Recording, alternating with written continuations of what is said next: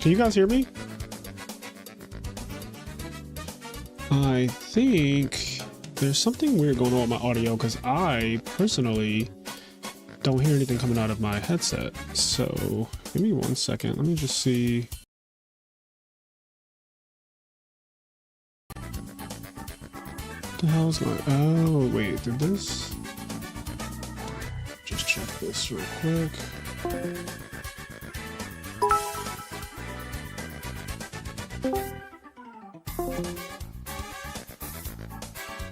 Why am I not hearing anything?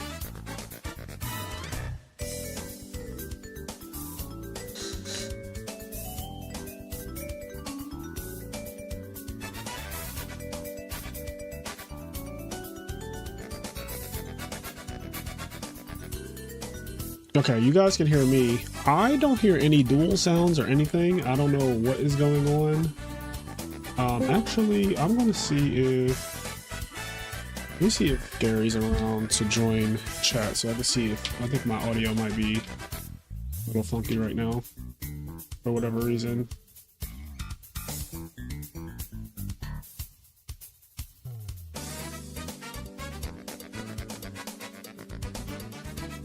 In any event, yeah, we're here with day 2. So today is the finals and all that good stuff. So it should be really exciting. Hello, hello. Let me turn my music down. There we go. How's it going, everybody? What's up, world?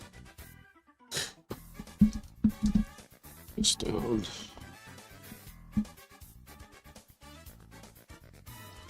Gary, can you hear me? Yes. Can you hear me? Okay. For whatever reason, I can't hear anything. So that's not good. I might have to restart my computer. Yeah. Yes. Let me see. I'm gonna try to troubleshoot it, but I think the audio is just not, it's just genuinely not working. So, all right, I'm gonna get off of this because I can't hear anything. You guys can hear it, but for whatever reason, it's not coming out of my headset, which is obnoxious for obvious reasons.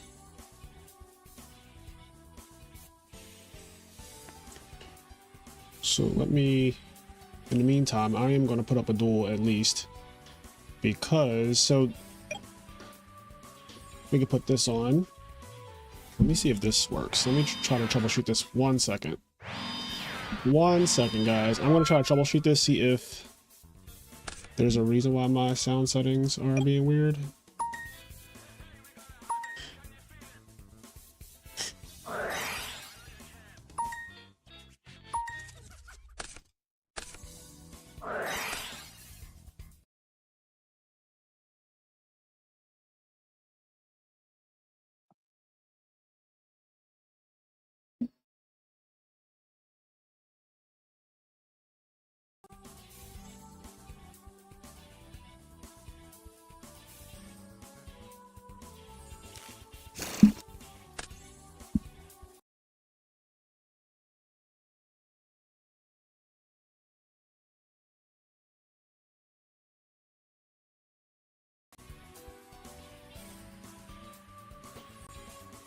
Okay, I can hear now.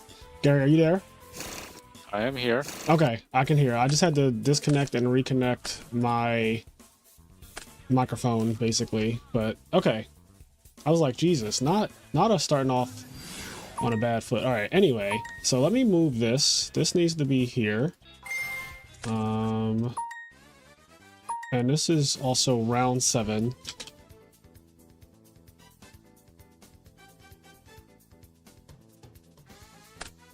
This is the final round of Swiss. So this is going to decide who tops and who is upset. And then I also need to get the chat up because right now I'm not seeing anything that you guys are saying. So let me do that. Let me get chat popped out over here. Over here. Okay. So okay, now I can see the chat.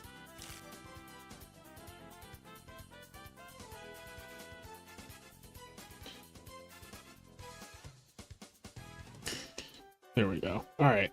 I think, for all intents and purposes, I think we have a stream. We are officially live. Things are working. How's everybody doing? How is everybody doing?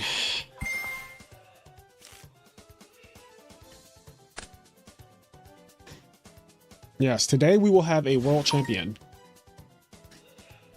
We will officially have a world champion at the end of today. We're also going to be doing the top 8 deck list. So yesterday we did see the deck list of every person who has a chance of topping today. But once we have our official like top 8, you know, we'll kind of see what decks made top 8. Because yesterday was just the decks that have a chance.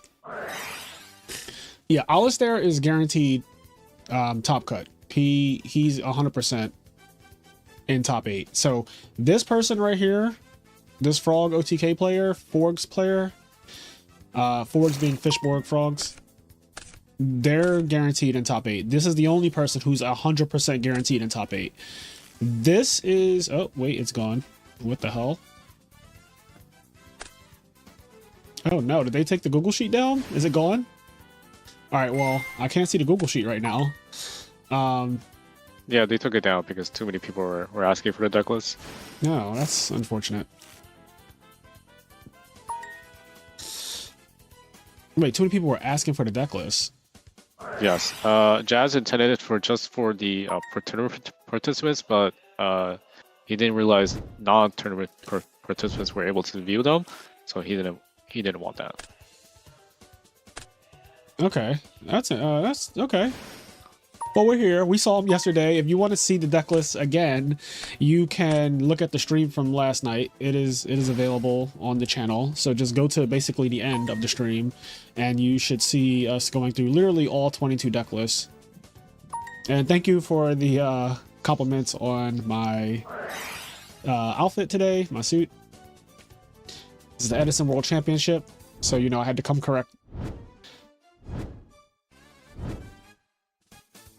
But yeah, this deck is broken. I am very excited to see more of it. We're going to see more of it no matter what. At least we're going to see at least one more round of it technically. But this is the final round of Swiss. So Silchus, I think, has a really good shot of making it. I believe his seed is pretty high. He's like 5th or 6th seed going into this round. He's playing against the undefeated. So like even if he loses, his tiebreakers will be the undefeated person if he loses, right? Because this guy will be 7-0 if he lost, and then he'd be X2. There will be a couple X2s who top. I think there might be 3 X2s who top. 2 or 3. So if Alistair is one of your losses, this is a great loss to have. And if you lose to him on the very last round, I think it's also really good because that means that the people that you beat on the way to the undefeated were also high placed. Like at the time that you beat them, they were like X1 or whatever, or XO, depending.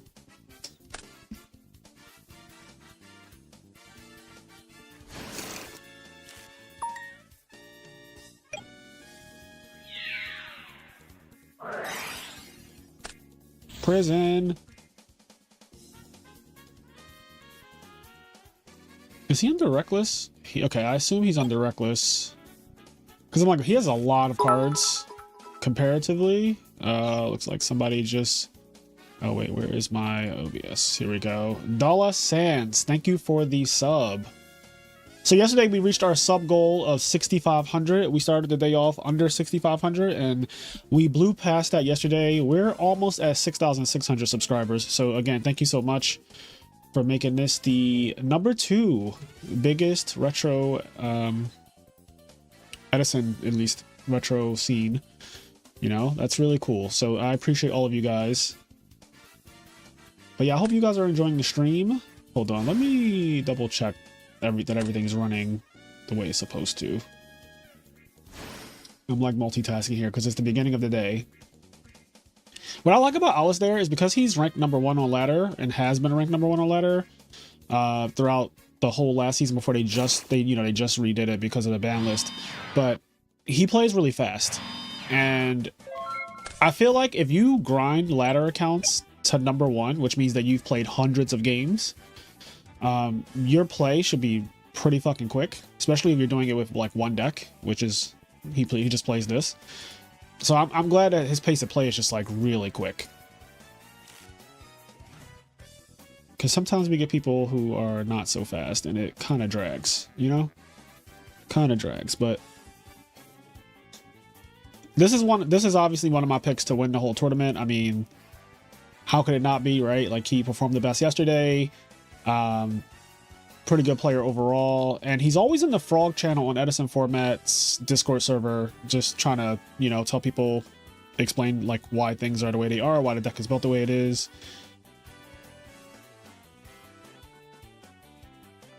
I look like a Noir detective. Noir.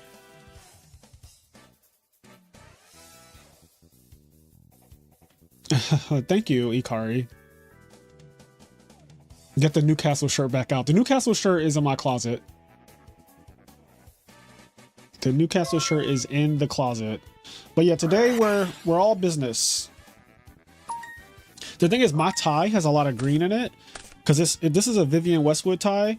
It has a lot of green in it, and I'm obviously using a green screen to blur out the background and everything, so you can see through parts of the tie is kind of what's happening. That's why you have that like interesting effect when I move. It's because you're seeing basically through the tie.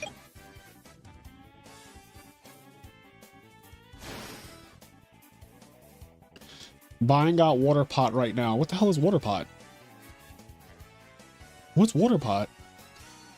I'm totally hungover. Just finished a relive from yesterday. It was great. Loved all the fish talk. I'm glad that you love the fish talk. My goal is to bring on James Ark to do a teach me how to cook with fish, so that we could see some, like, because James Ark even has a video about fish OTK combos and stuff. I'm pretty sure after he got second place at YCS Richmond last year, he did like a video, a combo tutorial, but he's since dropped the deck, which is interesting because he got second place with the deck. So, you know, that's really good, but then he hasn't really been on it ever since. But I feel like it's like riding a bike. Like, once you do it once, you can just pick it back up. So hopefully we can get him to just show us show us how it's done, you know? Show us the ways of the fish. Also, if you're here, please like the stream. It looks like we have 150 people watching right now. Yesterday, I think we peaked at like 350 people at one time, which is insane to have that many people watching the stream at once. So today, you know, today's the finals. Today is top 8. Today is what you really want to be here for. So tell a friend to tell a friend. Will the fork deck prove to be BDIF or will it flop in top cut? What's BDIF? I would assume best deck in format. Okay. As soon as I like asked the question, it started to come to me. Because BDIF could mean some other shit. And I'm not even going to say what my mind thought BDIF could have meant. Well, use your imagination. Or not. Or don't use your imagination. Whatever works for you. But BDIF could mean some really crazy shit. It will go many places. You may want to change the title to Final Day or something. No, it's good. It's day 2. Every Yu-Gi-Oh player who's played Yu-Gi-Oh knows what day 2 means. If somebody says I made it to day 2, you know that day 2 includes Top Cut, you know that day 2 means the finals. Like every YCS, every SJC back in the day is like, oh, I made day 2. I think calling it like Final Day or Finals or whatever like that is for fighting game tournaments, because a lot of them start on Friday, so they are actually 3-day events, and you wouldn't say day 1, day 2, day 3. But I think for Yu-Gi-Oh, where there's only ever 2 days, day 1 and day 2 is just like indicative of exactly what it is.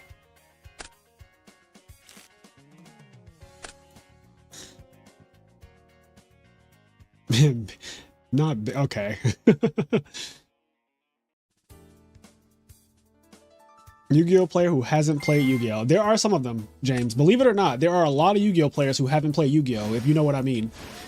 There are a lot of Yu-Gi-Oh players who haven't played Yu-Gi-Oh.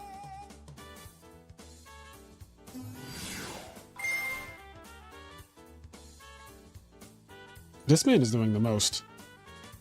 What I need to do is I need to order a second ulti Dandelion, because I only have one that I've been playing in my Hero Frog deck. There are a lot of Yu-Gi-Oh players who think they're playing Yu-Gi-Oh, but sadly haven't. And that's my point. A lot of people, there's a lot of Yu-Gi-Oh players who have never played Yu-Gi-Oh. All right, I'm gonna chill now. But I do want to see that this combo that Alistair is doing. We saw so many different lines yesterday. If you really want to see how this deck is played, you can watch the VOD from yesterday, because we did feature him a couple times on the stream. It's just hard not to, because this deck is still in that category of underplayed and unique. Like, you don't see a lot of people using this deck. You see way more Hero Frogs, Dream Frogs, Stun Frog Monarchs, stuff like that. But I think that the Forgs deck, this build, is usually only played by Europeans.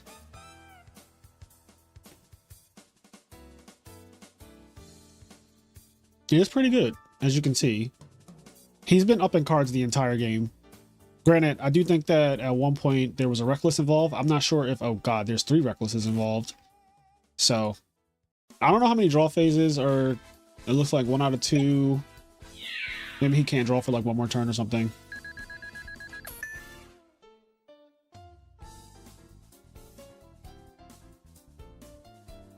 In terms of resources, there's multiple dupe frog, or there's a dupe frog left in deck. There's 1 here. There's 1 there. So he has 1 more dupe frog left.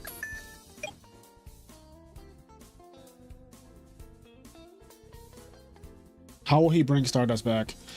Oh, don't you worry. This deck can do tricks on it. Hey, yo, Fraser, why are you looking clean like that? It's the World Championship, bro. You got to be clean for the World Championship. If you're not going to be clean for anything else the whole year, you got to be clean for the World Championship. Also, if you know anything about me, I love fashion. I love clothes. It is one of my biggest joys in life. It might be my #1. Like, food is hard between food and clothes. Like, fashion and clothes are like my 2 favorite things in the world. So,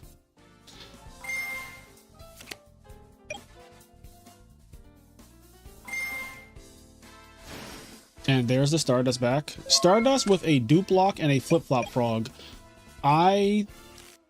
Yeah, this is really difficult to deal with.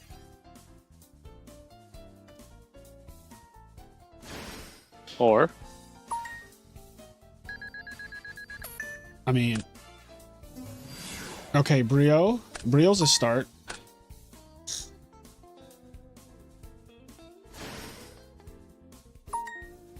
Unless there's a Dark Arm coming down, though, I don't think that this is enough.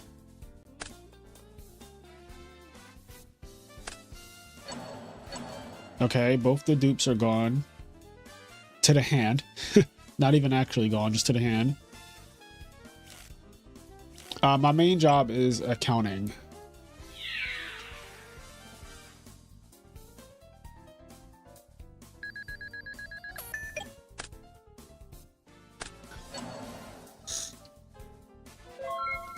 Yeah, a lot of far ahead is zombie turtle zombie. What'd you say? What about Turtle Zombie? The last card I had was Oh.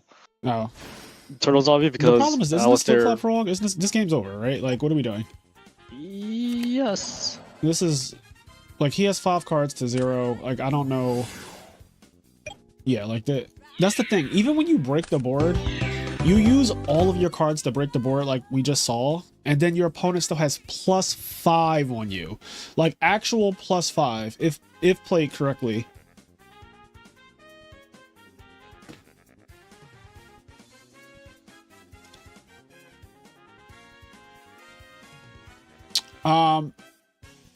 In terms of who's in the running, you have to check the end of the VOD yesterday, where we went through the 22 players who have a shot of making it. One of them was Twilight, so they have to win this round to have a shot. I don't know how they're doing right now. Actually, though, while these two are side decking, and it might not take long. Come on, Dueling Book, let me in.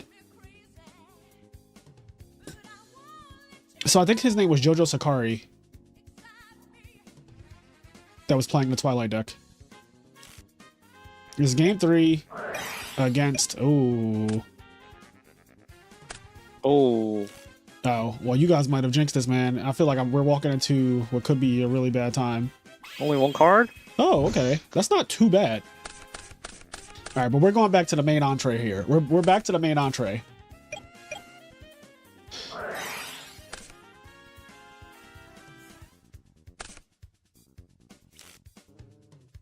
I need some fucking chapstick.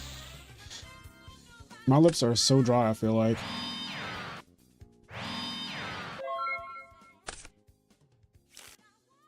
All right, I'm gonna grab chapstick real quick because I'm gonna be talking a lot.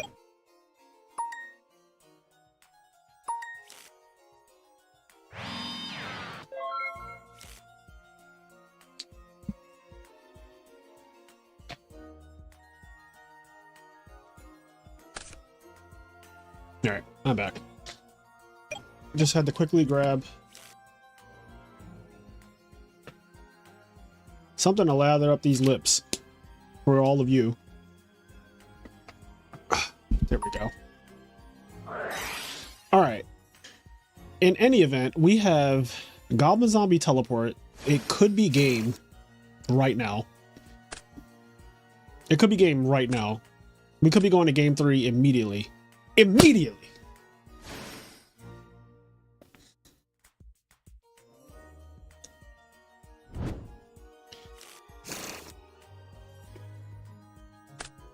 I did. I moisturized my lips just for y'all. Don't say I never did anything for you, you know? Here we go. Activate Mizook. Bring back the Goblin Zombie. Does he have a normal summon of Plague Spreader Zombie or Diva or anything like that? I guess he's not playing Diva. Oh. Oh, he's dead. If he doesn't have Gores, he's actually dead. Like, we're going to game 3 right now. What is the prize for this event? Well, it's great that you asked that question because I haven't shown it on stream today, but the prize for this event is actually really nice. I'm going to wait until he finishes this combo before I show it on screen because I don't want to interrupt this greatness. All right. The prize for Worlds is first place is $1,000 and every person in top 8 gets this mat as well. So you see this beautiful honest mat. So you get this honest mat. First place is 1,000. Second place is 500. Third place is 250. Fourth is 150. Fifth through eighth is 75 each. Shipping and other fees will be covered, so you don't have to worry about anything. You will get your prizes with no hassle. All shout out to Jazz and Format Library, the team over there. So It's been a great year for Fortnite Library. I've played and competed in a lot of the tournaments this year. They're awesome. They're different too. Like it's because every round you have a replay of every person. So basically, like if I play versus Soch's Ruin round 1, there's going to be a replay posted that's public to everyone. So it's a different kind of tournament in a way, because normally when you play like a Konami event or whatever, you don't have a replay of everything that your opponent played against and stuff like that. But I do like them because they're different, but they are still very competitive, and you get a lot of the best players in the world who play in them. Hence why we're here. A lot of the best players in the world are in this tournament.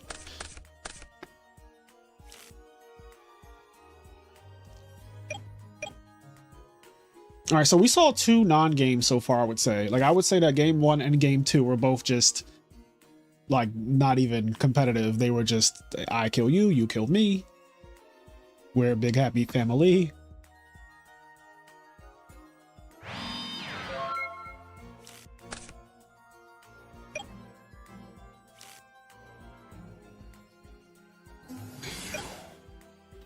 Ludo just lost to ShamWow. Ludo should be fine.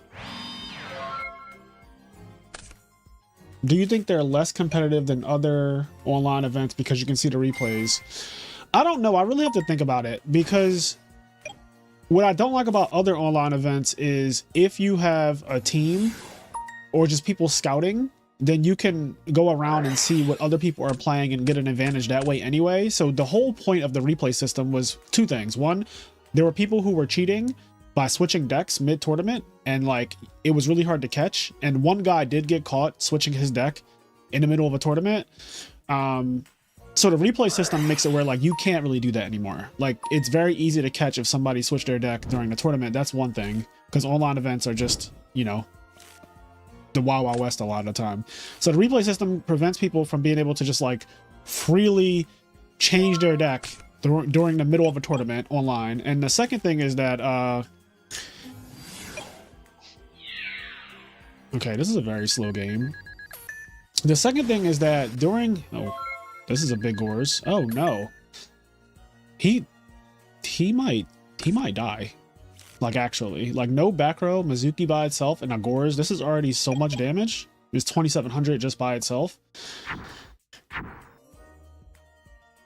Yeah, so the second thing is to prevent teams from having an unfair advantage, essentially, because that's what was happening. Basically, people were able to like go out during an online event and write down every deck that they saw. Like, oh, Fraser's playing this, ProStorm's playing this, like James is playing this, Marcus is playing that, and you're like, oh, he's playing Telda, he's playing Lightsworn, and then you have a whole fucking system of knowing like 90% of the you would just go through to all the good players and be like, I know what the good players are playing, I don't really care what the fish are playing. So that's like a thing that open deck lists, or at least open replays, cuts down on, is the switching your deck in the middle of a tournament. Like if I'm playing, I could be playing Forgs, but let's say I know that like, oh, the tournament is actually really value heavy or something, and I want to switch it to Hero Frogs, or like actually straight Frogs, because straight up Frogs beats the shit out of value. Like if you're just playing like 10 Monarchs or whatever.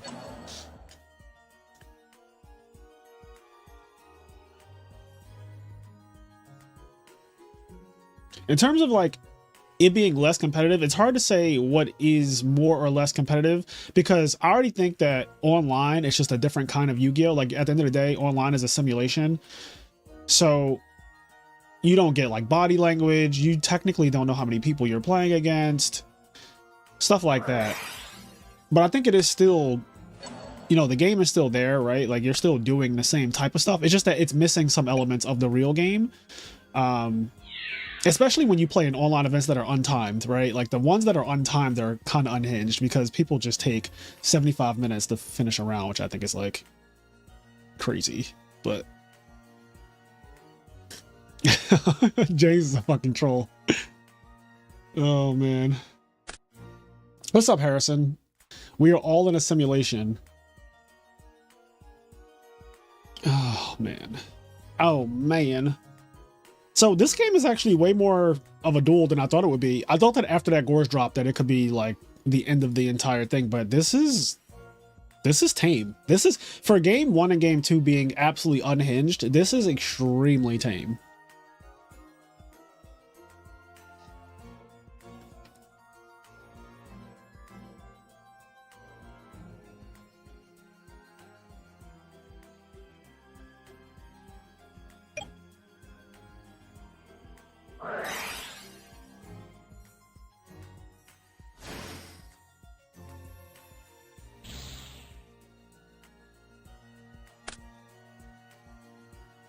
Main phase 2, Book of Life, Banish Flip Flop. Interesting that he still doesn't have Treeborn Frog established.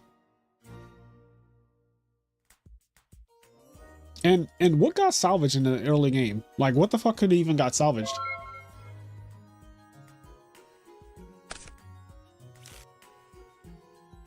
Yeah, it's tame because no Substitute. This deck is obviously very, very reliant on Substitute. It does have a lot of ways to find it, but you know, it's Yu-Gi-Oh, so you can still not find it even though you have so many ways to get to it. And if you don't find it, you end up with shit like this where, I don't know, it just looks... it just looks weird right now. Because every time we've watched this deck be played, it just has done the absolute unmitigated most. And so right now, it dueling like a regular deck just looks strange.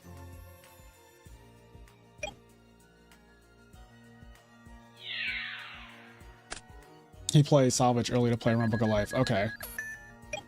Yeah, one Caius breaks the game open. That's exactly what I was thinking. Like, if there's a Caius involved at any point, on either side of the table, by the way, Caius would be really good.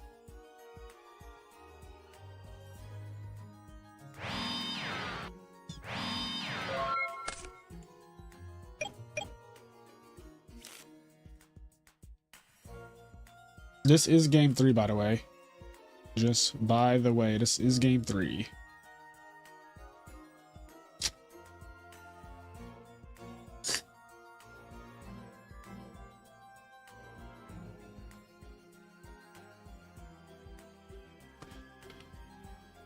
And again, this match technically doesn't really mean anything for Alistair because he's guaranteed top cut. The only thing it would really do is, one, he obviously finished #1 seed, so he'd be playing 8th place. 8th place is the person who would be, you know, X2. And you know how Yu-Gi-Oh tournaments are. If you go undefeated in Swiss, we all know the undefeated curse is real. Like, a lot of the time, the person who goes undefeated at Swiss loses immediately in top cut.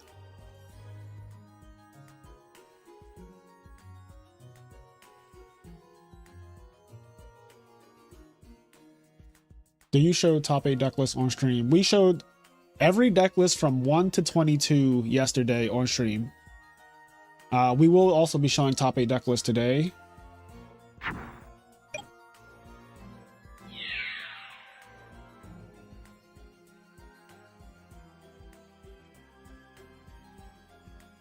Gotta lose round 7 to avoid the curse.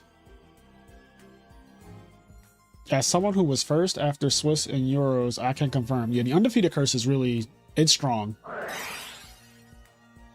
There's a lot of people who obviously have overcome the undefeated curse. I mean, Eric Shen, my partner in the Rush Hour podcast, Sizzle, he went undefeated at Raleigh. Like he won 11 rounds in a row to win his Ultimate Time Wizard tournament at YCS Raleigh this year. So he went undefeated in Swiss and then also undefeated in Top Cut. But I think he's the only person to do that for a YCS so far, like for a retro YCS so far. Okay, so Alistair does choose to say fuck the curse. I'm just gonna win.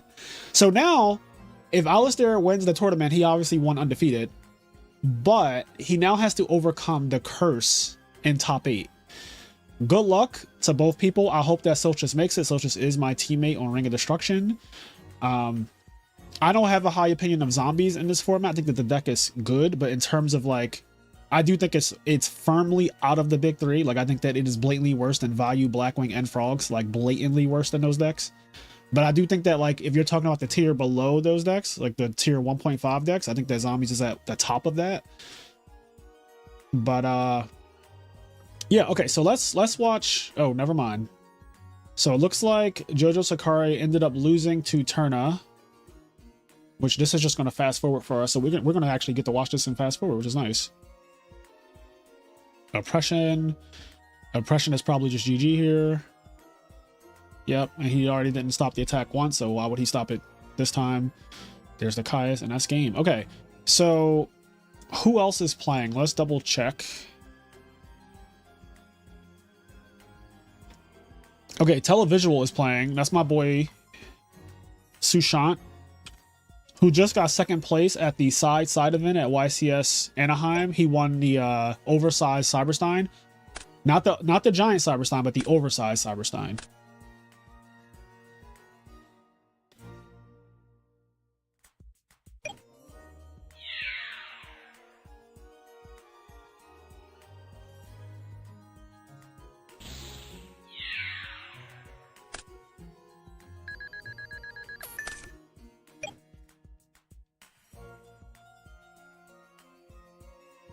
So I guess this is a value mirror match. Yeah.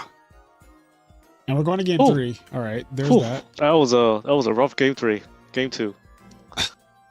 Were you watching it or something? I was watching it intensely. Not intensely, Gary. I'm here with OG, by the way. He doesn't really talk much, but OG99, he's won 2 RBETs this year. He's also won the biggest RBET ever. That may change in the upcoming RBT LA. I don't think so, though, because the last RBET LA wasn't bigger than New York or Maryland. Right? Like, we already had an RBET in LA last year, and HT19 won. So, I feel like it's obviously possible, but like, if it didn't happen already, I just feel like, why would it suddenly change? I'm just being an optimist because the Edison scene is growing. That's all. You just want the heat taken off of you for being the one who won the biggest RBET. I know. Gary hates when I say, like, you won the biggest RBET ever. He's like, no. It's only... Oh, Keegan said LA will be capped at 256. So it can't be bigger than yours then, if that's the case. Yeah. Because yours was like 260 something or 270? 268. 268, yeah. So you currently still hold the biggest RBET ever.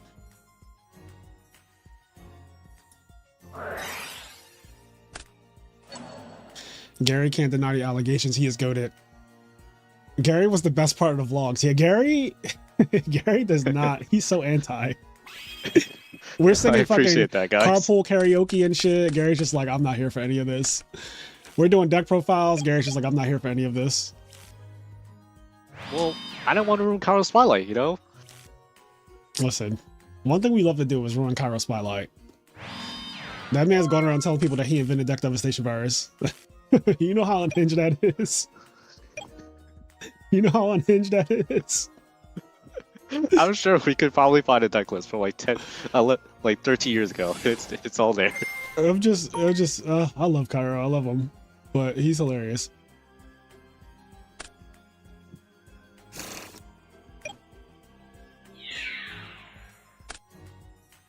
All right, Mariko, one time. Oh, value. We'll take it. We'll take the +1. The Cybersteins got sold, yes. They definitely got sold.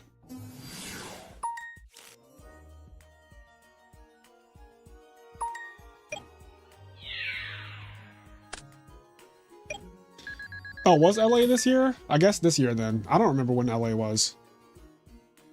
It's been a long year. We're in fucking December.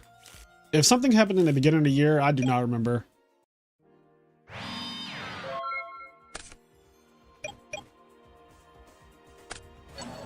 The Frog deck is undefeated right now. The Forgs deck. Fishborg Frogs. It is currently 7-0. GYBU stands for Get Your Bag Up. This person is from the South in the United States. He's actually really cool too. I quite enjoy him. But yeah, his name stands for Get Your Bag Up.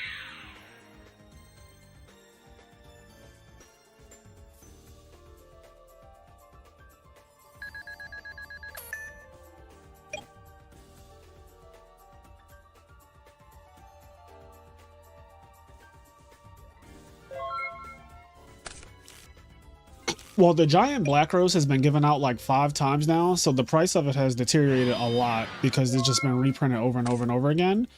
The first one was sold for $5,000, but obviously after 5 of them have been given out, it's like there's no way that they're still going to be that amount. So that's why Black Rose Dragon in particular is low. Like if they did Dark Arm Dragon in the United States, Dark Arm is still going to be over 5K because one, the only Dark Arm oversized or giant cards that have been given out so far were in Europe. Which we don't really care about in the United States. Like Europe has had Jinzo as a giant card. They've had MST as a giant card. That doesn't really affect our market in the US, but if we get Dark Armed at some point, like if Orlando is Dark Armed, that's going to be a very expensive giant card and oversized card. Well, also because it's fucking Dark Arm Dragon, but the point I'm making is that Dark Arm has not been reprinted yet.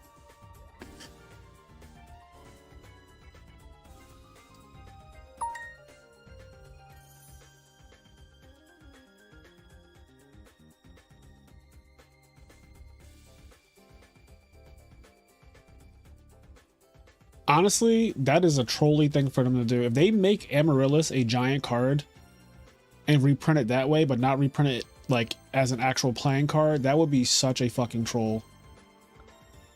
My favorite printing of Dark Arm is Ulti. So in general, the best version of a card to me is always going to be Ultimate Rare. There's nothing better than an Ultimate Rare of a card. That is how I feel.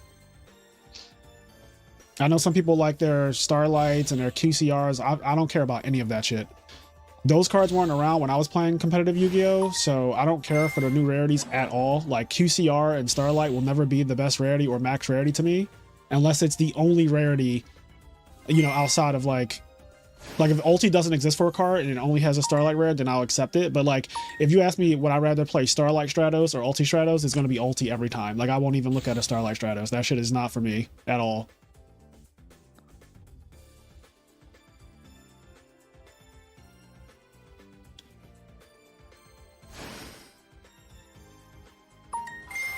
Like, Ulti is just the de facto best rarity to me. I like Ultis first, and then I like Super Rare second. Super Rare is my second favorite rarity.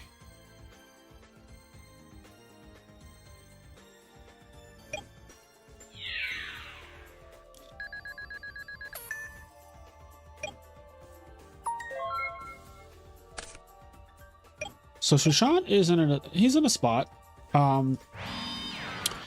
He has 3 darks. He has a Garda and a Vayu, so his graveyard is really set up.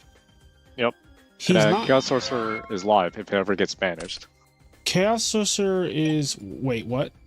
If so, the Chaos Sorcerer was summoned successfully. So if it ever gets banished by like, let's say, a Dark Arm or something, yeah, he can bring it back with return.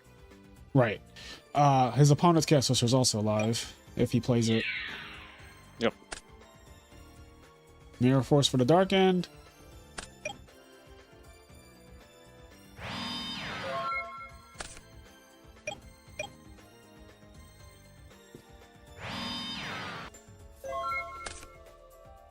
Like, the same thing is true. I know DD Crow has every possible rarity in Yu-Gi-Oh! From rare all the way to like QCR and Starlight and all that stuff.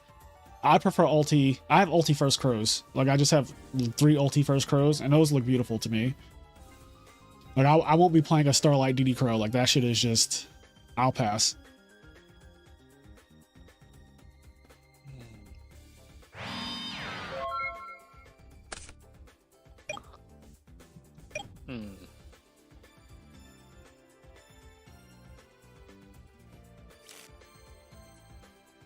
What a duel this is.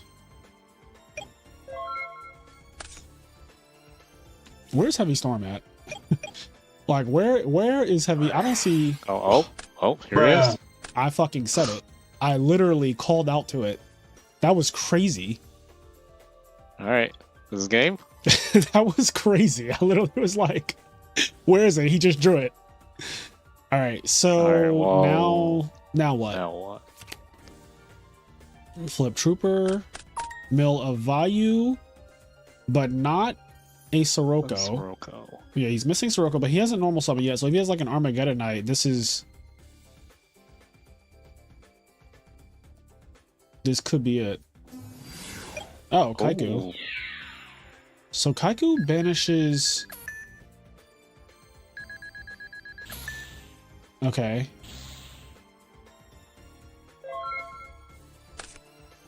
So GYBU needs like brain control here. I feel like that would be... Although Sushant does have a Necrogardna. This is intense. Well, if your brain controls Kaiku specifically... You just chain it. Yeah, you just chain it, right? Yeah, that's not...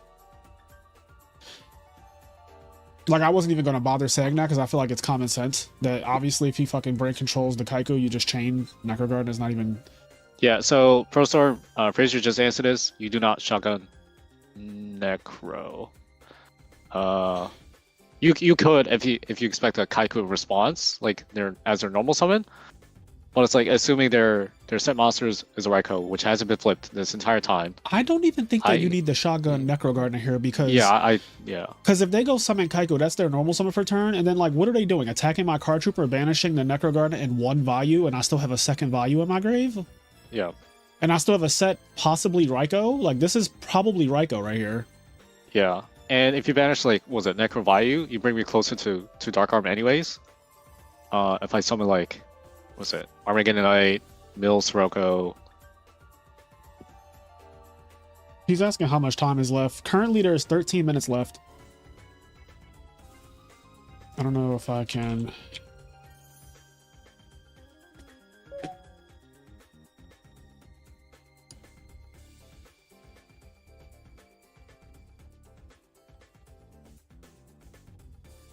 Okay, so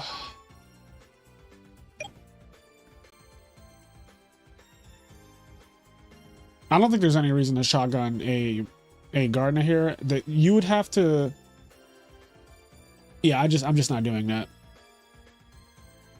Because your opponent doesn't have any kind of setup either to like there's nothing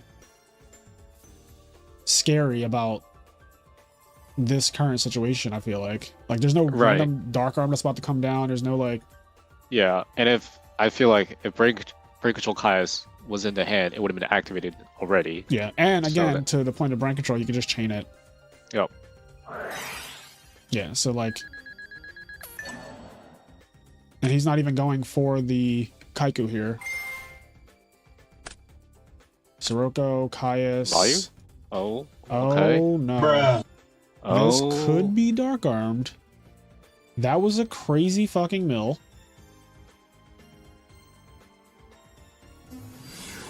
Okay. Gale. Oh, Gale's a card. You know how much I fucking hate Gale. Hate it. Okay, so he put his Dark count to 4, but he has Plague. Oh, there's the... Okay. Bouncing that. Do you Gardener this? And just like that, Televisual was in a bad spot. Like 100%. His opponent has Vayu, Sirocco, and Plague Engrave all of a sudden. Like it escalated so quick off that card trooper. He's opting to take all that damage as well and lose the Kaiku. Which means that like now he can't Kaius. So I don't know like if you guys, I'm not a value player, but I don't know if you guys keep Kaius in the mirror match. I assume you do to some degree. But Kaius is off the table now.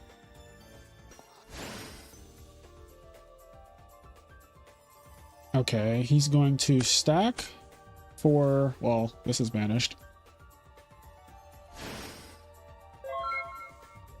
This is banished. Yeah, Plague is banished. I'm just waiting for anybody. I was about to say, I'm waiting for anybody to banish this fucking Plague Spreaders on me, please. I'm wearing Vivian Westwood today. So, let's see.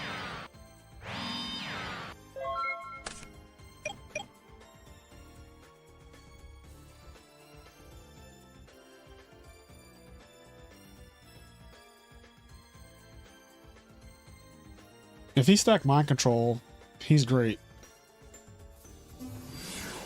He had his own Kaiku. So, last turn he had a Kaiku, but it really couldn't do much. Like, even if he went summon it and cause the Necro Gardener to not be able to be used, it still was just like, whatever. Okay. Televisual's back in the driver's seat. Yep, that was a crisis averted. Yep. Bottomless trap hole for the Kaiku. Oh.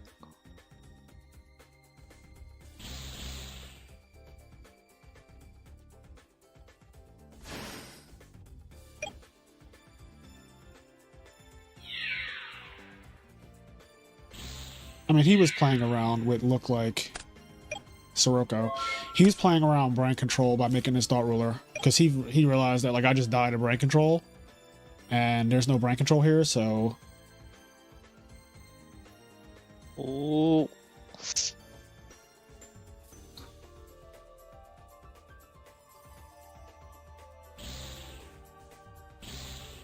This is where Caius is so insane in this mirror. Like every time I look at a field, I'm like, Caius is just GG all the time.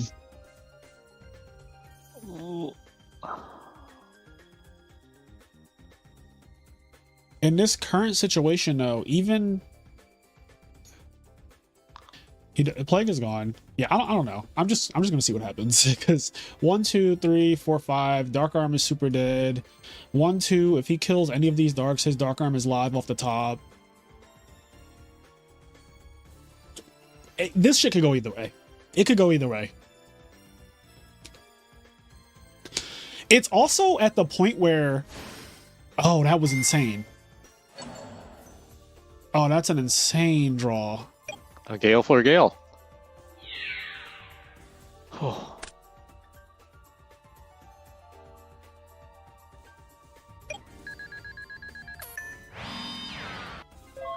Okay, so that's probably the Raikou. All right, if he draws Dark Arm here, he's the best player of all time. It's live. This is where Kara would say Andrew is the best. Because he would have normaled his Raikou, special gale, it cracked over his entire field. Yeah, you're right. But can he couldn't do that anyway. Could he?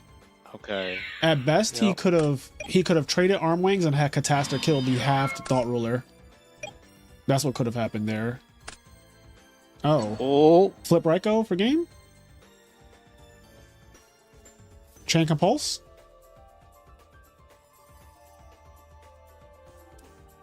Compulse would be insane. Vayu mirrors are ass. Like, they're terrible. No. I'm responding to Hydro Pump saying Vayu mirrors do not look like a good time. They are not a good time.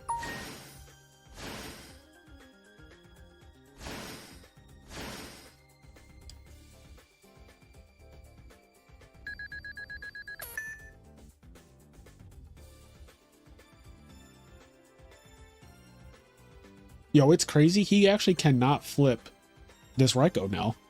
Nope. If it is Raikou, he can't flip that shit. And Dark Arm is still live, technically. So he has to kill, yeah, he has to kill something. He's gonna trade those. Yep. So this way he can remove Dark Arm as a possibility. Yep, and then he gets an Armor Master as well for his troubles.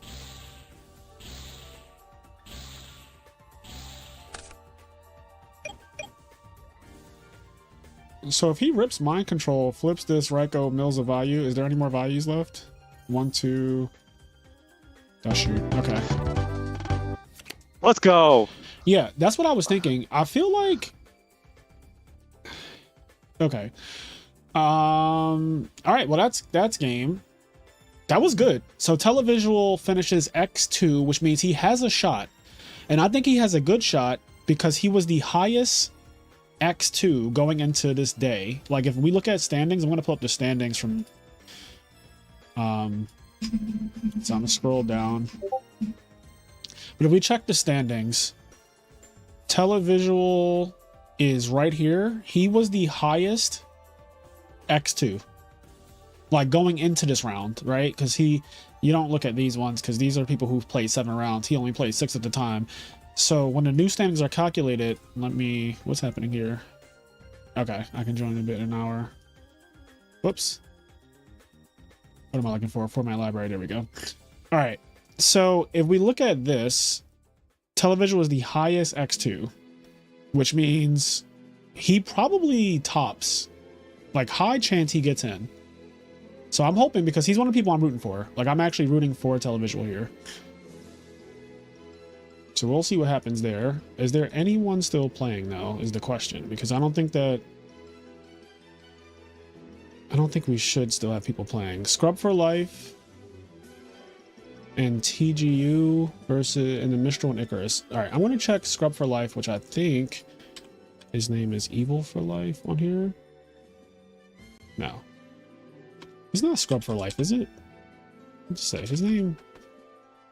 Who's he playing against? I don't remember TGU's name. Wasn't it like Simon, actually? I do remember now. Simon Thunder. All right. They just didn't report. Like, they just factually did not report. The other one is Icarus. Okay, so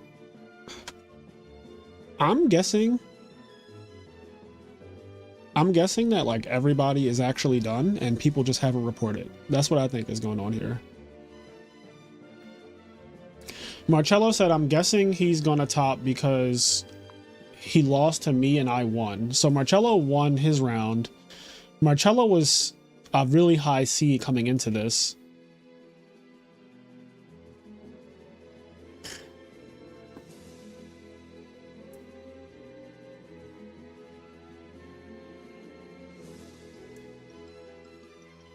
Let's see.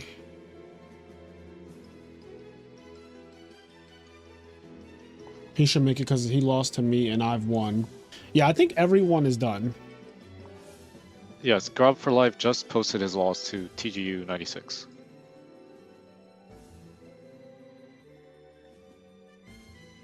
Okay, so we're just waiting on Icarus and Mistral to report, which I'm going to check the Discord to see like why they aren't reporting, because they're not playing for sure. Knife? Time to find out how many mats I have to ship to Italy. Wait, what? Is it done? Calculating standings, please wait.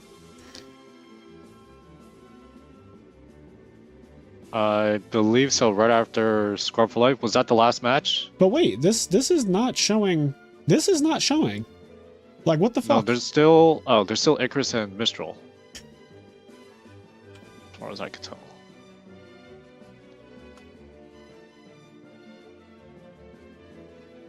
I don't know what's going on. Are they not reported yet?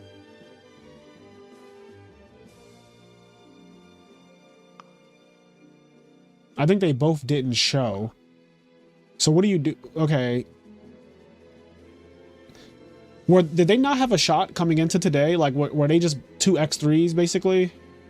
Oh, they were, okay. 3-3 and 1 and 1-3 and 2. These two didn't even matter. All right, I see.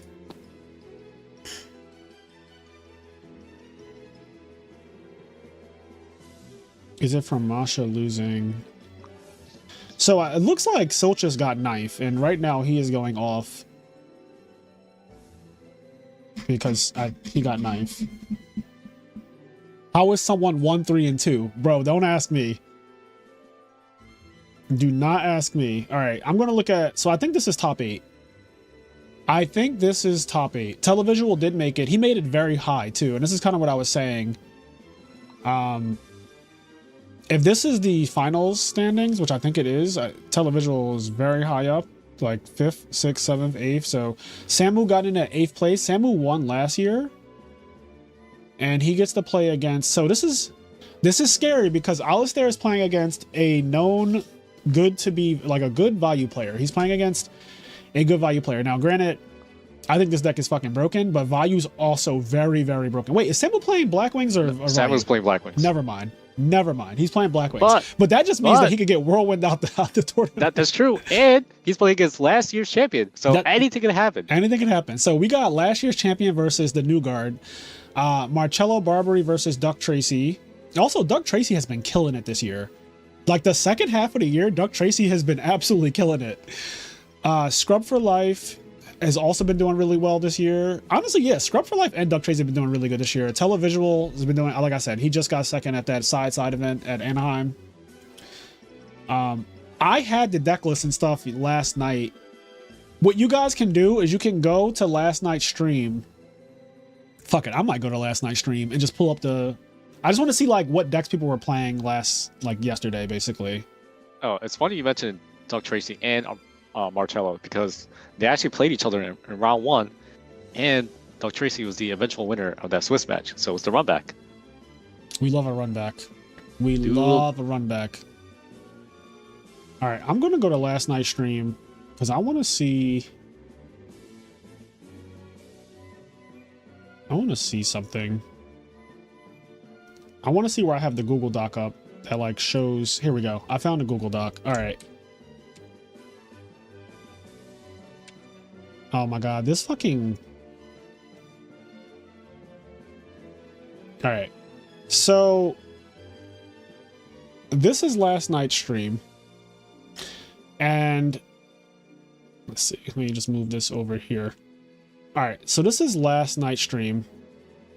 And it looks like, wait, let me move this over a little bit more. Okay, wait, okay, you guys should be able to see it. So Doug Tracy was playing Black Wings. Samu's playing Black Wings. So that means we got 2 Black Wings on top. We got 1 Frog OTK. Did ShamWow make it? Who? ShamWow did make it. ShamWow is playing Diva Hero. So we got Diva Hero in top cut. We got another Black Wing with El Bestio. So that's at least 3 Black Wings. So it's Black Wing with Samu, Doug Tracy and Samu. But wait, I don't know if Doug Tracy's playing actual Black Wings. It might be the hybrid deck. Doug Tracy's playing hybrid Blackwing with yeah. the you know. Yeah, that's not real. In. That's not Yep. real Blackwing. Scrub for Life is playing Value Turbo. Yep. Who else is in here? Televisual is playing Value Turbo. And Samu, yeah. So it looks like, I mean, it looks like a lot of birds and a frog. Like a frog right here at the top. And then bird, Diva Hero. What's TGU playing? Value Turbo. Okay.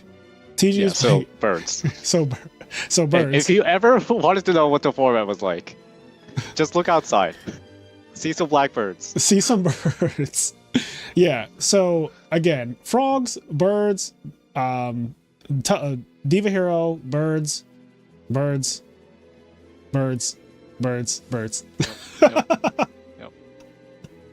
fucking 7 birds and 1 frog. Yep. Well, no, 6 birds. Oh, I'm sorry, 6 birds, a frog, and a Diva Hero. Which That's again, go back to Diva Hero. And like Marcus LOL was saying, 2 of his decks topped. So congrats, Innovator. Your deck is out here. Well, your decks are out here. What are the 2? I know the hybrid deck. What's the other one? It's the Virus Value deck with. Oh, that's Scrub for Life is playing. playing. He is playing that virus deck. Yes.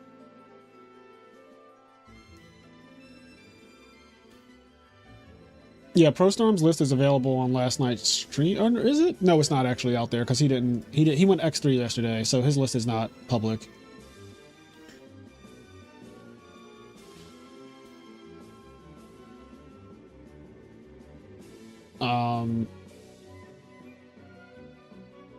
Cool glasses. Thank you, Mitch.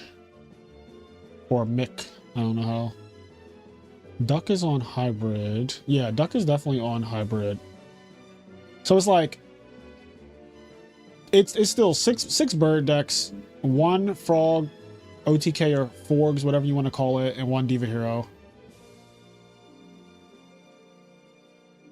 So that's our top 8. That's our top 8. Let me go.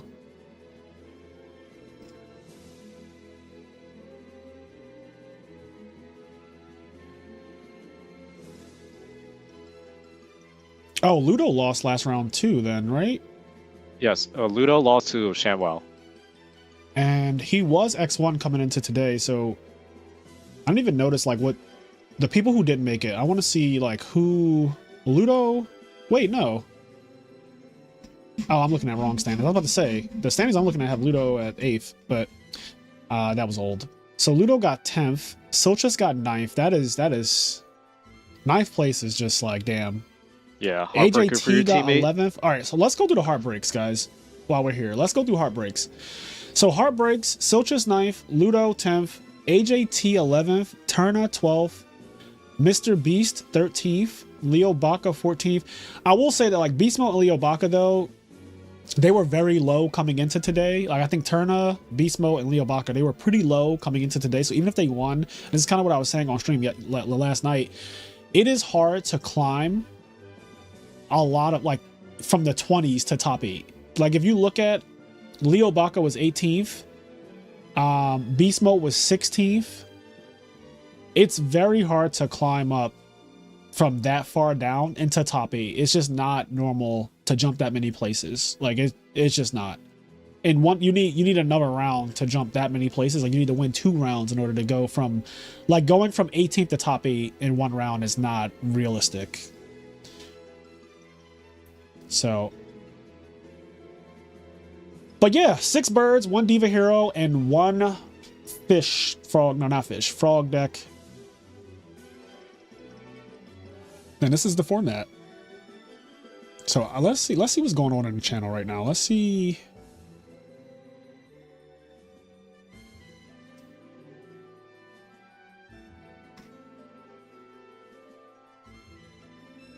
I demand a recount for Silches.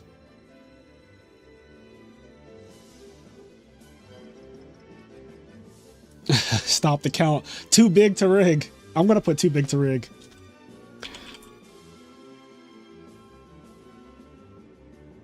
Too big to rig.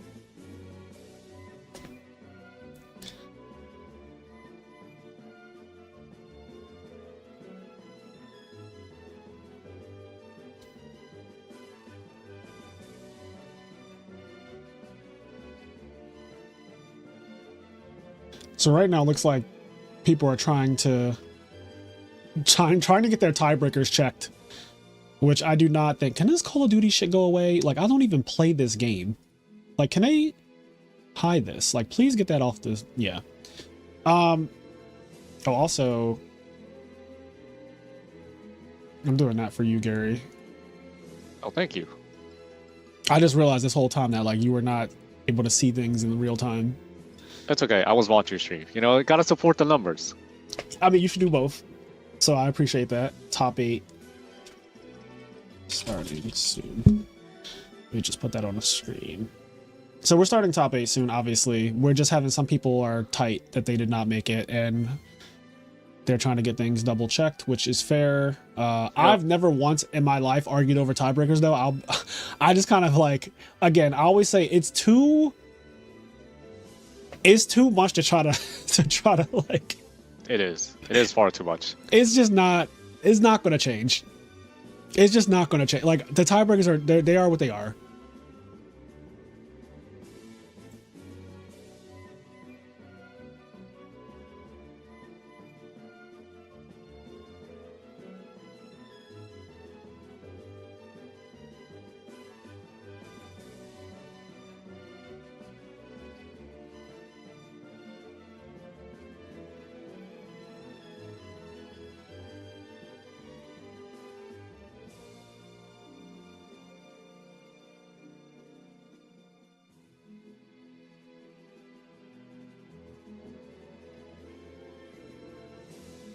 Not the recount.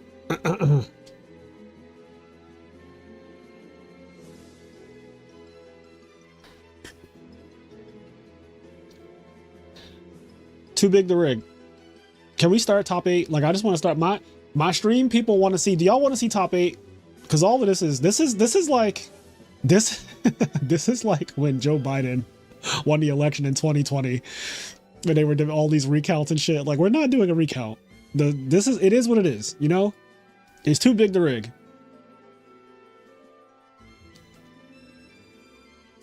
I'm ready for some fucking top 8 action. All right, I'm just gonna add Jazz. Like, when are we starting?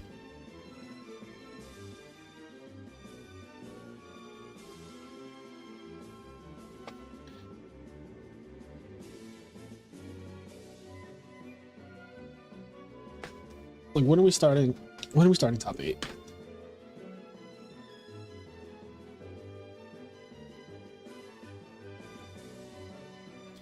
Yeah, I'll be at YCS Orlando. Let me do one more to end the conspiracy theories about tiebreakers.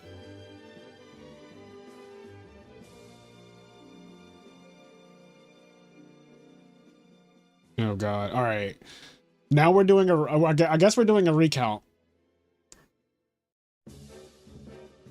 I'm not getting banned from the Discord server. They can't ban me.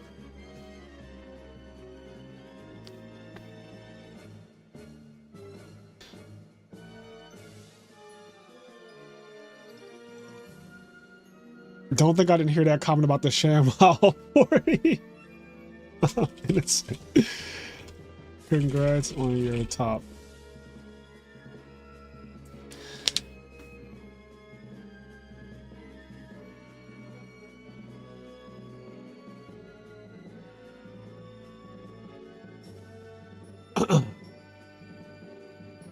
Too big to rig. You can't ban this. Don't call me a CEO right now. I told you, I am not the CEO. That's the other guy. And at this current time, I have...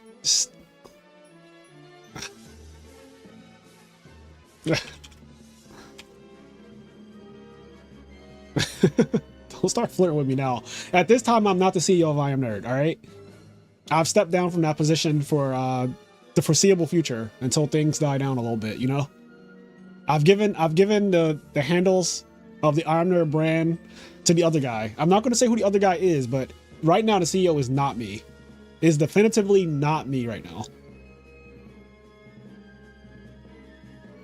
Yeah, CEOs, they're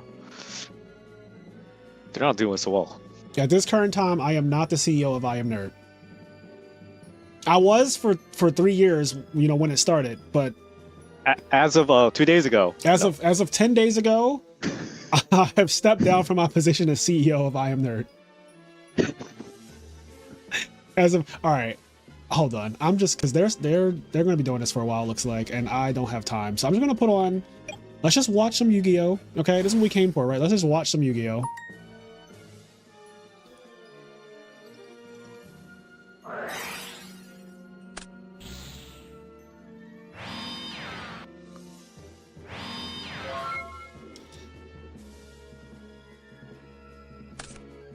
All I'm saying is it's too big to rig. I don't think that anything's coming out of this recount. They're demanding a recount.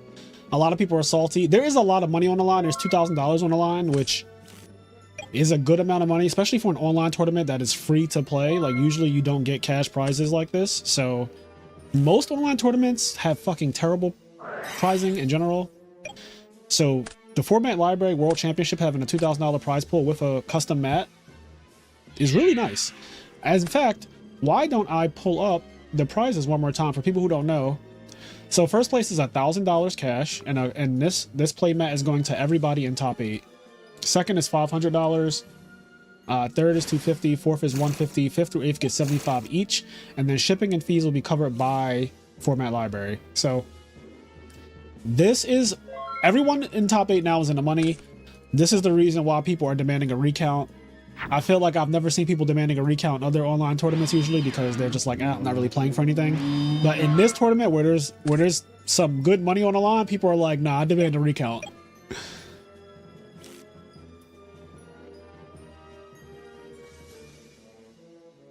When are we getting the Duke Frog timing video? I have no idea. It's the holiday season and I've honestly been busy with just enjoying life outside of YouTube. So maybe at some point next year. I'm not going to promise it this year because Christmas is in 10 days. So like, don't expect any hardcore educational content right now.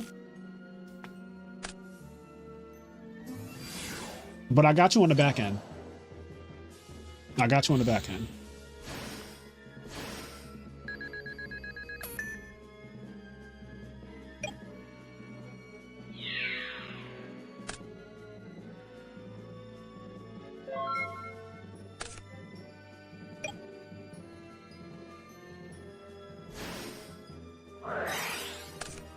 What did the Salt King say? When is Alistair going to show you how to cook? After he wins Worlds, that's when he'll teach me how to cook.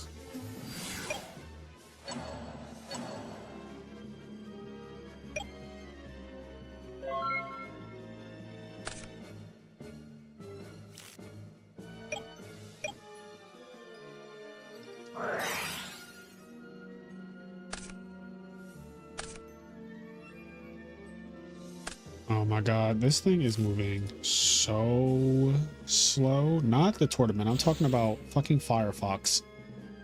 I use Google Chrome, but I have Firefox for like other things, and it is catastrophically slow right now. Well, top 8 is guaranteed now. Top 8 is done? Yep. Alright, I'm coming back in. Hold on.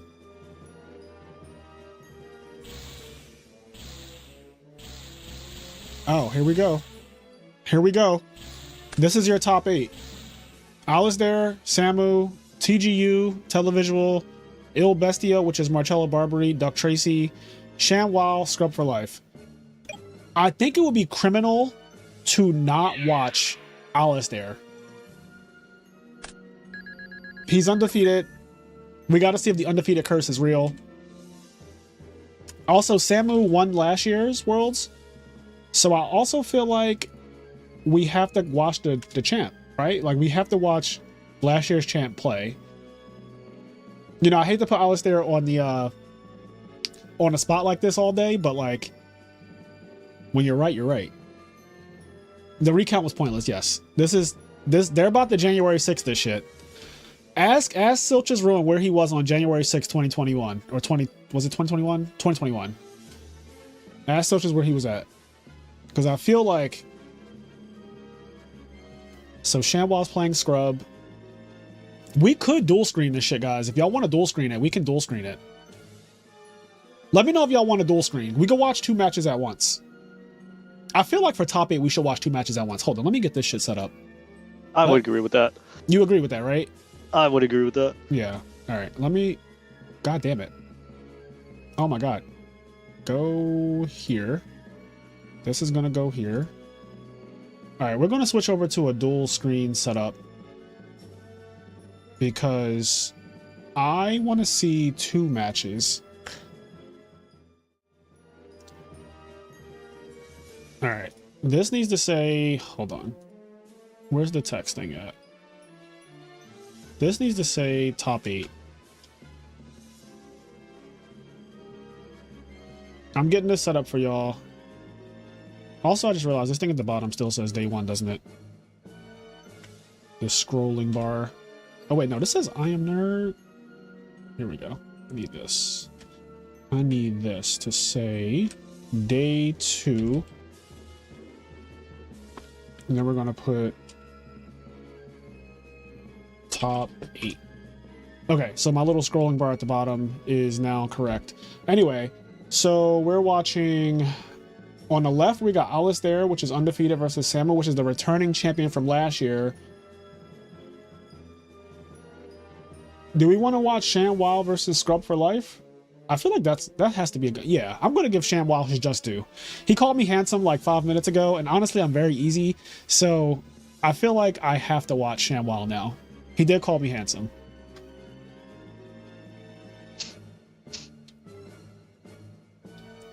I'm not very hard to please. Sounds like a BDIF. It not sounds like a BDIF. Thank you. All right, top 8 is starting. Jazz just informed me that top 8 is starting and that there is no time limit. That does not mean that you're allowed to slow play, though. Slow play is still heavily enforced. Let me move this over here. Slow play is still heavily enforced.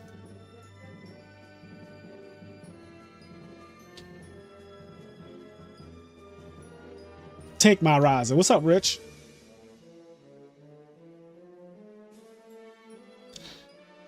Someone said anything but bird mirrors. Well, we can't really avoid all the bird mirrors because there's 6 birds, but I am featuring, right now I'm featuring Diva Hero and I'm featuring Frog OTK. So I am featuring the 2 decks that are not birds. Yeah, the 2 that remaining, they're not bird mirrors. Yes, I am literally featuring the only 2 matches that are not bird mirrors. If these 2 players lose, though, it's all birds. It's just all birds. If the frogs lose and if the fucking Diva Hero deck loses, it's just all birds. So I'm trying. I'm trying for you guys. All right, here we go. Rhoda. Rhoda for Stratos. Summon Stratos. Stratos good. Stratos get malicious. Gold Sark. Yo, Shamus, he's playing it really fast. Is this Kairo's ult? Is this a Cairo ult? Well, was it Cairo all along? I will say, Kairo's not a fan of Wingless, so that is not Kairo's ult. All right. Gold Sark for Future Fusion. Set a back row. So we have Malicious in the hand and 3 unknown cards. We have a back row. And Scrub for Life is playing the Virus deck, right? So he's playing like double DDV and Eradicator in his main deck, which ShamWow obviously knows because the deck lists were public yesterday. So if I talk openly about their deck lists, just know that the players also saw the deck list last night. There are no secrets under the sun.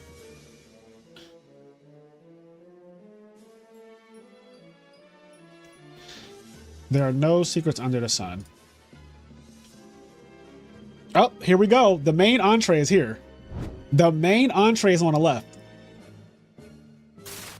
Wait, is this set up right? We're going to see when it gets in here. I hope they're just set up right.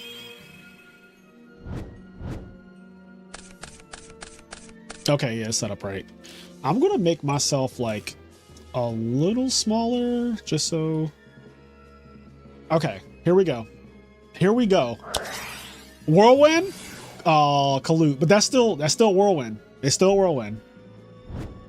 That still work. Yeah.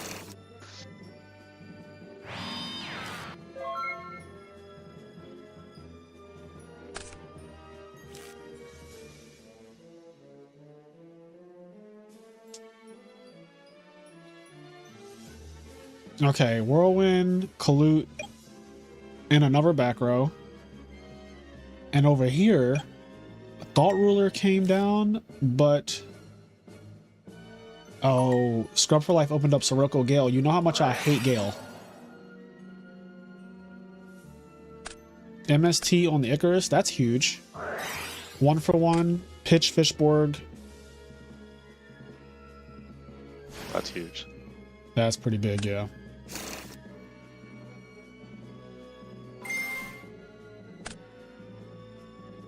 Oh, discard Dandy. Oh my god. Why does it give you so many cards, bro? He went -1 with 1-for-1 and now he's at 6 cards. Again. Broken. Broken. I mean, this Whirlwind is dead. Unifrog is definitely before the either he kills him this turn, or either he kills him or Unifrog pops that Whirlwind. Both, honestly, both might happen. Like he might pop the Whirlwind just cause and also kill him. Also, guys, please like the stream if you're here. There's like over 300 people watching, which is insane. Thank you so much for all the support. We are almost at 6,700 subscribers. I'm excited to see the Frog deck is undefeated right now, playing against the World's 2023 champion. So Samu won last year. He won this tournament last year. And this year, everything is bigger. Like, everything got way more bigly. We have a $2,000 prize pool. We have awesome honest mats this year.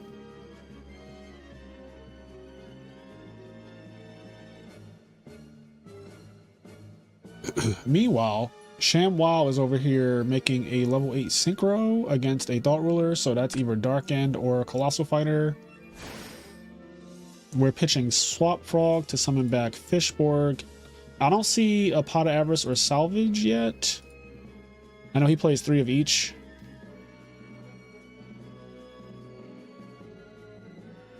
So he did opt to go for Dark End to send the Thought Ruler. This leaves Scrub for Life with exactly 3 darks. You know how I feel about that.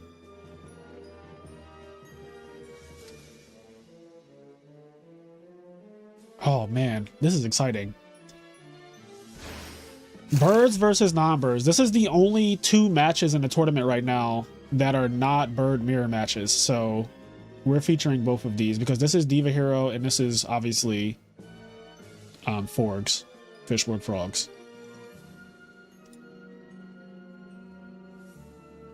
Rich, Gary, Rich said hi.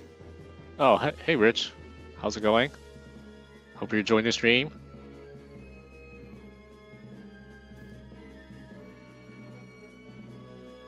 If he has a +1 card, he dies. Wasn't Dandelion a +1 card, technically?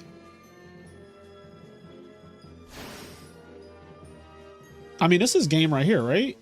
Oh no, because the Death Frog is in the graveyard. I was gonna say, isn't 3 Death Frogs plus Brionic? I feel like that's game, because 3 Death Frogs is 57 plus 23 is exactly 8,000, right? Yep. So literally, if he had a 3rd Death Frog, it would just be game. Which he does not.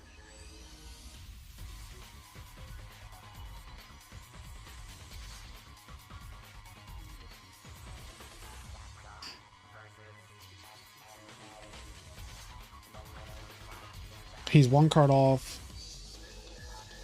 Yeah, I mean, being 1 card off, I feel like is really, really bad. Okay, yeah, so he does not have... He's also leaving Whirlwind up, which is interesting.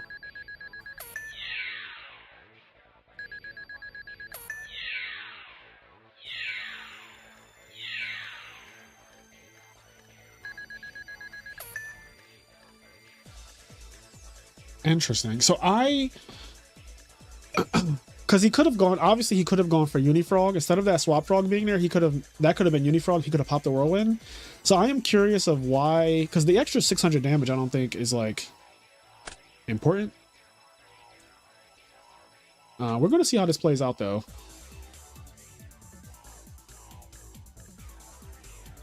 Yeah, I don't know about this play. I do not know about this, because not popping the Whirlwind, not killing him. I get that you can't kill him, but I feel like if you're not going to kill him, you have to pop the Whirlwind. That's just like, because this, like, if you need Swap Frog to do tricks on it in main phase 2, then you can still just get Swap Frog with Substitute in main phase 2 if you like, if that's your intent.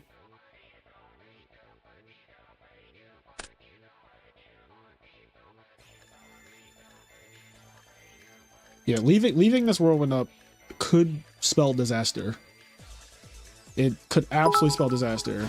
Keith L, thank you for the sub. Oh, who won game 1? ShamWow admitted defeat, damn. Damn. Oh, and it looks like Scrub for Life drew something crazy because he said, damn, what a draw. Yeah, No, it might have been a Caius. solemn for the Dark Arm that sealed it. He said the 1 Caius. I didn't really see what happened over there. Yeah, the most I really saw when I was like briefly looking was that Scrub for Life had a Arm Master on face up, and they solemn Dark Arm from ShamWow's side, and then ShamWow just proceeded to activate Fusion, and I guess that was that. Yeah. Alistair had the 3rd Death Frog in his graveyard. So he couldn't both bounce the Colute and also get the 3rd Death Frog out of his graveyard.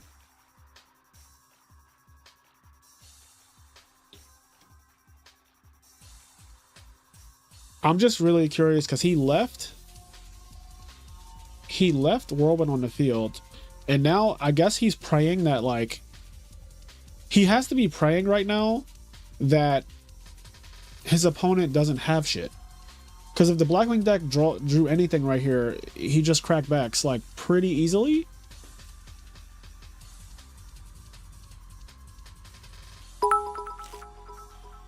Jesus Gonzalez, thank you for the sub. Like, I don't know if Samu is maining like Deck Devi. I don't know. Like, obviously Dark Arm right here is really good. It also depends on what normal summon he has to go with the Whirlwind, because Whirlwind is going to trigger, obviously, right? And Whirlwind triggering goes into like Brionic. It can go into a myriad of things.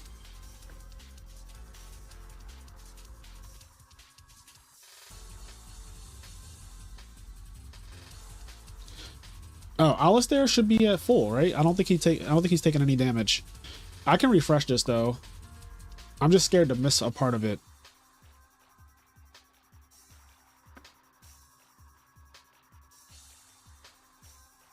No, he could not do that, ProStorm. He literally could not do that.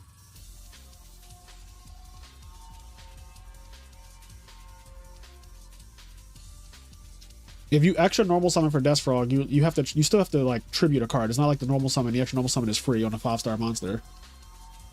Like, he doesn't have enough cards to do it.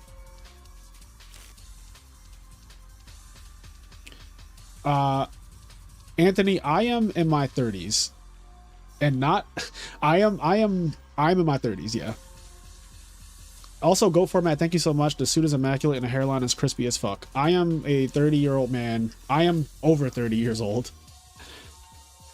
I think Shout outs to Go Format. You know, Anthony Alvarado, Go Format World Champion, 2024, the best to ever do it. Yeah.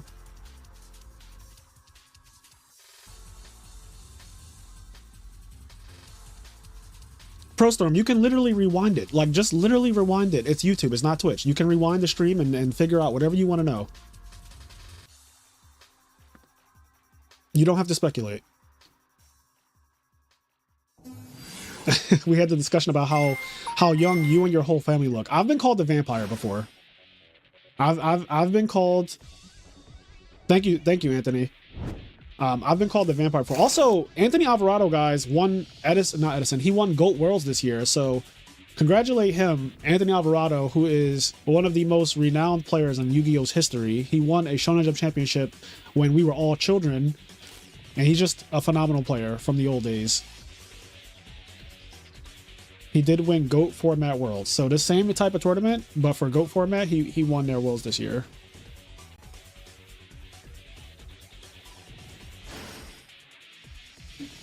All right. So here is the possible Brio line. Yep, here's Brio. I feel like I don't understand why the Walla Boy won. Thank you for the sub. I don't understand why the Whirlwind was left on the field.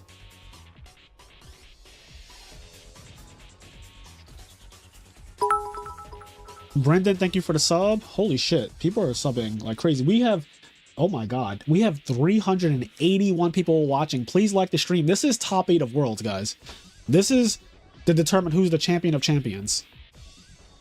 Do you have different glasses than yesterday? Yes. These are Chrome Hearts glasses that I got at YCS Vegas this year.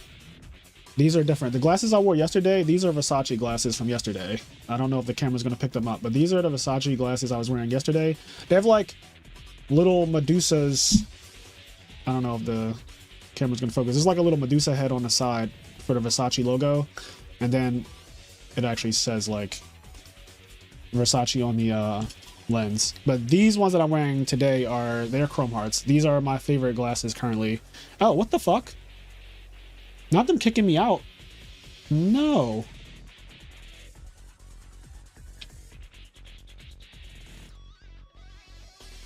Anyway. What's up, Hansel? How you doing, King? The glasses today are clean. Thank you. These are my favorite glasses currently. They have a lot of details. Let me see if I could. I don't know if the details will be visible, but they're like my camera's trying to focus on them. But yeah, they're Chrome Hearts glasses. They are very, very, very clean. They are very, very clean. I got these at YCS Vegas this year in February.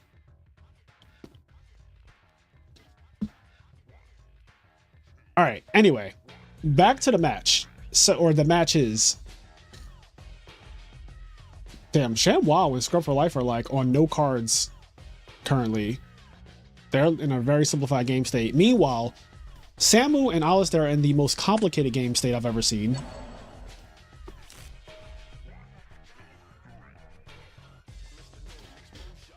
I really do want to refresh this page, but I want to wait until after this game is over because I want the life points to show up correctly.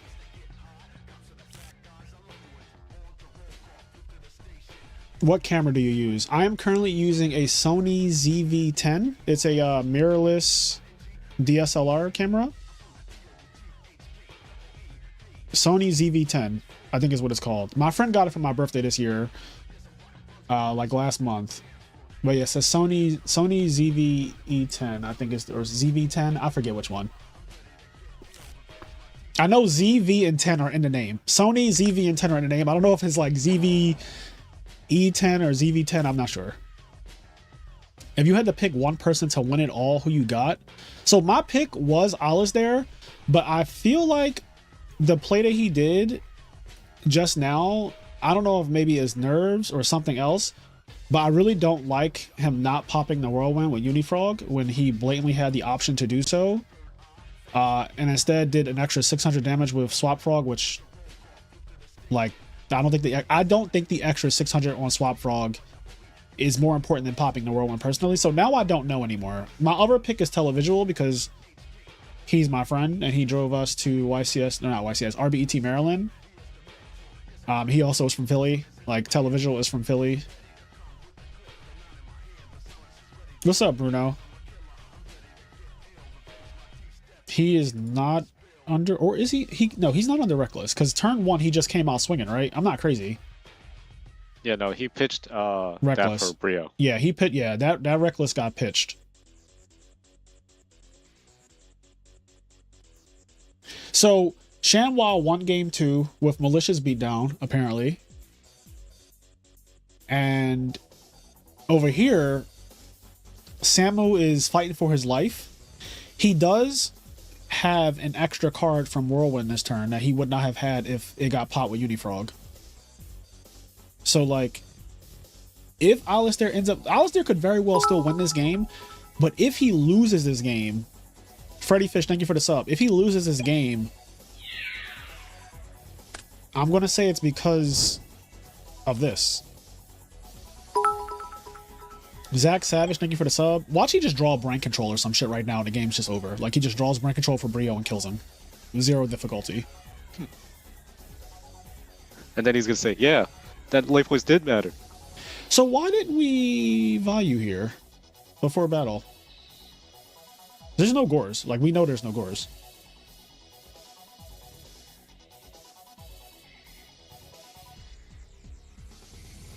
He can make his own Brio and kill him anyway. Okay, so he's just going to kill him. But the point is that, like, he didn't know when he passed his turn with... Like, when he passed his turn, he didn't know that his opponent is not going to have trap cards and shit like that. Like, we're seeing now that Samu has no trap cards. So he put himself in a bad spot. But yeah, I think he's dead now. Samu's dead. Oh, he cannot make his own Brio because his Brio was in the graveyard. So that's wrong, Adam. He actually can't make his own Brio now and kill him. Like, blatantly, the Brionic is in the graveyard, so that is not a play. That is not a play. He can Goyo Guardian and steal the Brio, which is also very good. But again, my biggest concern was the Whirlwind last turn because I feel like Samu is playing with a card that he basically has an extra card right now. He can miss Worm. Okay, that'll do it. There we go. Okay, he could also Black Rose. Wouldn't you say that Miss Worm is better? Isn't Miss Worm better than... Oh, fuck! Or you could Black Rose and kill Black them. Rose put it in attack mode. You're dead. That was crazy. Okay, well played by Alistair at the end there. I think that he definitely let the nerves get to him a little bit because I'm like 99.9% sure that Black Whirlwind should have been popped. Yeah, for better or for worse, those life points did matter, but in the grand scheme of things, the Unifrog was much more impactful. Yeah, let me get back in here because I'm hoping that it corrects the life points.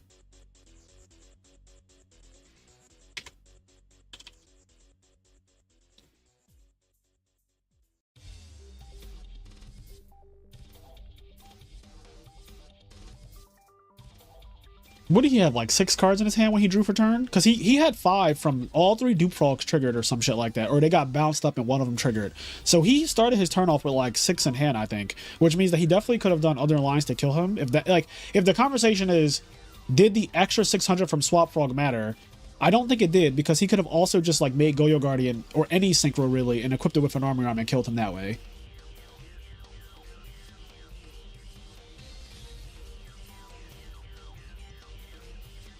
But I really did enjoy seeing him use Black Rose's second effect.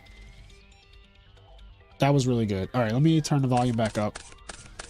It's crazy. Samu opened a Whirlwind, and it didn't really matter. Because 1-for-1 plus MST plus Fishboard Blaster plus Dandelion says what's up.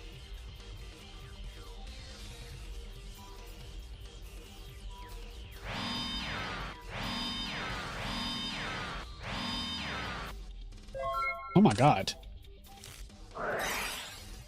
Not set fucking 4.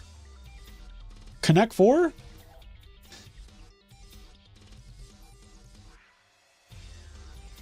Oh, did he Dust Tornado a trap dust shoot just now? Like, is that what just happened?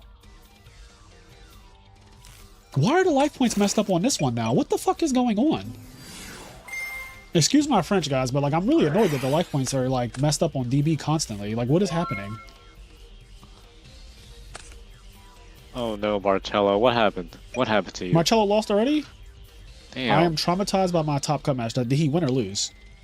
Look at it. It looks like he lost. Oh, he lost. He lost. Yep, he lost the run back. That's unfortunate, man. Both screens have trap dust shoot being activated. Yeah, if you see both screens are dust shoot. Like, I'm just annoyed. Look at these life points, bro. 62.95. Like, come on. That's not even real.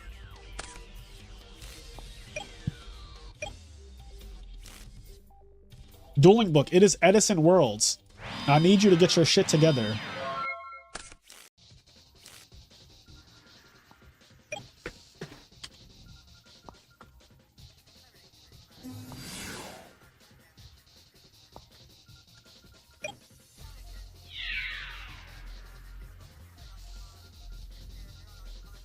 It's not the cookies. Cookies have nothing to do with Dueling Book shitting the bed. It has nothing to do with my cookies.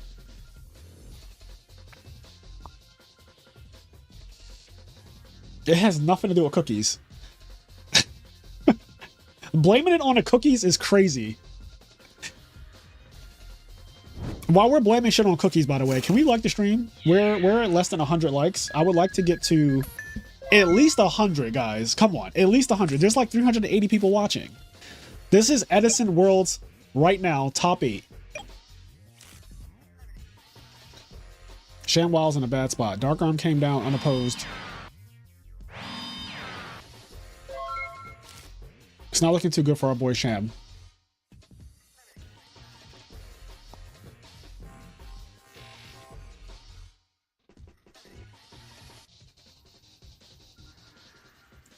Thank you, Brendan.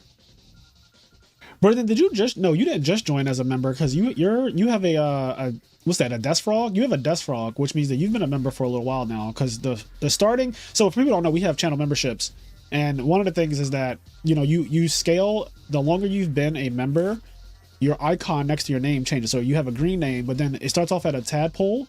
The tadpole after 1 month becomes a Death Frog, and then after another month it becomes a Swap Frog, and then it becomes, I believe the next one is Treeborn Frog, then Substitoad, and then I forget the last one. There's like, I forget the exact order, but something like that.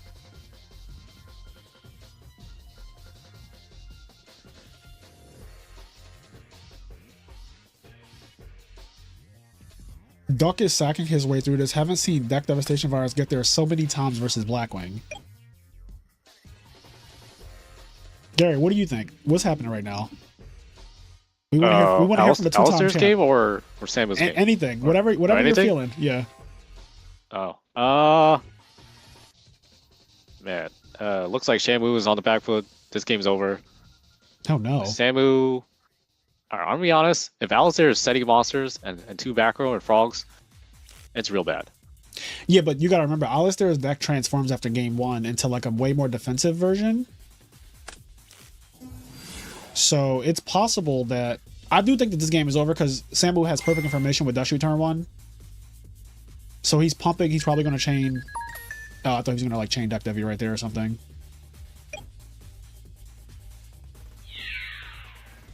Is this real?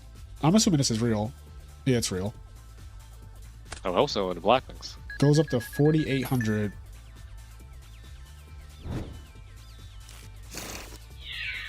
This can't attack. He just pumped, right? Didn't he literally just pump? Yeah, he like literally just pumped. Even has the attack power buffed. What the hell, That was Samu? crazy. that was crazy. He literally has the attack power buffed and everything. Yo, the nerves are getting to a lot of people. All right, ShamWow lost. So that's one of the 2 decks that are not birds losing in top 8. That's one of 2 right there. So Scrub for Life moves on with Virus Value. Virus Value is now in top 4. Is there any other match happening right now? Let's see. Oh, Televisual's playing still. Yep. This game is so weird because I've been watching this the most. Yeah. It's about to go to deck out. Oh shit. And Televisual won game 1. Yes. So he's about to be top 4. Holy shit, Sushant's about to be top 4. This has been the strangest game.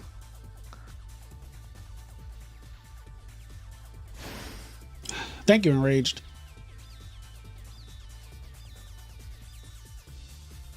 These life points are fake as hell. Bro, this can't be real, right? I'm gonna refresh. Oh god, it did that stupid thing. Hold on, I have to move this 1 second.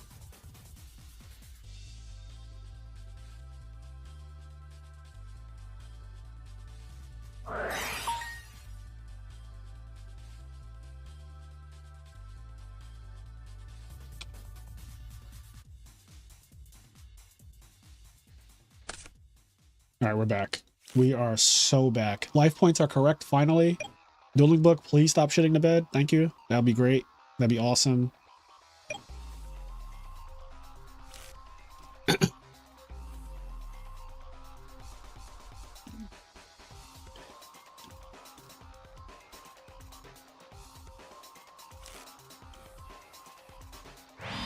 No. The final version is whatever I say it is. And it's Substitute. Substitute is the king. So after you've been subscribed as a member for like, I guess a year or something, you become Substitute. Like how is Substitute not going to be the fucking ultimate thing that you can be? Like, let's be real. Be so for real right now.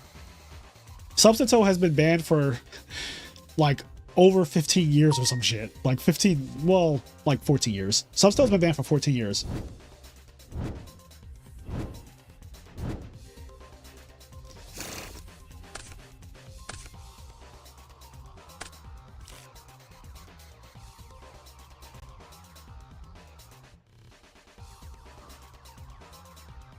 All right, let's see.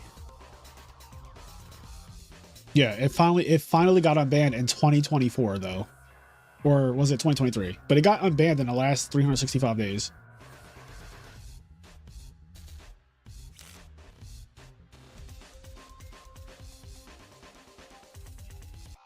Thank you, Nick. Okay. I need Televisual to pull it out. His opponent only has 2 cards left. Let's check what cards are gone. Return is gone. Burial is... Oh, well, hold on. Oh. Hold on. Bruh. Hold on. Hold. Where's Torrential? Torrential's gone. 1 Bottomless is gone, but not the second one. So there's a chance that there is a second Bottomless Trap Hole in the back row, because I don't see... Yeah, I don't see the second Bottomless. The summon went through, so Dark Arm will get to pop something. What the fuck is going on over here, though? What is this? Hey, sure. This is what I was talking about. You said he was changing his plan, but He did. I'm not sure about this plan. This is the change of plans for sure. There's the last value. Oh, Dark Arm didn't even get bottomless. Okay, Chain MST. Mirror Force. Where's Brain Control? Brain Control's gone. Brain Control's in the graveyard. Okay. Where's Gores? Does he play Gores? Televisual will know if he plays Gores. Oh wow, he lost. Televisual will know if there's a Gores at all because deckless. 48. No mind control and no brain control, but he does have a live value and a live plague. So cracking back is actually like not hard at all, depending on... I don't know if Sushant has a DD Crow. Yeah, Crow is very vital here. Okay, let's see if Alistair can overcome the undefeated curse. This is probably going to be his hardest match the entire day. This is probably going to be his hardest match all day. Because he's not only going against Samu, the returning champion, but he's also against the undefeated Curse. And I'm gonna be honest, I might have gave Silchus the win in round 7 for some good karma. Just to be like, I don't want to fuck around and find out. But let's see, because Alistair could be him. Like, Alistair could just be him. Like, we can see right now, if he opens up 1-for-1 Dandy, he's him. He has no more cards left, bro. He's dead. Like, he either wins right now or he's dead. Oh, the Kaiku. Oh wait, no. He Plague Spreaders. All right, I'm more focused on this. This is where my very tame opening. No 1-for-1 Dandy. No substitute. Turn once. Go wide on the board. None of that. It's just a simple Sentryborn pass.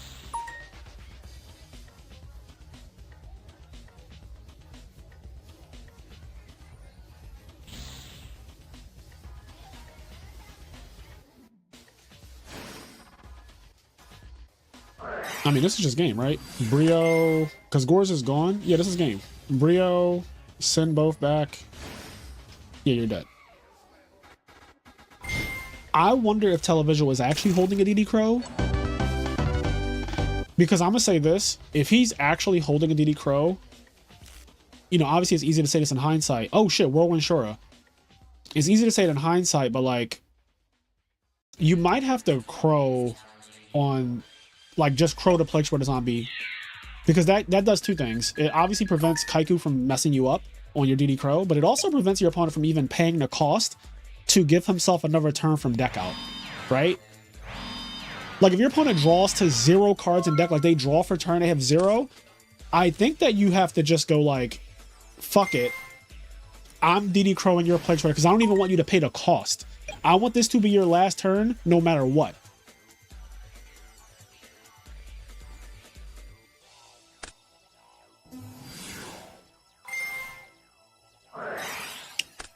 Bruh. I don't know. I think that the undefeated Curse is coming in hot. I think the undefeated Curse is looking real bad for Alistair. It's looking real bad for Alistair right now. I think we're seeing the undefeated Curse do what it does. It's looking real bad, I gotta say. It's gonna be all birds in top 4. 7-0 to 7-1. $50 and a handshake. Yeah, Alistair is the only non-bird deck left in the tournament.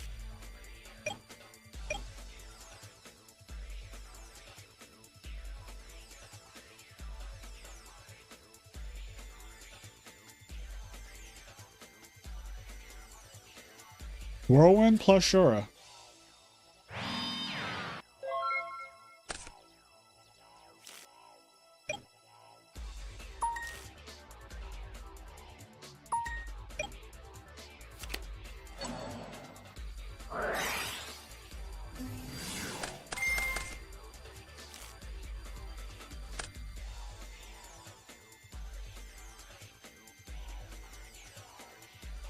Chickadee doesn't know what he's talking about, Adam. I would just ignore him.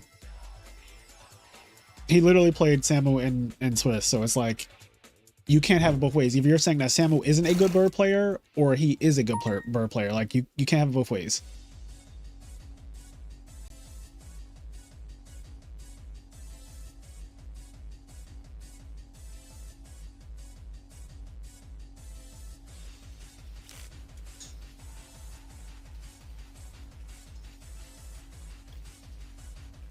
Y'all know most Yu-Gi-Oh players are idiots, right? Like, that's just the reality of it. Most Yu-Gi-Oh players are idiots, so that's why they say things like that. It's like, oh, he didn't play any good bird players. Like, what the fuck? He literally played this guy already.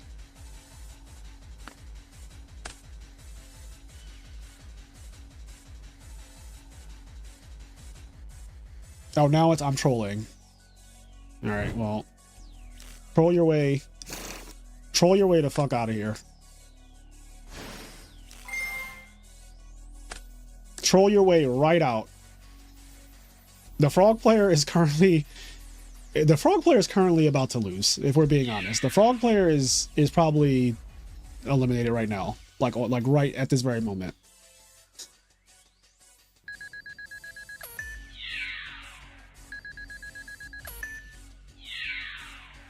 Yeah, people are idiots. Like this is why Yu-Gi-Oh players, you know, there's a stigma. People just say anything, because that was literally anything to say. It's looking like top 4 is going to be all birds. Now listen, there's a shot that Alistair still comes back and just does the absolute most on his turn, but yeah, it's gonna be rough to turn things around. The Whirlwind Shora plus 3 trap opening is very strong. This is a very, very strong.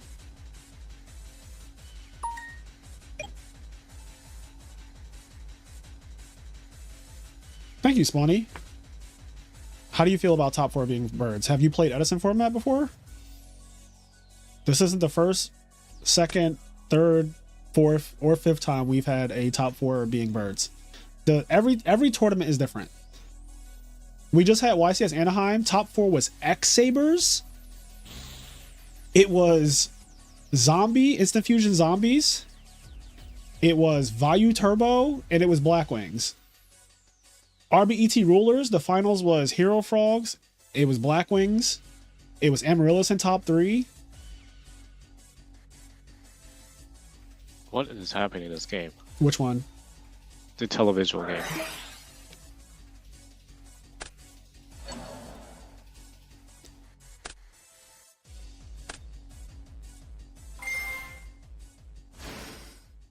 There were 46 bird decks qualified and 10 frogs.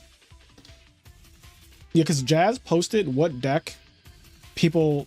He basically posted what decks people qualify with. So you got to see, like, this person qualified with birds, this person qualified with frogs. Yeah, Iatos GB won RBET New York. Like, what are we talking about? Like, Edison format, literally anything can happen. That's the whole point. That's why the format is great, is because it's not a one-deck format. Every event is literally just like something different happens. Yo, YCS Niagara was Christie Swarm versus Teledat in the finals. You cannot make this shit up.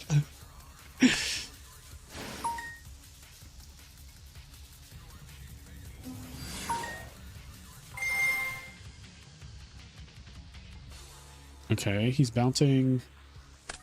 Oh, he's sending. Okay.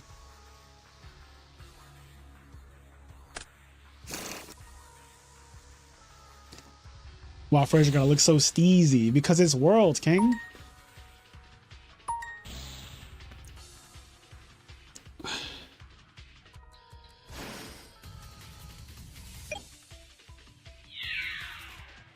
In real life is the only real soul, in fact.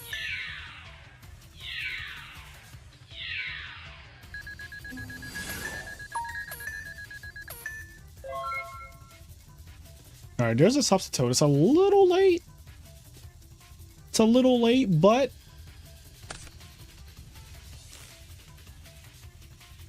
so this back row has to be nothing. It has to not be DDV or Oppression or Icarus Attack. I think all of those cards are extremely good right here.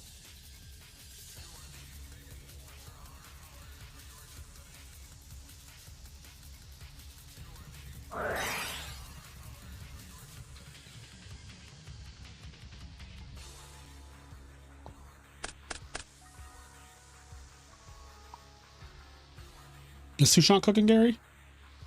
Sushant went for an OTK potentially. It got stopped by Crow. So we'll see if Sushant has follow-up. His opponent didn't mill anything though. I would call those Shit mills. Those definitely look like Shit mills.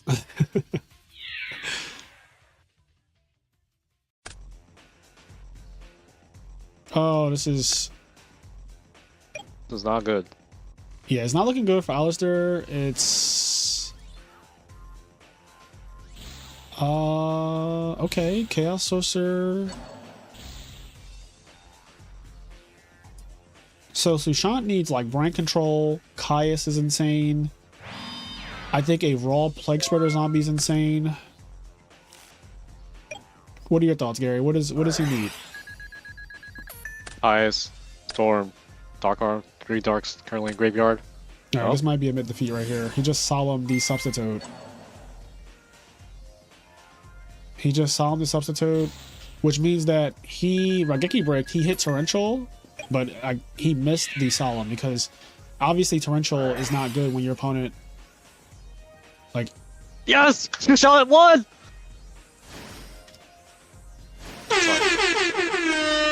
Sushant moves on the top 4. Here we go.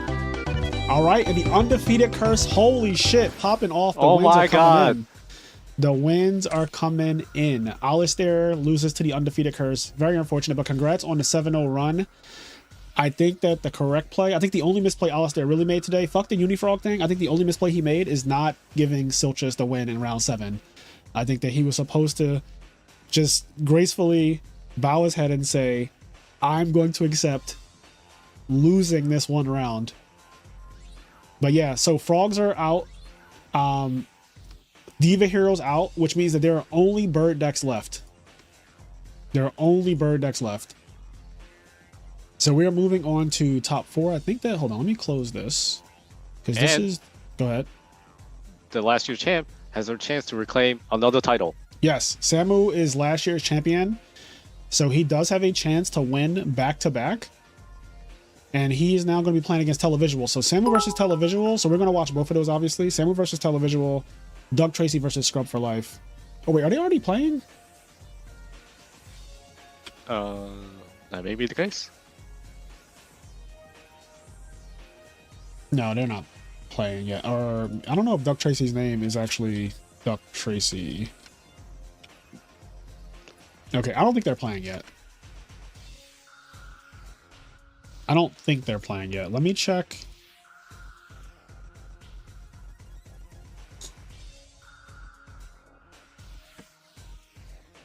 Doug Tracy, Scrub.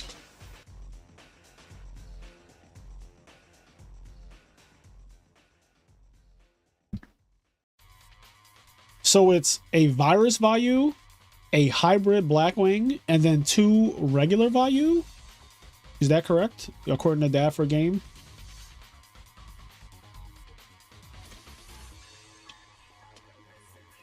Yeah, we're trying to get. I'm going to wait for these duels. So coming up, we have, well, once this is reported, I guess that right now we're still waiting for Alistair to report, and we're waiting for TGU 96 to report. Televisual 1 and Samu 1.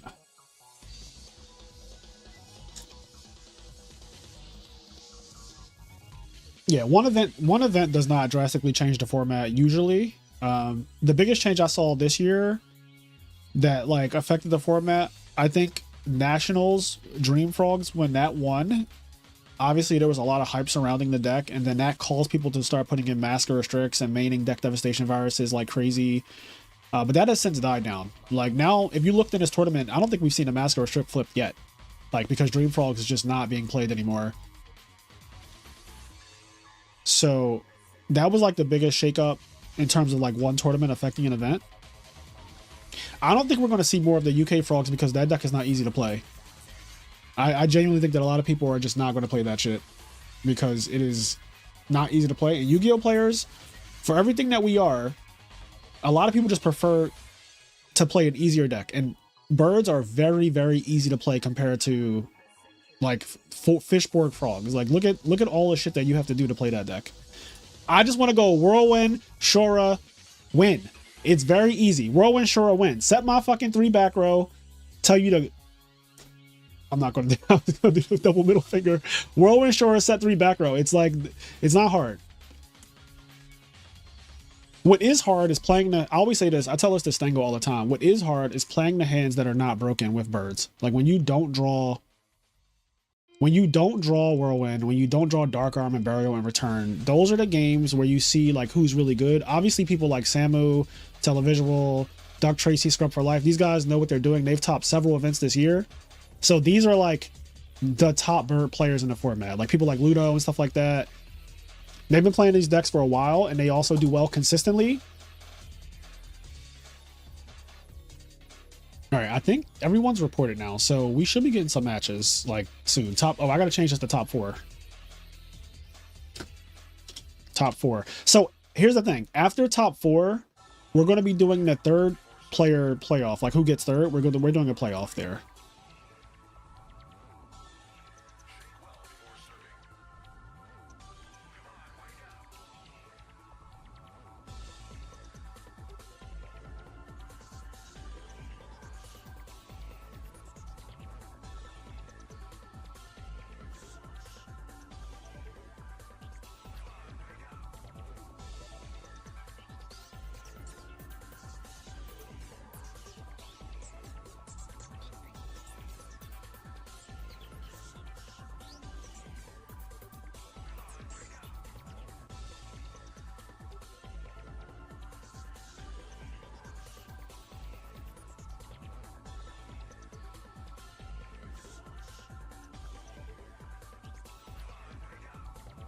All right.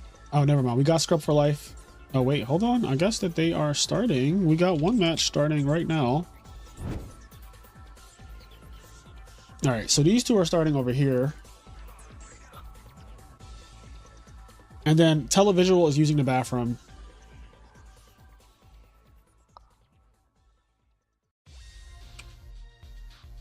All right. We're starting at least one match at top 4, I think. And then Samo and Televisual are going to play when Televisual is done using the bathroom.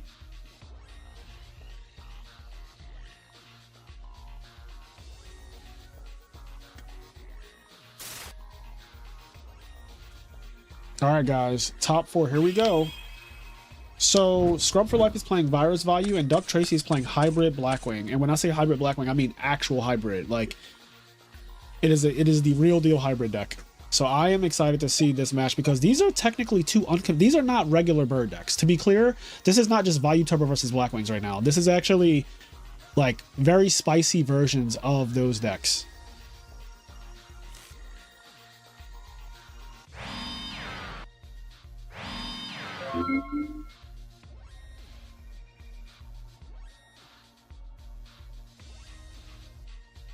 And right now, in terms of pricing, so top 4, 4th place is 150, 3rd place is 250, 2nd is 500, and excuse me, 1st is 1,000. So right now, winning this match in top 4 guarantees you at least $500. So right now they're playing for at least like $500. Well, technically a little less than 500 because you already have some money locked in by being in top 4. Like you have either 250 or 150 locked in. So it's either a $250 mirror match or a $350 mirror match, or not mirror, money match. Kind of a mirror match though, because it is bird, so I guess I am somewhat right there, regardless.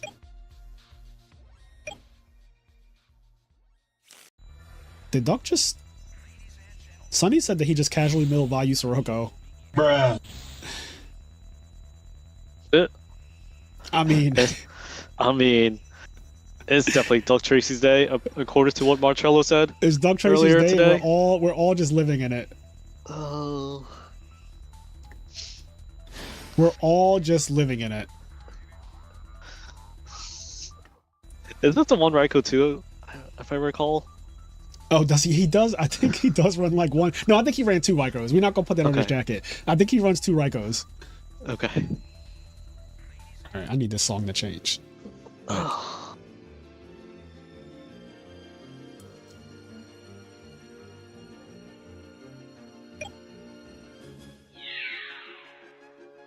Oh, was it really 1 Raiko, Sonny? I swore it was 2. I swore it was 2. But if it was 1, and you, I mean, listen, I'm not gonna argue it.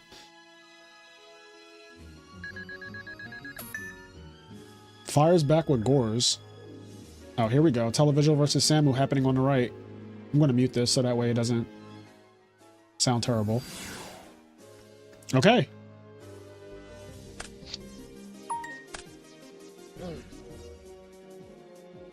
Yeah, Duck Tracy has all the gas. Plague 2? Yeah, Plague, the mill value Sirocco. Need a Caius to clear this thing.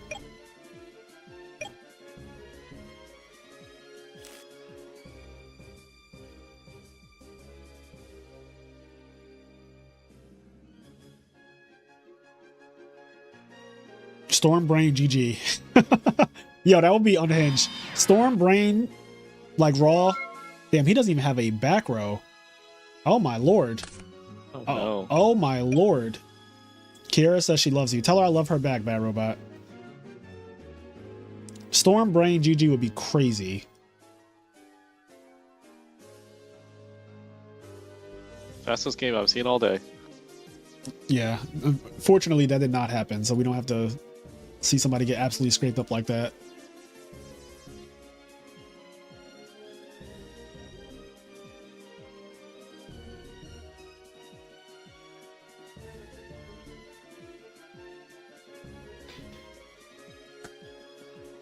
Oh boy. What a position. No back row was crazy with 5 cards. He had 6 cards in hand and not a single trap. And it's not like he would be holding traps here because Gorz is on the field. So, you know, normally people will hold traps when they have Gorz, but like Gorz is on the field. So he literally doesn't have trap cards. Like actually.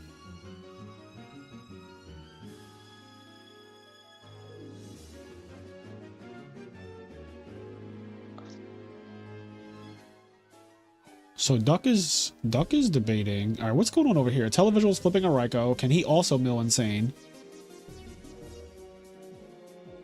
Okay, he milled a Sirocco and a Greffer, half a piece. You know, half of Duck's luck. Yeah. Thank you, Duck Murderer. It's funny that your name is Duck Murderer and we're watching Duck Tracy right now. And I remember you guys both topped the tournament at the same time. And I wanted the finals to be the Duck Murderer versus Duck Tracy because that shit would have been unhinged. All right, well, he's losing his entire field. Damn, that Gorz did absolutely nothing. Like, the Gorz did nothing. I almost want to say, was there a point in dropping the Gorz if there was no way to convert it? Like, what do you think about that, Gary? It did. From value perspective, it looks very juicy to drop it on a 2300. Right. But the other thing is like Duck Tracy didn't spend his normal summon, and you know your opponent's on like Plague. They're on Caius too, realistically, right? I don't actually know. I don't think Duck Tracy deck plays. I don't think it plays Caius. I don't think it plays Caius, so never mind. So I guess if you're looking at it from that perspective, he didn't really know that he was going to get one. Plague is a one of, so he didn't know that he was going to get plagued. Right. So probably would have took that chance, but if you, yeah, like you said, if you have no way to convert it at all, you probably need it because it looks like the rest of your hand, it doesn't do a single thing. Not what can I do for extra credit? I don't offer extra credit in my class, so that's going to be my answer, and I'm going to sheepishly walk away. I'm not trying to be in one of those scandals where the teacher is with their student. What happened? Oh no, he DDV'd him for everything? He DDV'd him for everything. But wait, it's double value though. Hold on. It is double value. Charge with no Raikous left. No, bro. That charge is so dead. Charge with no Raikous left is crazy. And 3 Darks in the grave for Samu. Whose day is it, bro? Okay, wait, Greffer? That doesn't really do anything, does it? That doesn't do anything. Yo, drawing charge with no Raikous is actually the most unlucky shit. Holy God. That is really unlucky. Oh, it might be Samu's time to return. Return to the throne.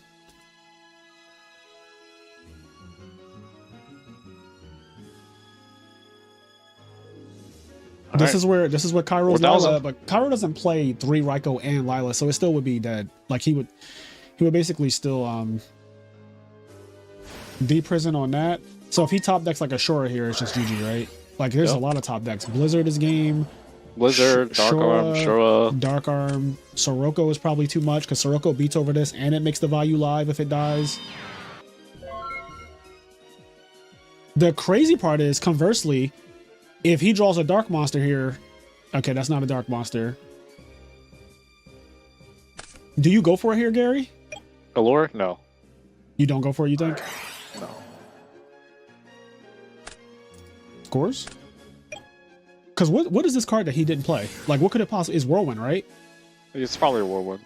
It's Whirlwind. There's Brain Control. My heart is pounding because this situation is crazy.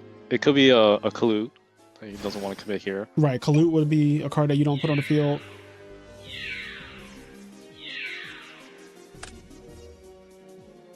Oh, Scrub for Life, you do not do this. I would not show my cards. Wait, he showed us. Oh, okay. He was scooping, but he started showing like what he had, and I personally think that is not the correct thing to do. Okay, here we go. Okay. Here's a Blizzard, which he obviously just drew.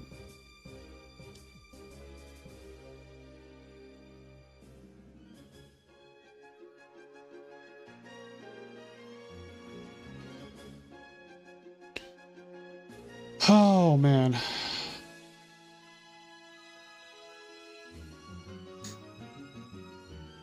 What if So- Sam drew value here? Like the turn before? Oh god. Like if he uses this effect, it's very likely too, because this is like, I don't think it's Whirlwind anymore unless he doesn't. I don't know if he only plays one value. If he only plays one value, then there's obviously no reason to play the Whirlwind with the Blizzard. This could still be like Brain Control. He thought very long before summoning Blizzard too.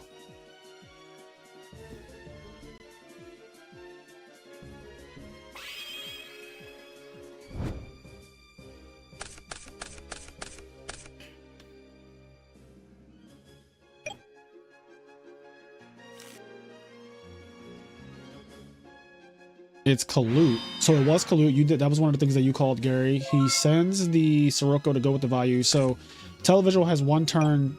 Oh, 1, 2, 3, 4, 5. not too So much. that's dead. What's his card? Charge? Charge Allure and Dark Arm. Oh, I mean, the Allures. I mean, you gotta play that shit. So if we're still under deck Devi, then does he see those cards right now, or does he have to wait till the shit resolves? I think it has to resolve first. But Okay. Then deck W checks. Yeah. Don't so, quote me on that. So it's awkward if he drew. It's awkward.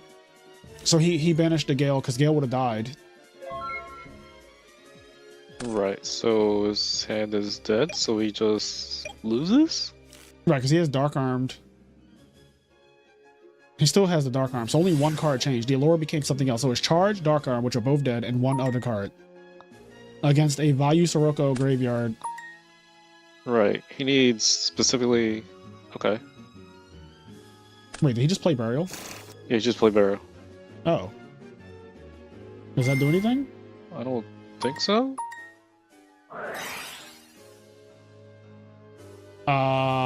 He can't correct his graveyard to... No, I guess not. This is way too many things in the grave. I think it's way too many.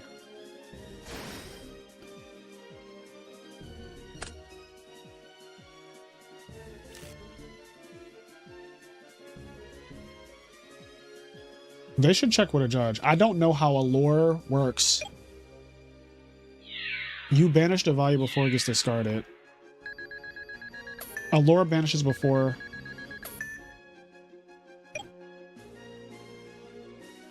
Yeah, they should check with a judge. This is fucking Worlds right now. You're playing in top 4. Like, you do not take your opponent's word for anything right now. You don't take your opponent's word for anything, period. That's my rule.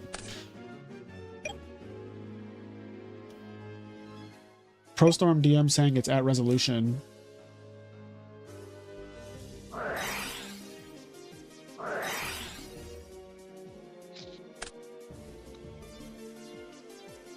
Yeah, I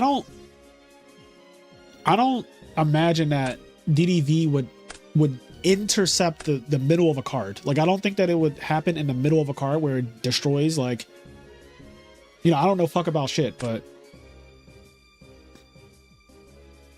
what I will say is that Televisual has another value though after this, right? So like, he's actually not in, I mean, it's a bad spot, but it's not like as bad as it could be because he can make a silver win next turn. But he does lose the cards like just straight up brain control right now. He loses to not much else. I don't see anything else that would kill. Like, even if you drew another Blizzard right here, it's like, what are you making? Oh, wait, never mind. Blizzard would kill him. Yeah. He's at 4,000. So Yep. these two come out. Yep. Actually, Sirocco would kill him, right? Would Sirocco Yes. be game? Because Yeah, Sirocco. you could tribute. Yeah, you could tribute the Goyo for Sirocco, banish, summon, and then pump, and it gets all that fucking attack power. So Sirocco is deaf. Blizzard is deaf. I don't think he has those cards because he's not playing them, but Samu is not known to be like the fastest player in the world, so he could actually just have game, and we have to wait and see.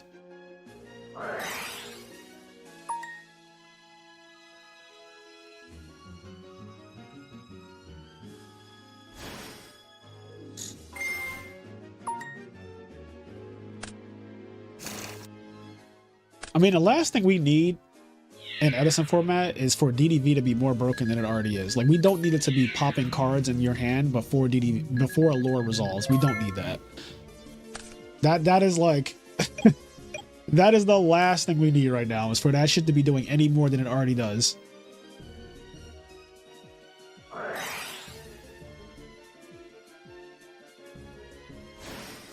Okay, Scrub for Life is fighting back with Return for 2. What does this elfin thing say? Does it say when it's summoned or when it's tribute summoned? When this card is normal summoned, you can target one monster. Oh, so it's when it's normal summoned. So even if you summon it with its like effect. Caius, the Kaiku, and that is game actually. Oh. Oh. Oh. Oh. Oh. Oh. Oh man, we're almost at 400 viewers, guys. Can you please like the stream while you're here? We're in top 4 of Edison Worlds, and it is honestly, I have anxiety watching this match is giving me like actual anxiety. Okay, he opted to not use. All right, we're going to game 3 on the left. Again, they're playing right now. Second place is $500, and fourth place is $150. Third place is $250. So right now on the left, this is either a $250 match or a $350 match, which will be determined by the third or fourth playoff match. If you understand what I'm saying. Like this is the prize. This is the prize breakdown. Everyone gets this honest mat. Let me move this over a little bit more. Everyone gets this honest mat, but then first is 1,000, second is 500, third is 250, fourth is 150, and then fifth through eighth, these people are already eliminated. They get $75.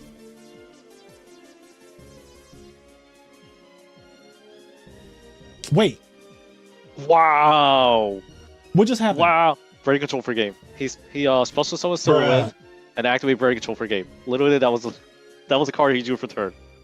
Oh, he's the prince that was promised. Oh my god. Televisual is the prince that was promised. Oh my god. Televisual is the prince that was promised. This is peak Edison format, bro. Oh my god. The Peak Indian Edison prince. format. The Indian prince. That is the prince that was promised. Swallowed up. Have you ever been swallowed up? Have you gone through a time of swallowing where everything was overwhelming and you... That was insane. Televisual Wow. is the prince that was promised. Azora High. He's Joy Boy. Televisual is Azora High. He's Joy Boy. He's him.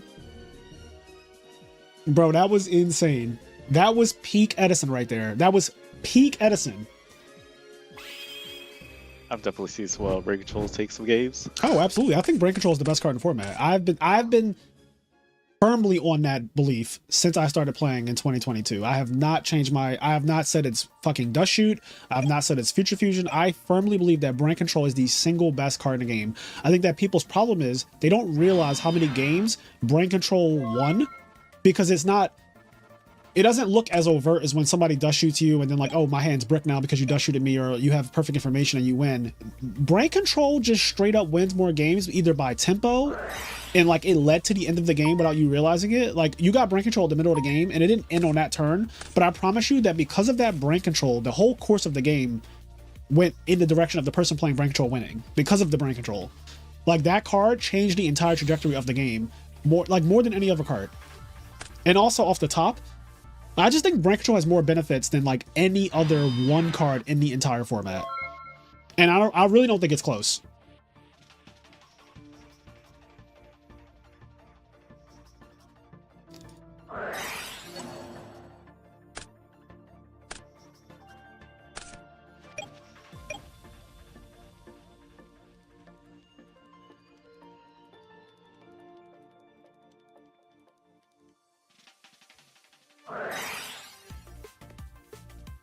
Okay, Duck is opening up Whirlwind plus Shura.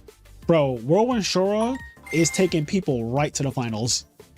That shit is taking people right to the finals today.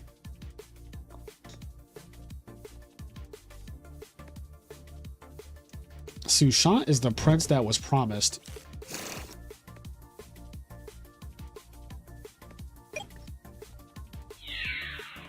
Oh. A raw blizzard.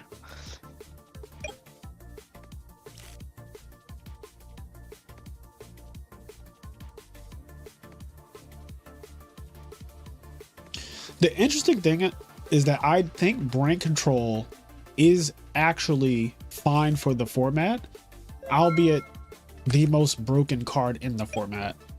Because there are a lot of boards that you can't even beat without brain control. So I'm not like, oh, brain control needs to be banned. I think that there are cards that need to be banned more than brain control. We can start with fucking deck devastation virus. Let's like start with that. I think that if that card gets banned, then you can actually have a conversation about if fairies are playable. I don't think that deck is even fucking playable as long as DDV is like in this format and known of, because in 2022 people just didn't understand how ridiculous DDV was. So that's why you have shit like fairies winning RBET rulers or fairies being touted as like a good deck or the god forbid the best deck, which that never was true. Like there was never a time where fairies was the best deck, like ever. But officially now that Edison it's enlightened now is what I call it. Like we're enlightened. We know the truth. We know how ridiculous DDV is. We know how ridiculous Vayu Turbo is. Blackwings were always known. Like I think from the beginning everyone knew that Blackwings was him. But people didn't know how ridiculous Vayu was in 2022 and like earlier. And people definitely didn't know how ridiculous DDV was until literally now, like this year. But like you can't even play certain decks because DDV is so ridiculous. Like I would never in my right state of mind enter an event with like fairies or quick draw, because I just feel like I have to dodge every DDV in the room, and there's a lot of them now. There's a lot of DDVs now.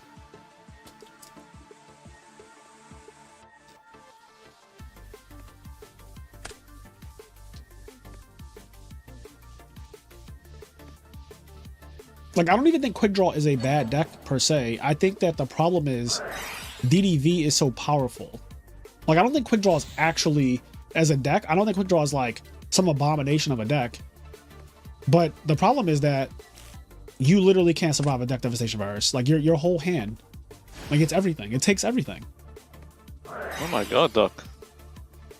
Yeah, I've always mentioned that. What happened? Dark Arm got solemned? Yeah, Dark Oak got solid, but yeah, that game's going crazy good for Duck.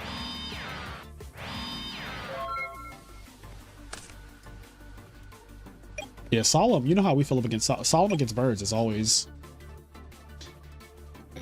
It's very risky, but it's one of the only cards that could have stopped that Dark Arm just now, so at the very least, you know. DDV is not actually very good against Hero Frogs. I think all the good players know that already. Like, ask ProStorm how he feels about DDV against Hero Frogs. ProStorm, if you hear, chime in. Let him know.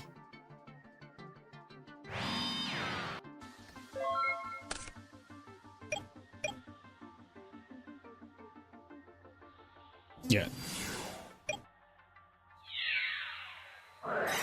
If you're good at the game, you already know, like, what decks DDV is really, really good against.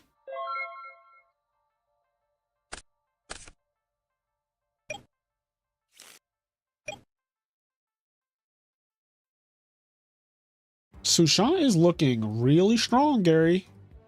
Yes. He has a Gardna in the grave. His opponent does have 3 darks though, and his opponent is Samu, which both of these like Samu is obviously very good, but also very lucky, which I think you need both to be. You need both, and like in Yu-Gi-Oh, you just need both.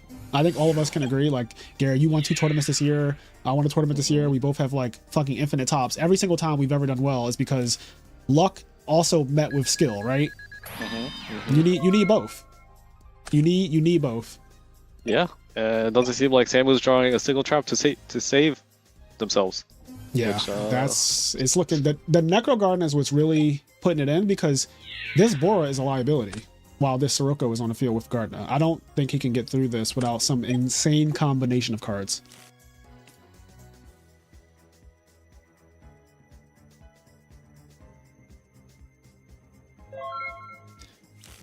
There's many good players that think DDV is very good against Hero Frog. Sonny, name them. Because I bet that they're not good players. Like, name them. Say their names. Who thinks that DDV is good against Hero Frog? What good player thinks that? Because they've been living under a rock, like for the last 2 years, actually. Some did well this tournament, don't want to expose. That's fair. I'm only putting you on the spot. I'm not seriously asking you to like call them out, because I know you would not do that anyway.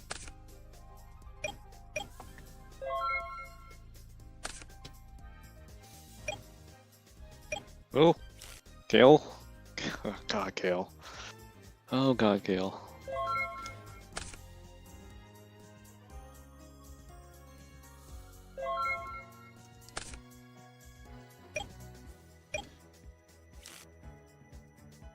Wait, whose list are you talking about, Pro Storm? I don't play 2 Junk Synchrons in Fader. I play 1 Junk Synchron and 1 Fader. And obviously, when we're talking about DDV, like that card, like game 1 is whatever, but games 2 and 3, if you think that my deck is getting destroyed by DDV, I have news for you, right? Like that's. I think he might be talking about Sonny's list. Okay, yeah. Yes. I was like very confused. I was like, I do not play 2 Junk. I don't think that 2 Junk is bad. Gary knows I was trying out 2 Junk after Sonny won RBET Rulers, but I just was like, all right, I don't feel a need for this.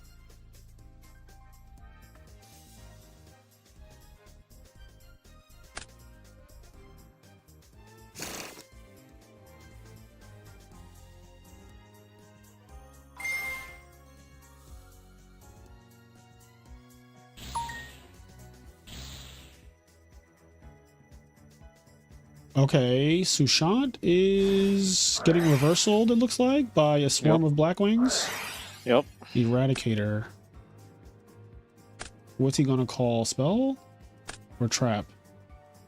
Spell would hit the Whirlwind, but Trap would make his opponent defenseless for the rest of the game. He said I didn't call traps. Oh no.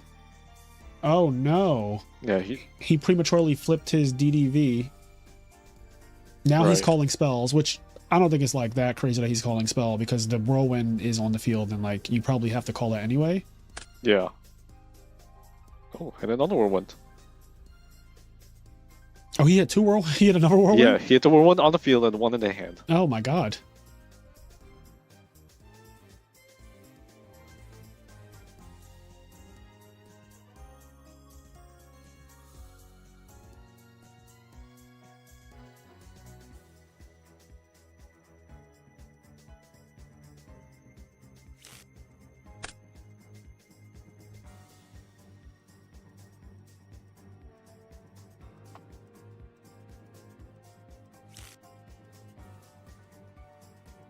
Samu is coming back. We might be going to game 3. I'm trying to see. No 2 O's in top 4, damn it.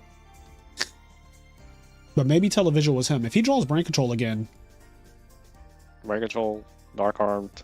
Oh yeah, Dark Arm is 3 darks. Absolutely. Dark Arm, Brain Control is really broken here. I'm not putting anything past this kid. He bottomless that. So that means that Brain Control it's very easy to kill now. Your opponent's at 2200. Yeah, arm wing is his game, so we know Crow from Samba's side. Oh. Okay, alright. We're in the same Alright, situation we just- were in like a couple turns ago where he had Sirocco plus Gardner. This is still really difficult to deal with. But again, Samu, you can't count Samu out. Oh, you cannot. Televisual's in a great spot right now, but you cannot count Samu out. He has pulled a rabbit out of his ass more than once.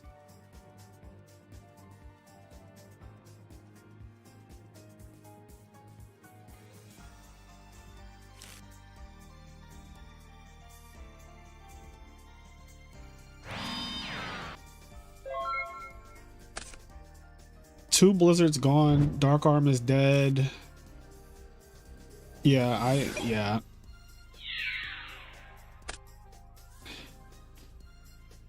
Scrub for Life is fighting for his life because he knows that every single time Duck Tracy summons a monster and attacks, it could be lethal because of Kalut.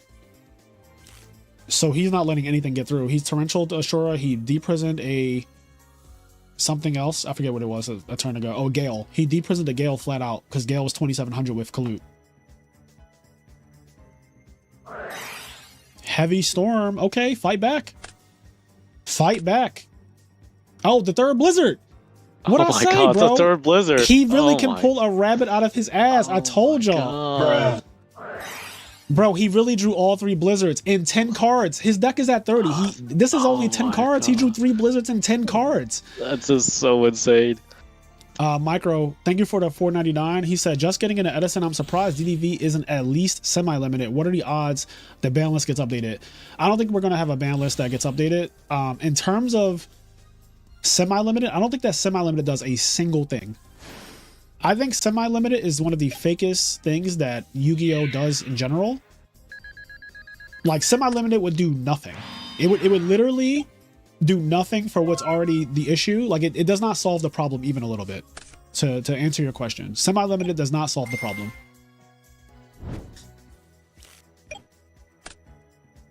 And I think that in general, retro communities are very against modified ban lists. Unless it's for like fun. Like I'll do a modified tournament every once in a while for funsies, right? But they're not meant to be like some super competitive, we're trying to fix Edison. I'm not trying to fix Edison with a ban list. And I don't think anyone else is really going to take that seriously.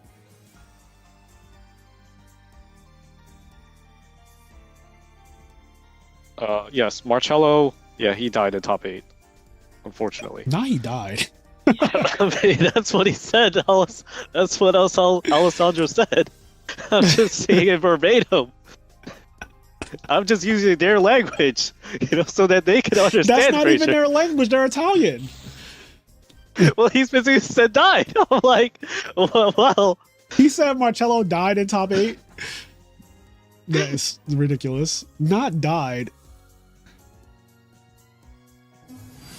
If y'all want, I'll host an I Am Nerd tournament that has DDV and Brain Control or Trap Dust Shoe. Like, I'll ban the top 5 most problematic cards. I'll even do a community poll. is that the next special tournament? Yeah, we could do that. We could have a tournament where we vote on the top 5 cards that need to be banned. Like, straight up banned.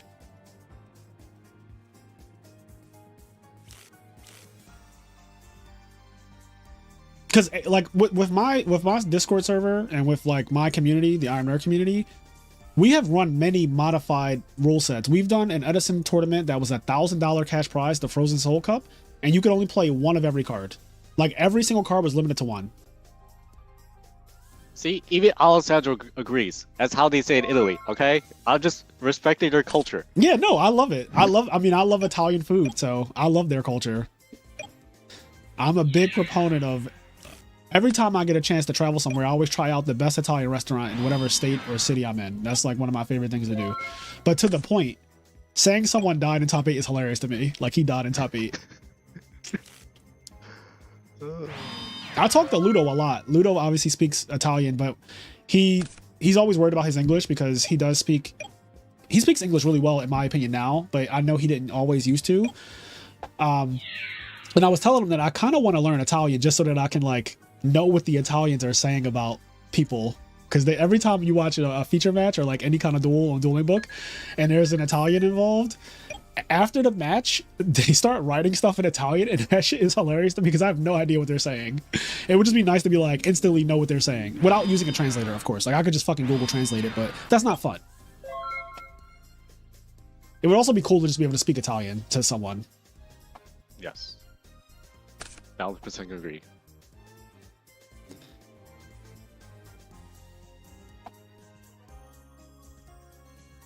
Well, Ludo is one of my favorite people in the community. I think he's just misunderstood. Also, Scrub for Life really brought this back. Like, this game was looking terrible. Terrible, in the words of Kenny. It was looking terrible.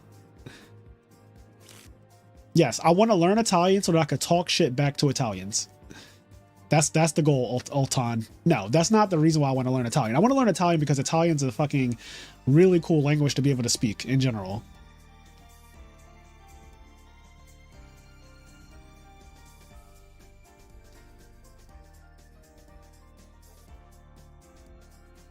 Oh no, no, Sushant, no. Oh, no. Not losing to Brio. Just a lonely Brio. Oh, the number of times I lost to just a stray Brio, bro. I even did that to you. Brio. I even summoned the Brio against you when we were playing Hero Frogs versus your Vayu deck. And I just summoned the Brio like mid-game and you never got rid of it. Yeah, see, Anthony knows. Ludo's a great guy. He's just misunderstood.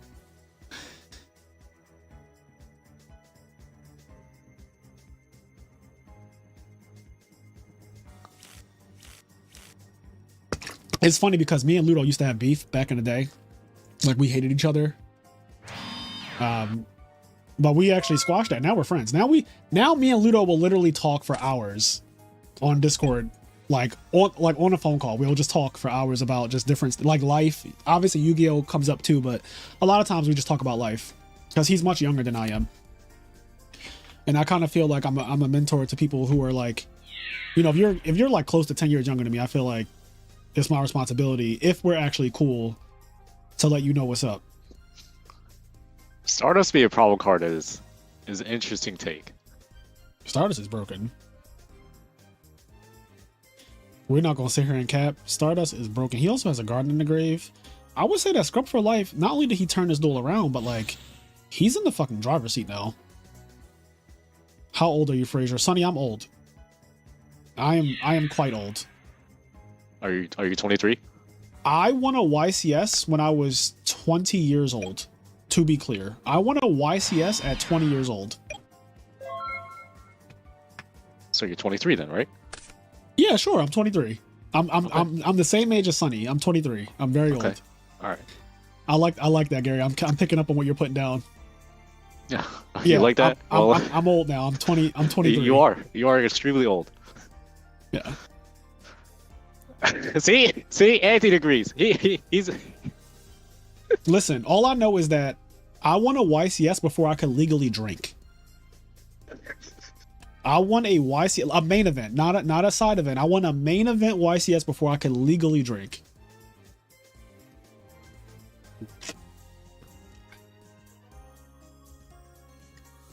Don't worry, Sonny. We're just messing with you anyway.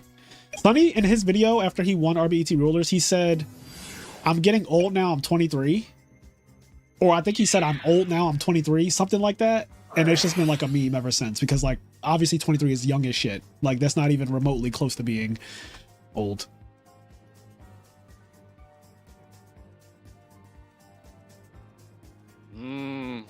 This is looking tough for Sushant. I mean, he's still in the game though. What happened to the Brio? I mean, to the Raikou. What happened? This Raikou? So Samu summoned Shura. Shura attacked over Raikou, and Sushant opted to pop it. Yeah, because he didn't want him to get I guess a Vayu, because a Vayu. He could get Kalut as well, because Gale's gone. So the only choices are Kalut and Vayu. Bro, Sushant, just draw brain control again. Like, it's so easy.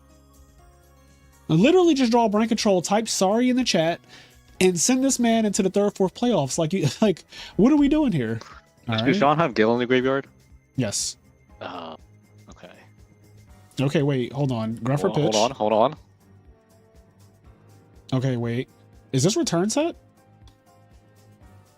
Has this been activated on anything yet? No. Like a lot of dueling has happened, and this has been A sitting lot here, of right? dueling has happened. A summon has happened. An attack has happened. So Gary, Oh. I'm going to ask you one more time. What is this back row? I mean, it's probably return. Where's burial? Where's return? Where are they at, Gary? It's you're about to see them. Where are they at? Who da? It's over. Oh, never mind. Damn. Damn. All right. 17. Who Horse is da? gone. It's over. Swallowed up. Have you ever been swallowed up? You called Have it! you gone through a time of Already swallowing done. where everything was Activate. Hachido. overwhelming? Here you go. and You gotta do the Hachido. Activate card. Return from different dimension. He just like banishes Samu to the shadow realm. Samu's like, ah, boom. Yep, that just happened. All right, Televisual is in the finals of Worlds 2024. My boy is the king of the side events. He literally in Anaheim, after he won a couple Tengu mats, he was like, I'm the king of the side events. I was like, you got eliminated from the Ultimate Time Wizard. You were playing in a side event already. Ultimate Time Wizard is a side event. He was like, the side events.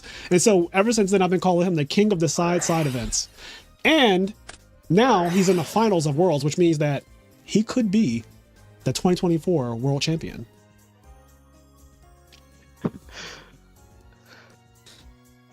Holy shit. Congrats to Televisual. He has now earned himself at least $500.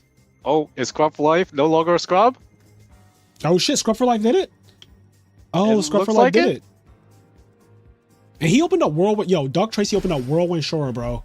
You did. He opened up Whirlwind Shura. Oh my god, And he got there's eradicated 450. all the same. Hold on, there's 450 people watching. Guys, this is insane. We have 450 watchers. Can we get some, hold on, can we get some likes, please? Can we get the 200 likes? If you enjoy what you're seeing, we're going into basically the finals now. Both of these players made it. But before we play the finals, we have to do the third, fourth playoff. So Duck Tracy versus Samu for third place is going to happen first. Hold on, let me just...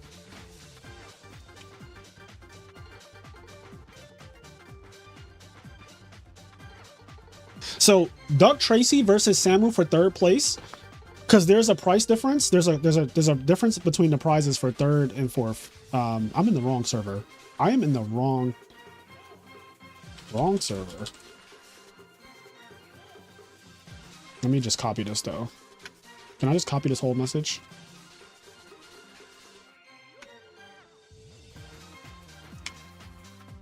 At Jazz.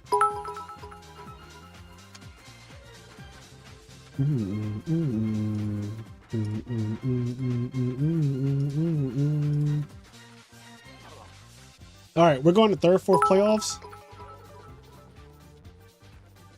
So the finals is Scrub for Life versus Televisual. Neither one of these players have won a major tournament this year, but both of them have topped multiple times this year. Televisual started off this year topping with Diva Hero. He got back into the game because of our friends A True Hero and Bad Robot, Dave Vieira. And he came back in playing Diva Hero, but then he evolved to start playing like real decks. And so he landed on Value, and it's been good for him. Yep. Yeah, we're going to do third and fourth first. Slow your roll.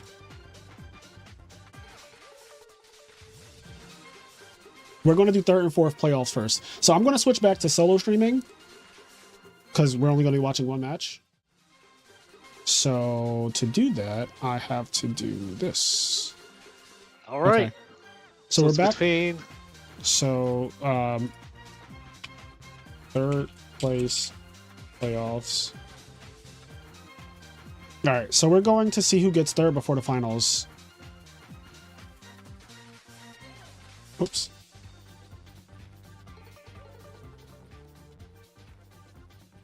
Okay, What's cool about this is that Scrub for Life is playing Virus Value, as you guys saw. Like, he blatantly eradicated his opponent for double Whirlwind, which is fucking crazy because, you know, Blackwings only plays 6 spells, but he still called spell, and it worked out. Like, it actually worked out.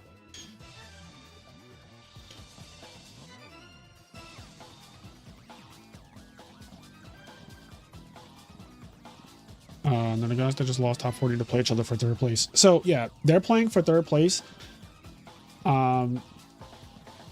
So to be clear, I'm gonna put this on the screen. So 3rd place is $250, 4th place is $150. So they're playing for $100 extra right now. So that's where we are. And some bragging rights.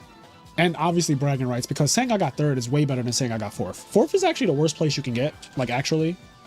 Yeah, coming from the first 4th. Like, it's actually the worst possible thing you could get.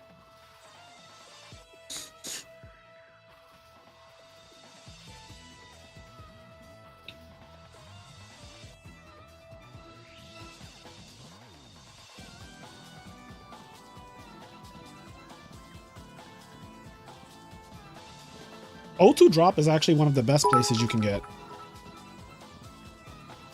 Casper, thank you for the sub.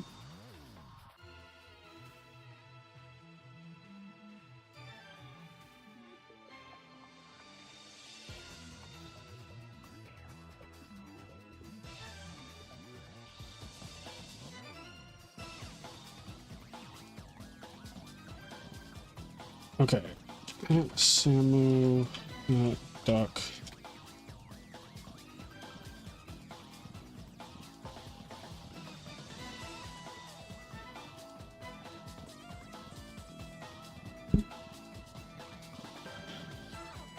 All right, so we have one more match before finals, and we're also going to look at the top 8 deck list after everything is over and done with.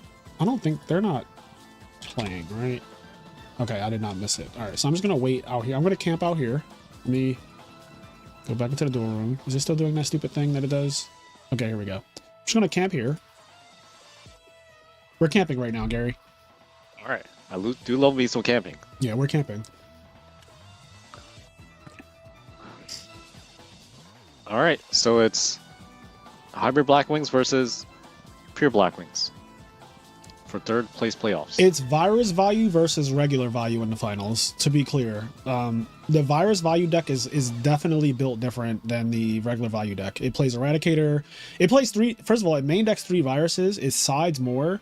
It sides Fusilier and Skill Drain. Like, it's a different deck.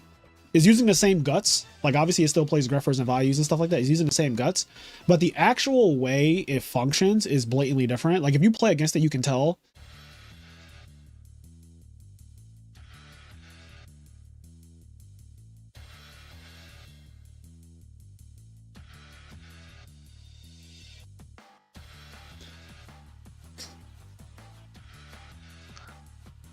If you want to see the deck list, you can just look at yesterday's stream. All of the deck lists were shown on stream yesterday. The VOD is on the I Am Nerd channel. So just go to the channel, go to live streams, and go to the end. Like towards the end of yesterday's stream, you can see all the deck lists you want to see. Like, it's not a secret.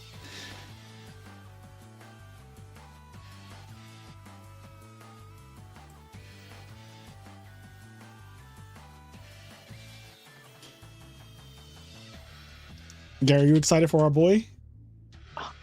I've been excited since yesterday. You know, Misha Sean had some practice games. You know, he was doing very well. So, yeah, I'm excited to see him take it all the way. You know, get it first before certain someone. Oh, Samu's hosting. Okay. Here we go. All right. Here we go.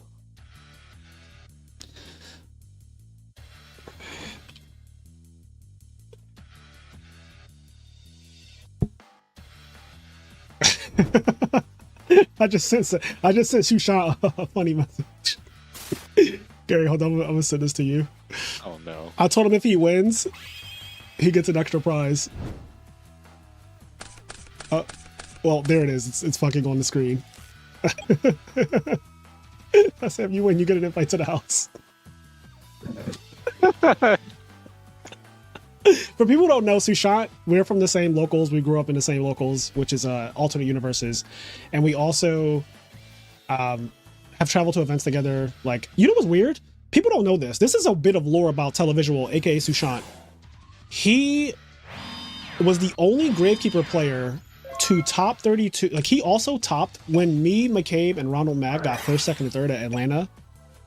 He got top 32 with Gravekeepers as well. But a lot of people don't know that because they only talk about first, second, third. But Sushant randomly showed up to that event with the, because again, from the same locals, he showed up to Atlanta with the Gravekeeper deck and topped. I'm getting that right, Gary? I mean, yeah, you're getting that right. You know, every single year, he's held that over me for so long. What? That Because I was terrible at the game.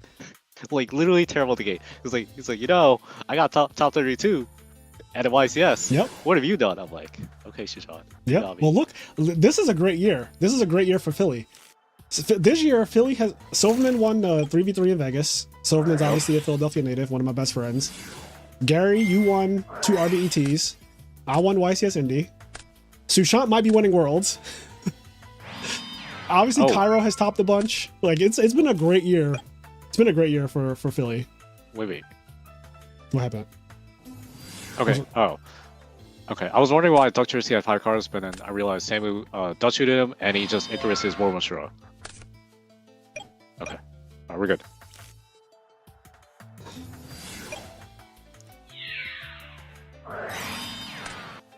Oh man, this is great. They're playing fast as shit, or am I tripping? They're playing really fast. They're playing like really fast, right? I mean, this is probably one of those areas where there's really not much to think about. Birds are flying. They are playing fast as hell. I feel like maybe.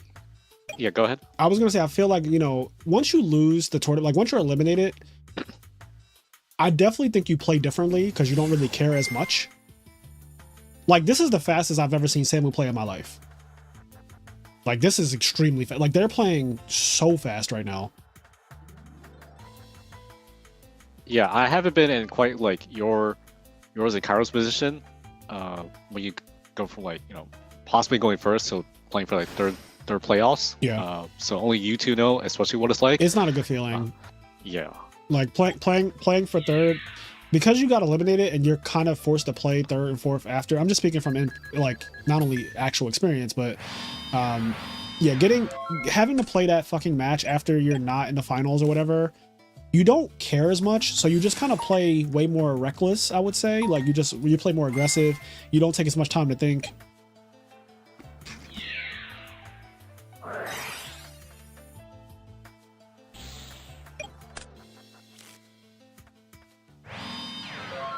I think splitting prizing is nonsense for this match. For this specific match, I think splitting the prizing is kind of silly, only because it's only $100 difference. Like, one person gets $250, one person gets $150. I don't think that's worth splitting. I would just play it out.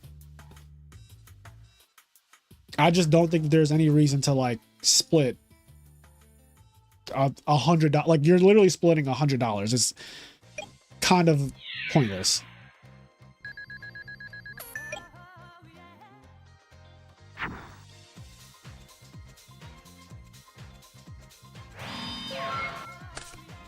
Also, we are currently over 6,600 subscribers officially, 6,608 according to YouTube Studio. Thank you guys so much for all the subs and everything. Yeah, I'm really appreciative. This has been a great year for the channel, a great year for the I Am Nerd brand and podcast and everything like that. So I just want to say I appreciate all of you. We did do a giveaway for an Appaloosa mat last night. Shout out to Broderick Smith. I don't know how to say your name, quite frankly, but shout out to him for winning. Also, if you're watching this, please reach out to me, because no one has reached out to me yet to claim their prize.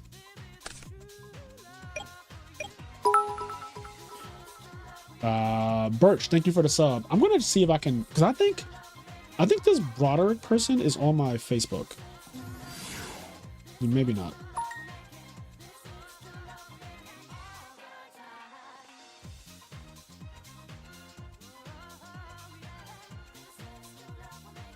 Okay, yeah. So they're not on my Facebook. I need them to contact me to claim their Appaloosa mat. Every time I've done a giveaway, it takes literally like a week for the person to come forward and be like, "Oh, shit, I won."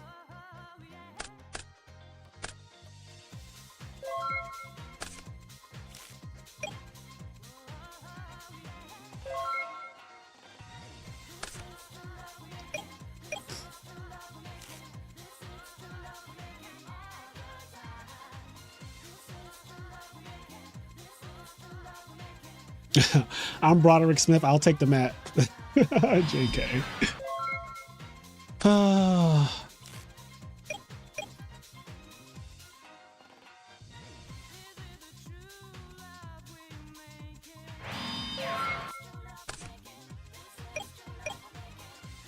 Oh, do we have 199 likes? Can somebody like the stream so that we go to 200? I feel like 199 is a meme. I like the number 99. I know you like the number 99. You... why is it OG 99? Is there a reason for that? Because you're not born in 1999. No, the reason why it's 99 is because I picked a random number. And just like 99. Okay. And that's literally all there is to it? You just pick 99? Yeah, I just add 2 to 9s again because Discord didn't allow anything less than 5 letters. So I was like, alright, I'm just gonna add 99. Yeah.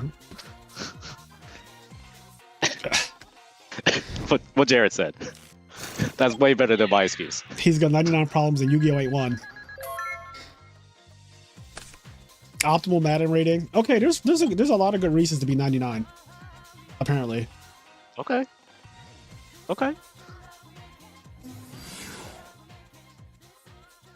But yeah, guys, I'm going to be 40 soon. So, you know, pray for your boy. I don't have much time left. So I'm going to be giving you guys content until I can't anymore, you know? I'm old. In the words of Sonny, I'm fucking ancient because Sonny called himself old at 23. So the hairline will never age. Honestly, Anthony, if my hairline got really bad, I'm just going to Turkey and getting a transplant. Like, I've already considered it. Like, if times got real bad, I will just fly to Turkey and get me a hair transplant. So you're saying you're the Dark Sage? I will become the Dark Sage, yes. I feel like I'm the Dark Sage already. Okay. I'm old as shit. Shout out to Sunny 999. Goated. Sunny 999. Best visual novel. Is it really? Do you like that one, Gary? It's really, really good, in my opinion.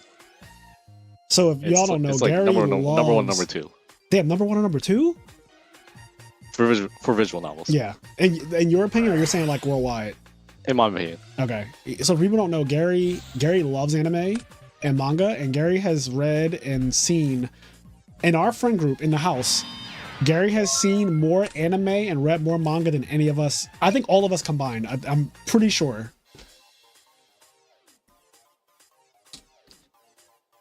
What say you, Gary? I mean... Don't lie. God is watching. You know I don't believe it though, right? All right. Anyway, Celia Dawn, thank you for the sub. I'm really that old. I'm going on 40. I'll be 40 in like 2 days. I'm old as shit. Damn, I got the link Mal. What's the All Mal? right. What's Link the Mal? So, Mal is the acronym for my enemy list. Oh, see, y'all speaking in tongues right now. I don't even know. I feel like you and Sonny, y'all got some kind of connection going on right now. All right, here we go. If this 23-year-old beats me, I would be sad. I will say though, I haven't been watching nearly as much these past 2 years. Definitely closer to 40 than 30, Anthony. Yeah. Gotta do one of those. You know how the pastor wipes their forehead during the service when they've been preaching real good? You gotta do how the pastor do. You just gotta pat the forehead a little bit. Give it a customary pat.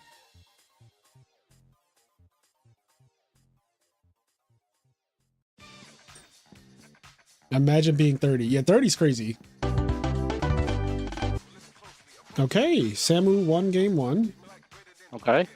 He said, oh, you don't play Gores. Why am I even thinking? See? Open deck list.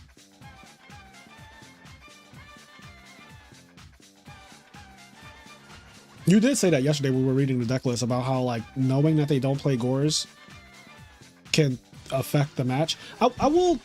He doesn't main it. I think he sides it. I feel like if I can go for a game though, I'm probably just going for a game anyway, even if you do play Gores. Like, yeah, I'm going to think about my play, like, oh, should I, you know, I'll consider it, but at the same time, it's like, am I really not going to go for it just because he plays the card? No.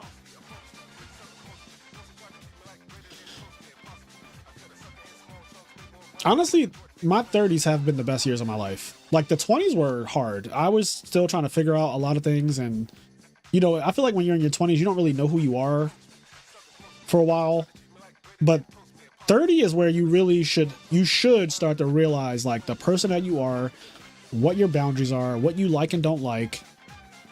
Also, you have what Anthony said is the most important. You have money. You just have money, like, or you should have money. In your 30s, like I have more. Obviously, I have more money now than I had when I was in my 20s, and so that's why I go to every event. Like I haven't missed an event all year because I can afford to just travel everywhere. Playboy, thank you for the sub.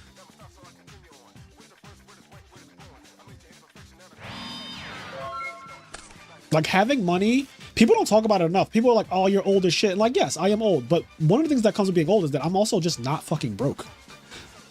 Like that is one of the benefits of being older is that your income should go up as you age. Do you remember when you were younger, you couldn't travel to as many events because simply for the fact you didn't have money? Yes, I do. Well, that wasn't true for me because I had a sponsor. But most people can't travel to a lot of events when they're younger because you don't have someone paying for it. Like Jim paid for, if I didn't go to an event, it's because I didn't want to, because ARG like and PPG were just paying for me to go to events when I was in my 20s. But the point is, I would not have been able to go to all those events if I did not have a sponsor. And most people don't have a fucking sponsor. Like I don't have a sponsor right now. I'm sponsoring myself. Oh, that's the easiest question answered today. If I have lots of money, I'm in my 20s, I buy 30 Bitcoin, that's it. I sell all this year, I'm done. I don't have to work for a single day for the rest of my life. If you have lots of money and you're in your 20s, what happens? Congratulations, you were born into a rich family.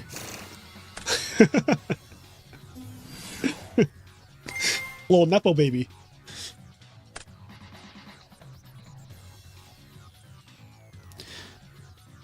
Remember being younger and traveling to an event and there was like 6 people in a room?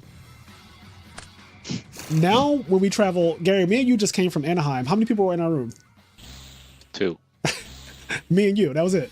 That's it? We both had our own bed.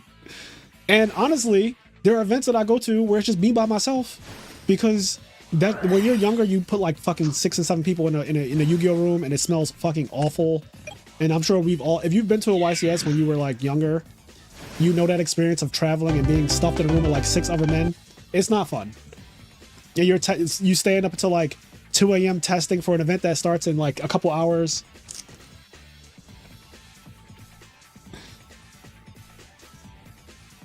Yeah.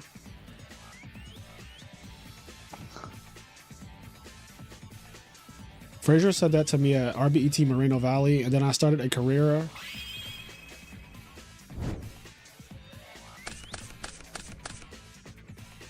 We used to have people duel for beds. Yo, dueling for beds was real. In your 20s? Dueling for beds! Yo, dueling for a bed was so real. Damn, not Anthony automatically getting bed. I mean, have you ever seen Anthony? Have you seen Anthony Alvarado? Anthony's getting a fucking bed. I have not seen Anthony. Have you seen Anthony Alvarado? I have not seen Anthony. Anthony Alvarado is getting a bed. Google Anthony Alvarado. There's a reason why he didn't need the duel. He was getting a bed. If I had the pleasure of meeting him, maybe. Also, I'm not gonna lie. Even when Jim would pay for a room for like me and Billy and Patrick Hoban and Joji Orlando, I never once slept on the floor. Not once. I'm like Anthony Alvarado. I'm not as big as Anthony Alvarado, But I was like, I'm not sleeping on the floor. I'm sleeping in a bed. Y'all can do what y'all want. Y'all can figure it out. Y'all can duel for it. Y'all can roll for it. Y'all can flip a coin. I'm getting a bed.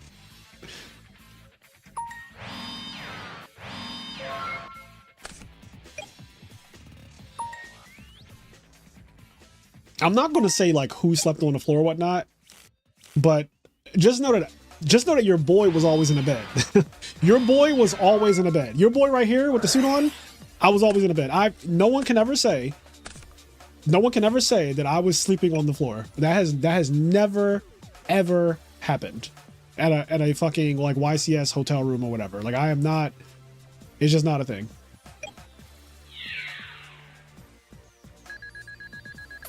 And honestly, there's nothing wrong with sleeping on the floor when you are younger and like you're just here to play Yu-Gi-Oh. I didn't have a bunch of money, so I could not afford to get my own hotel room or anything like that back then. And it is what it is. You know, we all come from somewhere, but like I still, even when I wasn't in my like deep in my career, I still was like, I'm not sleeping on the floor. Like I'm not sleeping on the floor. I don't sleep on the floor at home. I'm not sleeping on the floor here. Like I'm just not doing it. Did you spoon with another duelist? I did spoon with another duelist multiple, like throughout my time playing, not in a sexual way though. I feel like there's some pictures. There's definitely some pictures out there. Like some funny pictures.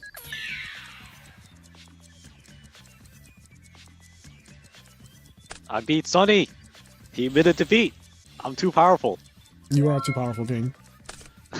I would have been bad. I have an entire decade on this man.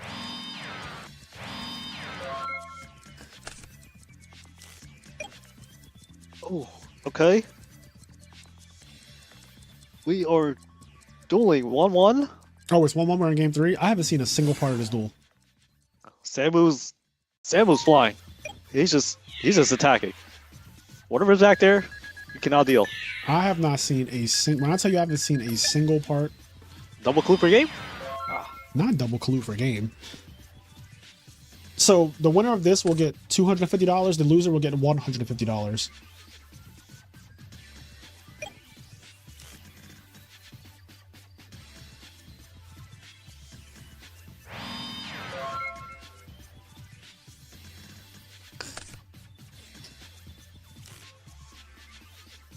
Not showering is unhinged, Griff. I feel like no matter how many people are in the room, you should still shower.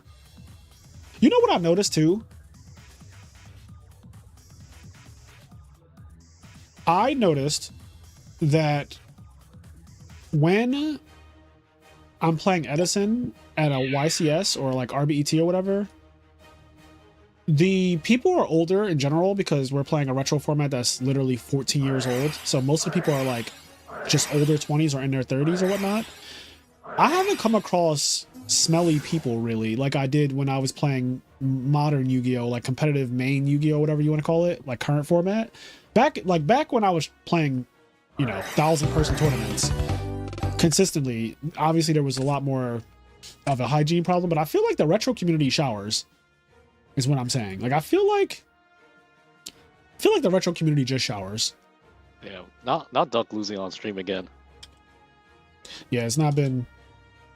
I mean, he still, he got 4th place, top 4. Congrats to Samuel getting 3rd. So Samuel has gotten 1st and 3rd.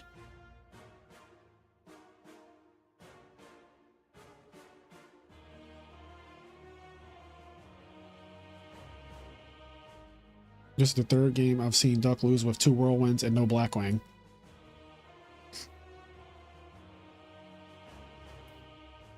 There are 5 main deck viruses in the finals. That's true. Scrub for Life is playing 3 viruses in his main deck, and Televisual is playing 2 viruses in his main deck. So there are indeed 5 main deck viruses in the finals. That's wild.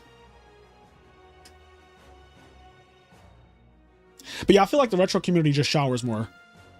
I don't think that's a hot take. I think that's just fact. I think people got older. They grew. Hopefully, they found a woman who cleaned them up and made them feel the need to actually shower frequently. But the retro community definitely showers. All right, it's Televisual versus Scrub for Life. Let me know when.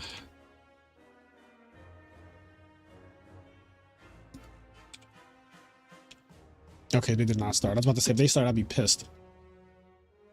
Like, how y'all gonna do me like that?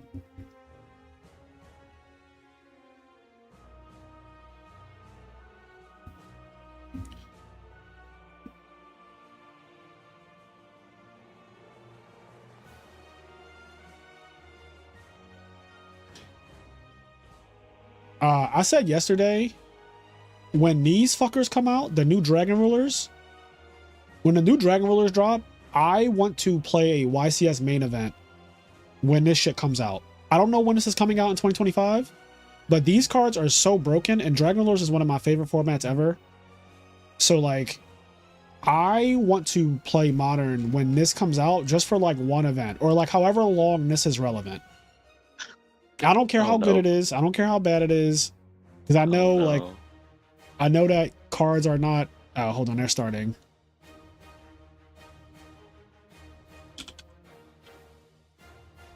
Here we go. Perfect timing. Perfect timing. Here we go. Who won a die roll? Oh, Televisual. Televisual won a die roll. Okay. All right, that's huge. For all the marbles. This is for everything. Yo, if Televisual wins a tournament too this year, oof. Let me just shut up. Yeah. Well, let's see how the match goes. Well, you know what I was gonna say, Gary. Yep, I was already thinking it. Oh, you were thinking it too? Long before today started. Yep. If Sushant also wins a tournament, it's gonna be like, damn.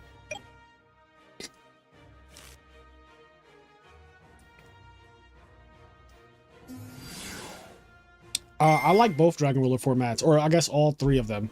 Like, I like Baby Rulers. I like the formats that followed. I did well in all Dragon Ruler formats, so I have fond memories of Dragon Rulers because I pretty much topped every event I played in during that time.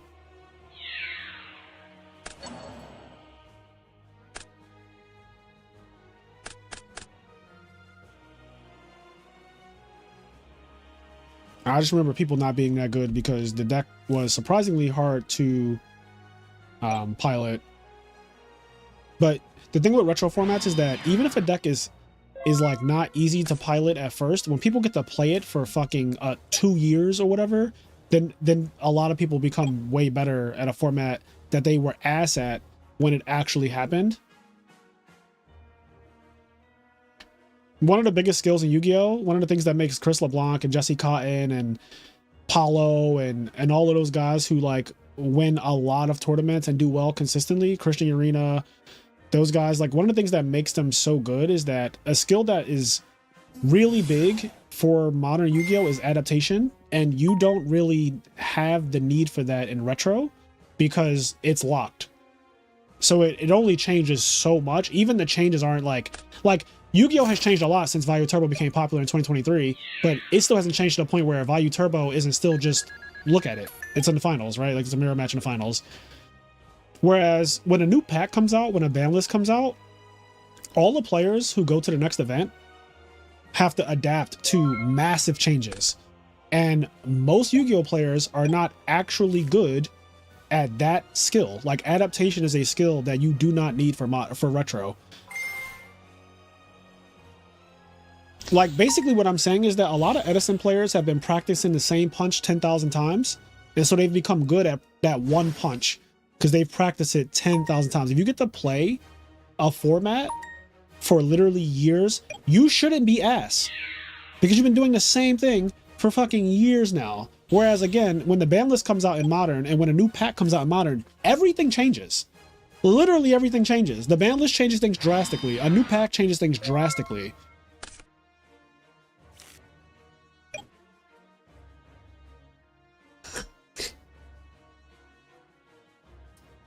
Bontoon, you sound salty.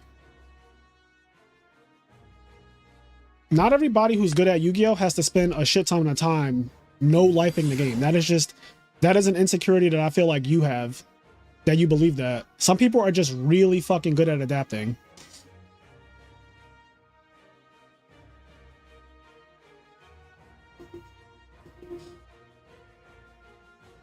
Like a lot of people are insecure about this topic, but it's the reality of it. a lot of pros, a lot of like the people who are the best of the best, they're just really good at the game, and their adaptability is better than the most people. Like they just adapt very fast.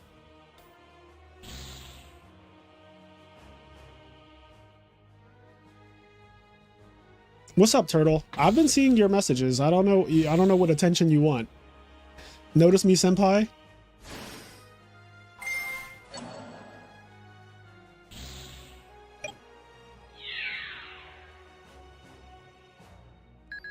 Shushan is a very strong position. Oh my god. Yeah.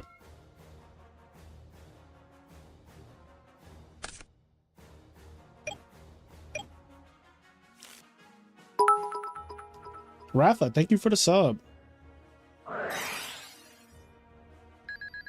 Oh no. What did I Not a brain tell you? control. What did I fucking... Bro, this card is nuts.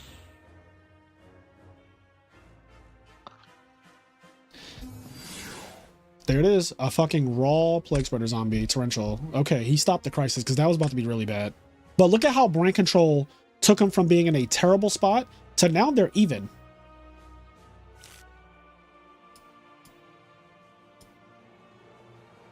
Off of brain control.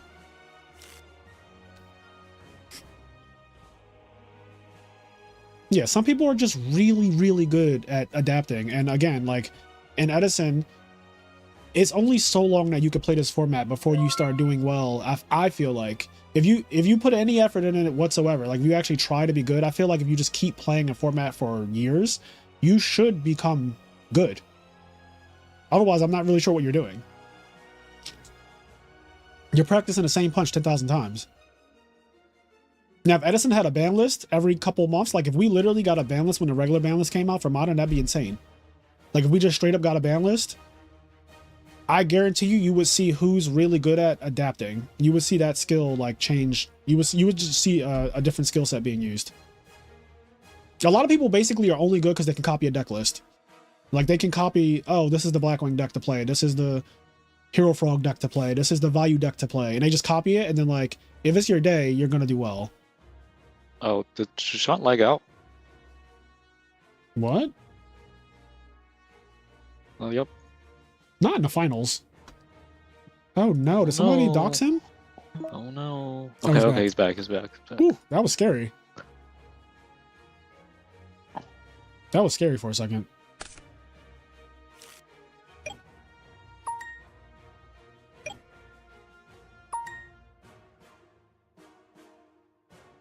Adam says, surely you normal plague before brain control. Yeah, he went for brain control first.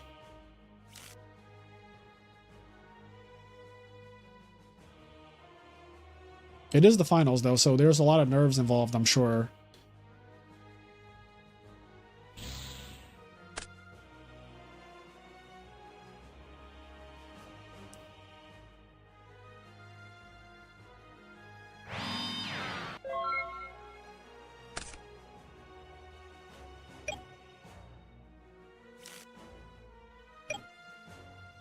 Ludo, shut the fuck up. Like, actually shut up, bro. Shut your fucking mouth.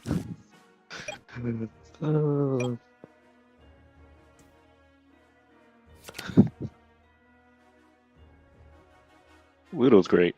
If Master Duel had Edison format, that shit would be so fire.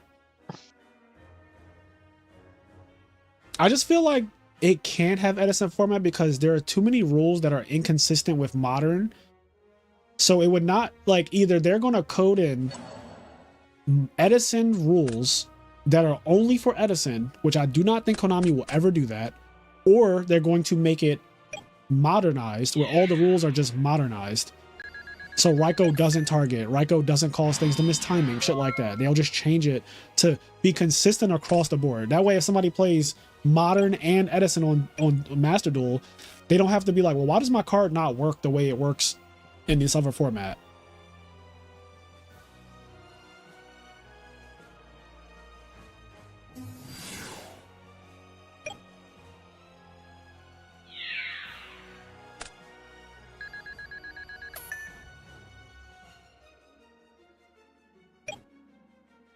Yeah, Master Duel is its own thing. It's like Konami's own creative format thing. 421 people watching the stream. Thank you guys for being here. Please leave a like. This is the finals of Edison Worlds. Virus value versus regular value. Honestly, they're kind of both virus value because Sushan's playing 2 deck devies in his main deck, and Scrub for Life is playing 2 deck devies and 1 Eradicator.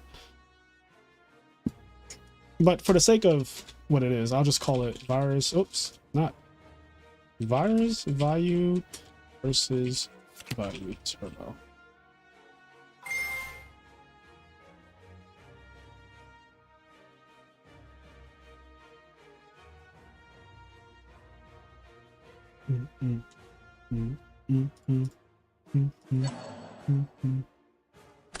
Ooh, 1 Caius. 1. Oh. Summon Gruffer. Oh, I mean, this is probably just game right here, right? Yeah. He's at Should be 32. game. How many warriors are in the graveyard? Oh, it's actually just 100% game. I'm not going to say it, but it's very obvious if you know, you know. Yeah, like this is game through Gores. Yep. Okay, he sees it. He sees it.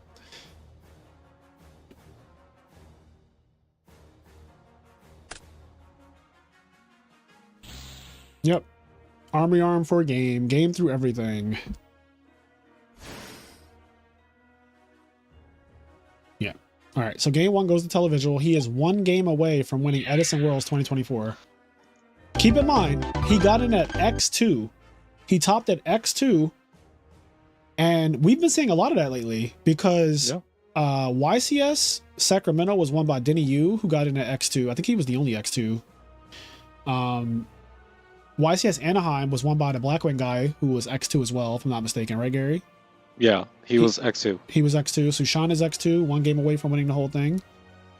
And I feel like I'm missing another one. Somebody else was X2, I feel like, and won something recently, but yeah, X2s are doing it for themselves.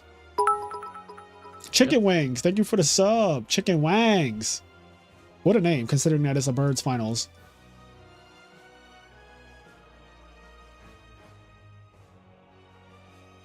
X2 just means your luck did not catch up. I honestly agree with that. I feel like you were like playing well, but your luck might have been a little shit. But then you get into top cut, and it's like, well, now I'm the lucky one because my luck has finally caught up. You know, I like that.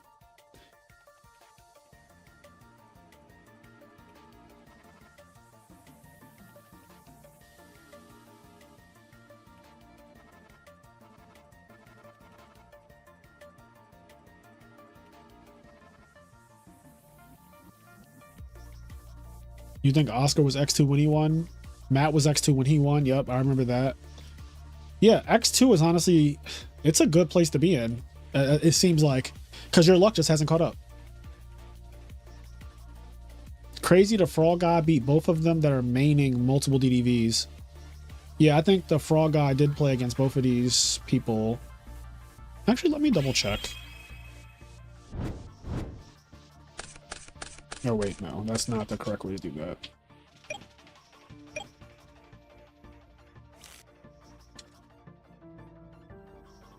All right, game 2.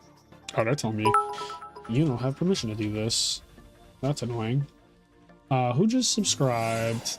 Thank you, Nicholas K, for the sub. Oh, who are you trying to film? I got you.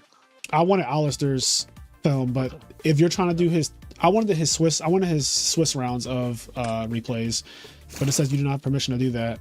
I got it. Oh, how come I couldn't do it? You're not a tournament participant. Oh, it doesn't let people outside the tournament do it. Okay, that's interesting. Correct. Thank you. Yep. So he played against, Alistair, the guy who was undefeated in Swiss, he played against Scrub for Life in round 3 and Televisual round 5. So Frogs, that Frog deck beat both of them. And all he had to do was just not beat Silchus in round 7. That's it. And because he beat Silchus got knife.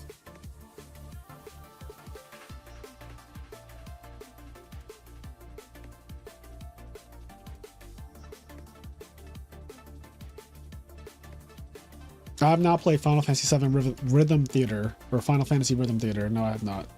I'm not really a rhythm game kind of guy. That's not my thing.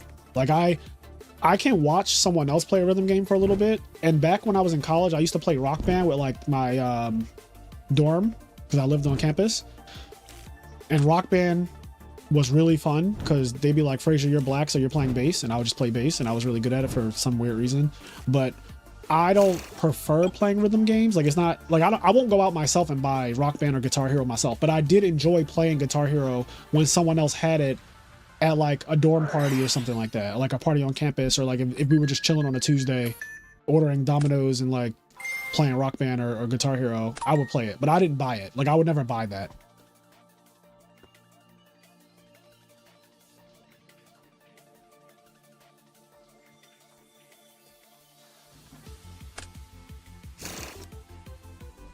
Thank you, Rich. One device.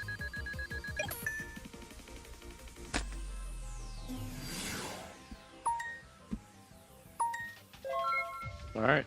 Simplified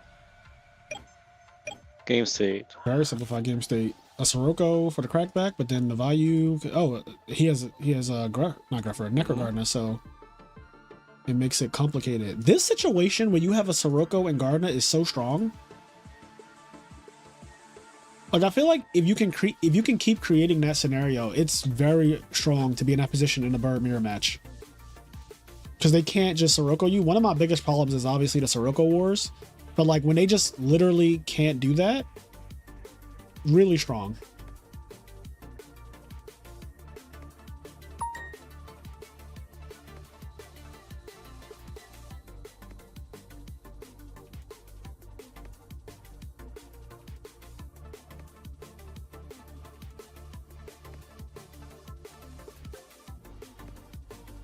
Yeah, in college, they were just like, Fraser, you're playing bass.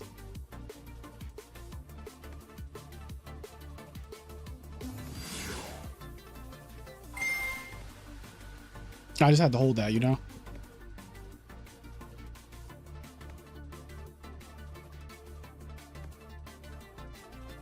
Sushant, did he 2-0? He 2-0 top 4, right, Gary? No, he went.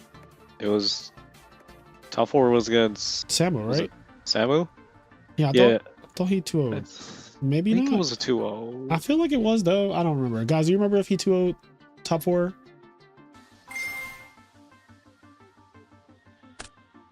Whoa. Oh, no. He discarded that by accident? Oh no.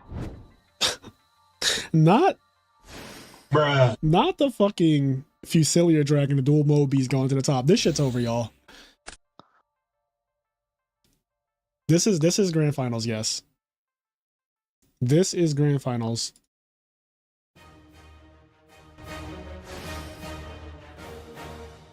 Alright. This Sirocco about to get beat down.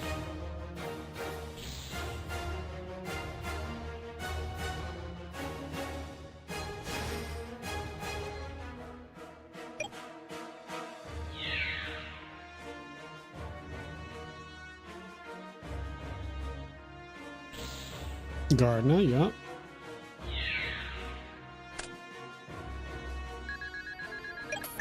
All right. Rhoda. Oh, okay. He shuffled that shit away, so it didn't matter. Thank God, because I hate when misclicks happen, because misclicks can't really happen in real life. So him accidentally discarding the Fusilia instead of putting on top of his deck, it just felt kind of sad, because like, damn, that's something that literally does not happen outside of Dueling Book. Dun, dun, dun. This is my favorite song. Like, this is my favorite video game song for this year. You know what this is, right, Gary? Honestly, I have it muted, so I have to then. Yeah. Not Gary saying I got you muted. That's crazy. Gary just said I got you muted. Bruh. That's insane. Gary, you got me muted? I do have you muted. Gary's like, I can't even hear the music. I can only hear you. Gary's like, I don't want to hear it. If it's not anime music, I don't want to hear it. This is from a game called Slay the Spire, and this is the final boss in Slay the Spire. The game is amazing, but this music is very epic, and I did plan to use this for the final, so we're here now. Might as well. In fact, why don't I make it where it only plays this one song? That way, yeah, I wanted to play this one song.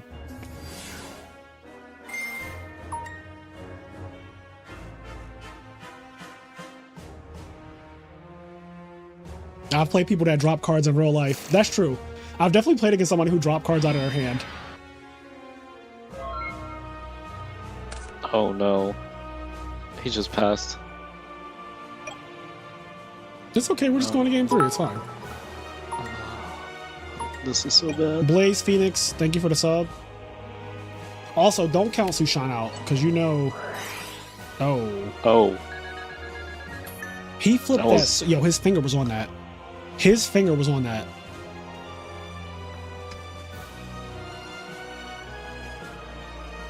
His finger was literally on activate. Like, you know how you scroll over the card and you have your finger like right on it?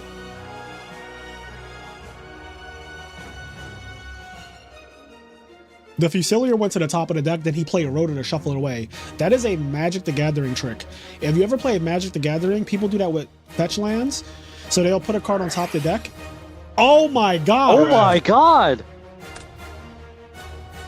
Oh my god. Oh my god! Oh my god. Yo, this is crazy.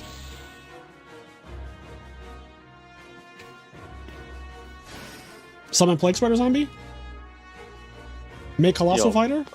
Plague is... I mean, it would be insane, right? The last card is Sirocco. Oh, we know it? From Dust Shoot. Oh, okay. So his hand is just Sirocco right now? It should be.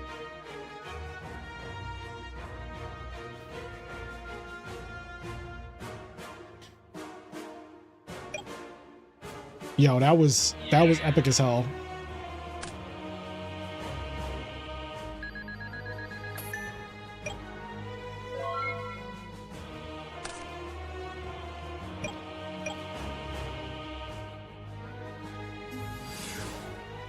Oh, not the top deck Elfin. The fact that he could normal summon that shit.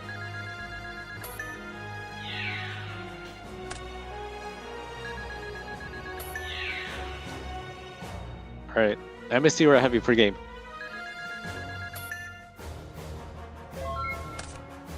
MST or heavy for game? Yep. Oh, because he has Sirocco. Oh, that would be game. Oh. So set Sirocco, set a back row. Alright, so the question is like, how much do you believe this back row or whatnot, I guess? Yeah. Because he does have a value engrave. Mm-hmm. Oh, no fucks given? Oh, bruh. Oh?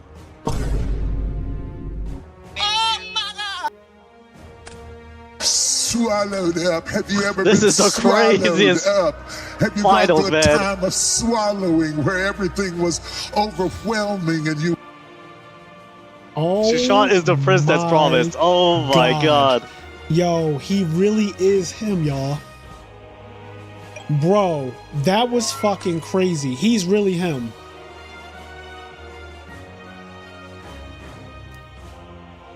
That was insane. That was insane.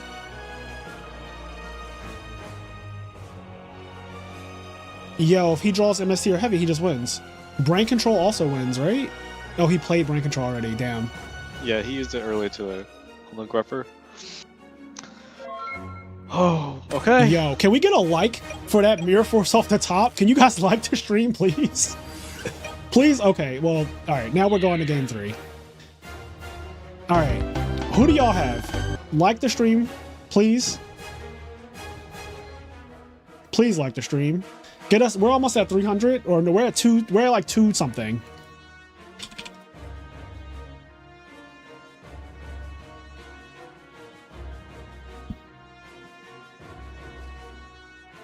Oh my god, this is so ass. That was actually insane. That was actually insane. Mirror Force off the top. It didn't end up mattering, but that just shows you how Televisual is drawing today. He's not taking no for an answer. Mirror Force and Lightning Vortex. So his deck is really good at punishing overextensions. Like, it is a really good crackback deck. Oh.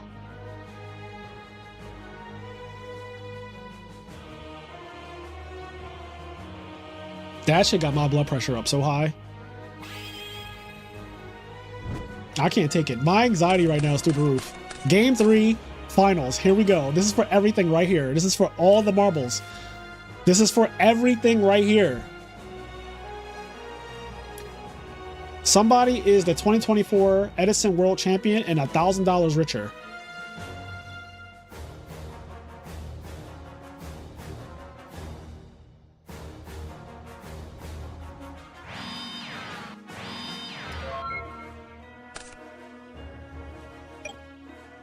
Just a simple T set. I mean, that's how value starts. Value is very deceptive. It can start off with a simple T set and then you literally get killed on turn 2. That is how value functions. Oh, this is okay. This is risky. Hamster? Ooh, okay.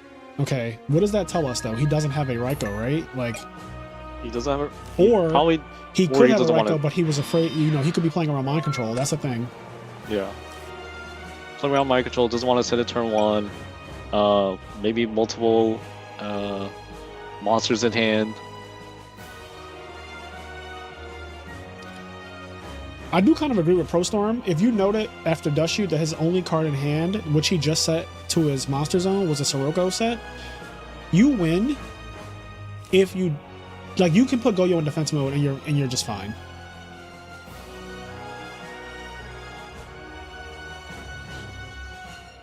Oh, man. Oh. Jeez. How long have we been streaming, y'all? How long has it been? We've been streaming for 3 hours and 42 minutes. So this actually went really fast. Like, all things considered.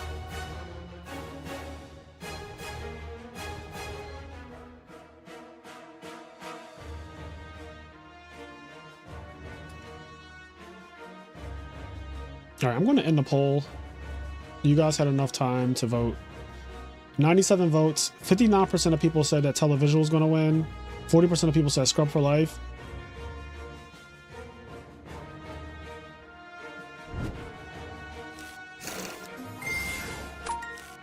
Ooh.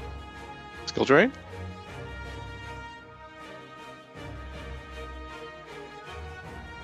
Phoenix Chain. Stop.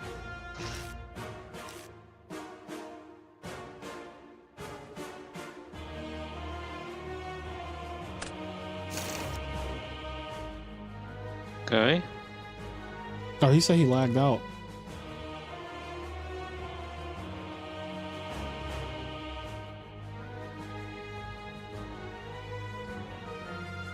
At what point? Dually Book is so ass.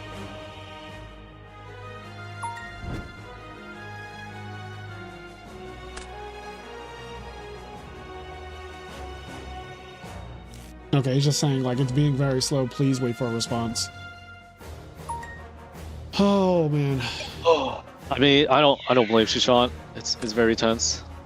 Yeah. Final game and whatnot.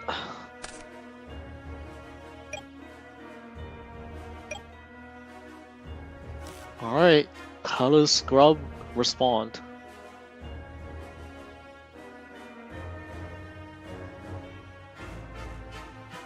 This is intense. I can barely even speak. Oh, he said heavy turn 1.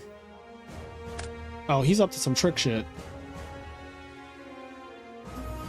Kaiku? Oh. Okay. This seems horrible. Was sense of skill drain? What? So he heavy storm to summon Fusilier. I don't know about this one, Chief. Okay, I was about to say, if Sushan has his own heavy storm. Oh, there it is. MST?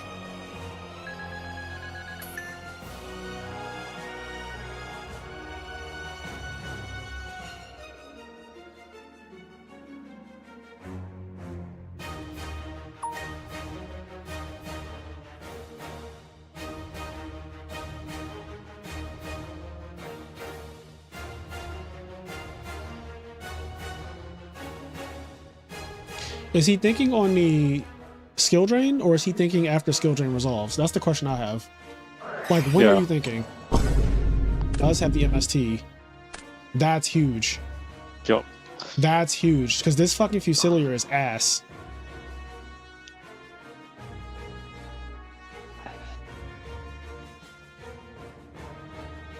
Yeah, it's definitely 1400 if the card didn't resolve.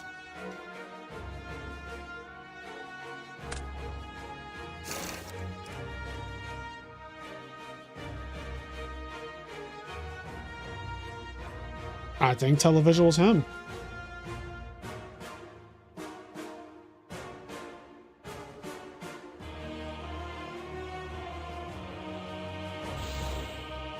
Oh, televisual. Oh. He said, I don't believe you. He said, I do not believe you. I think this is a virus. I think this is a virus. I think this is a virus. I do not believe you. You need more people. He's telling him, I do not believe you. Oh my god. Oh my god. All right, this game, we can wrap this up, right? We can wrap this up. Well, congratulations to Televisual, your 2024 Edison World Champion. It's been a hell of a week. 7 days ago, he got second place at the side event, winning the Cyberstein, winning an oversized Cyberstein. Today, he is a world champion. Damn. Philly just winning everything. first tournament of the year, last tournament of the year.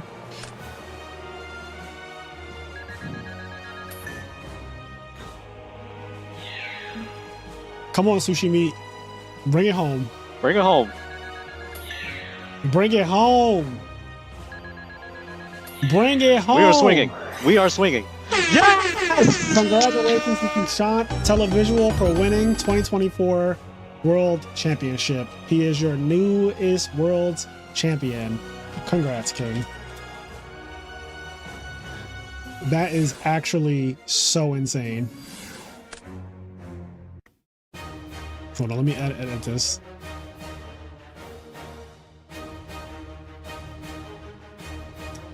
That was actually insane. Oh, what the hell? I hate when it does this. I hate...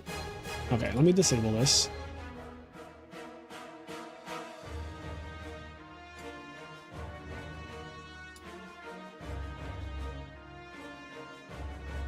Let me just do this real quick.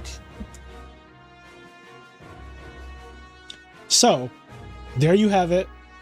I'm going to watch the replay real quick, and then we're going to look at the top 8 deck list. I just want to see the replay from both sides so that we can all, like, see what actually happened here. Oh, now we can say no, because I'm not Jinxie anymore. he got it before Cairo. He did get it before Cairo. He got it before Cairo. So, a true hero is the only person who still needs to win a tournament in our group. Wait. So wait, can we bring in Shushan and take out Cairo? No, we're not.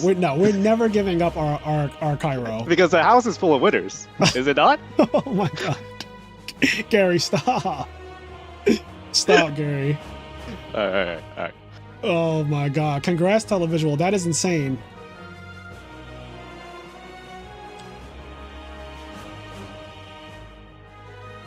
That is actually insane.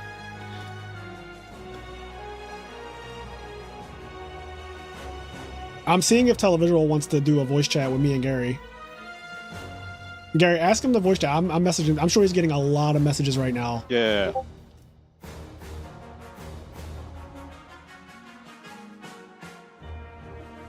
Oh, he joined though. He's in the house. Okay, okay.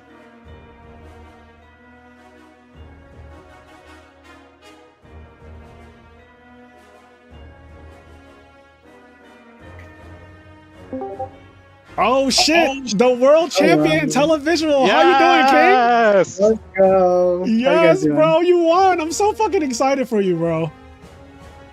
Thank you, thank you. How do you feel, Okay. King? How do you feel?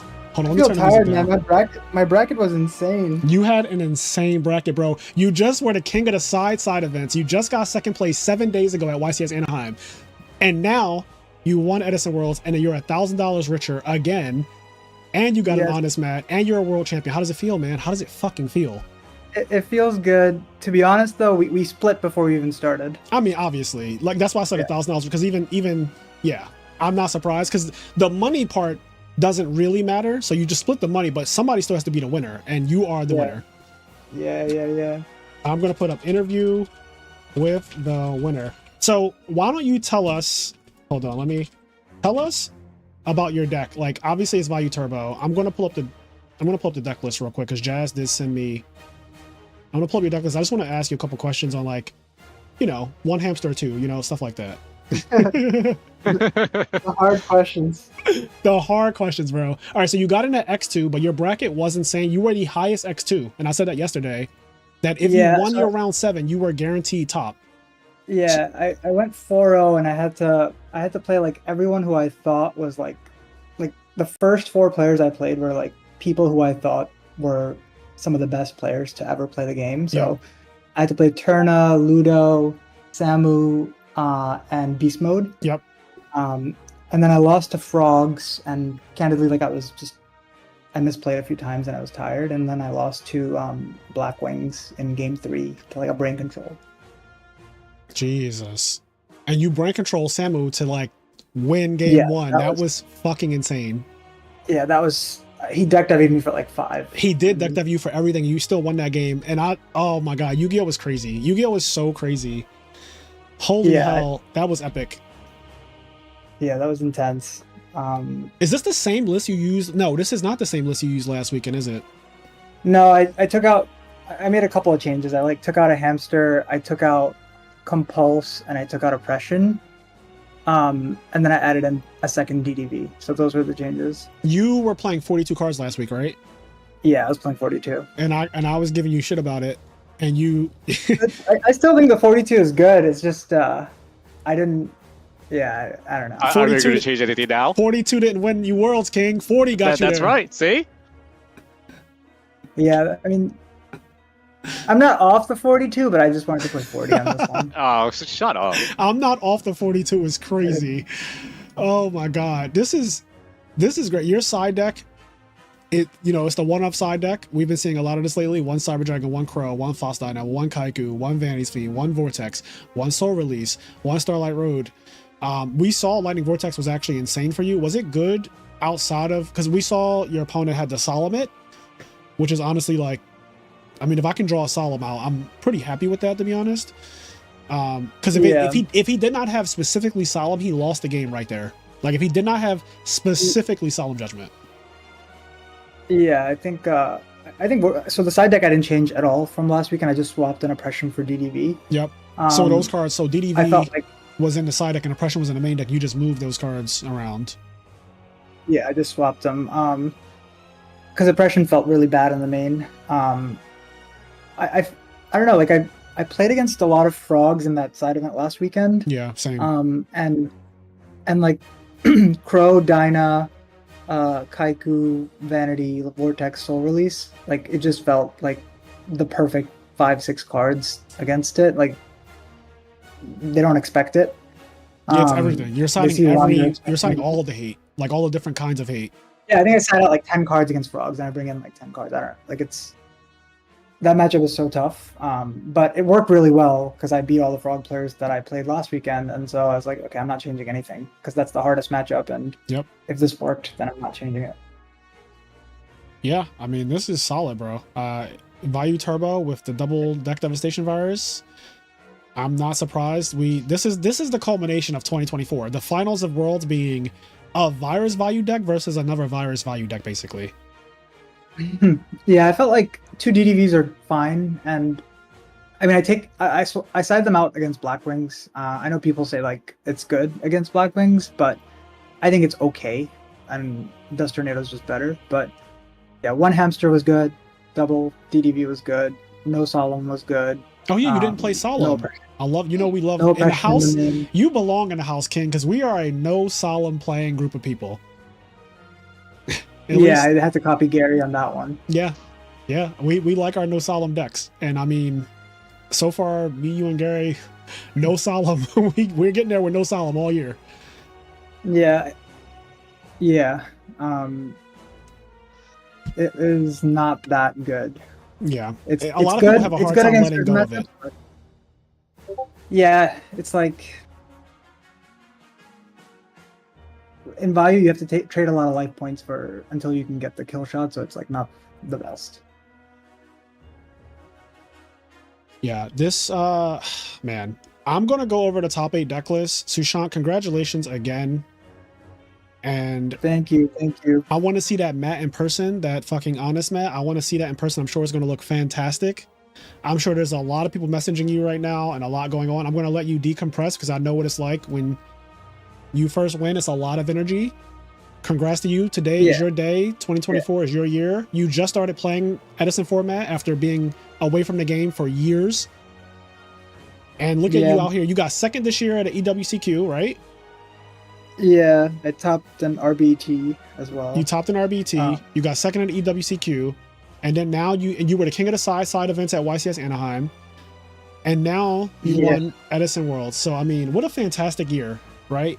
Yeah, and Gary, big thank you to Gary, man. He like before we started each day, like today and yesterday, he just helped me like warm up and practice. Yep. And so that goes a long way.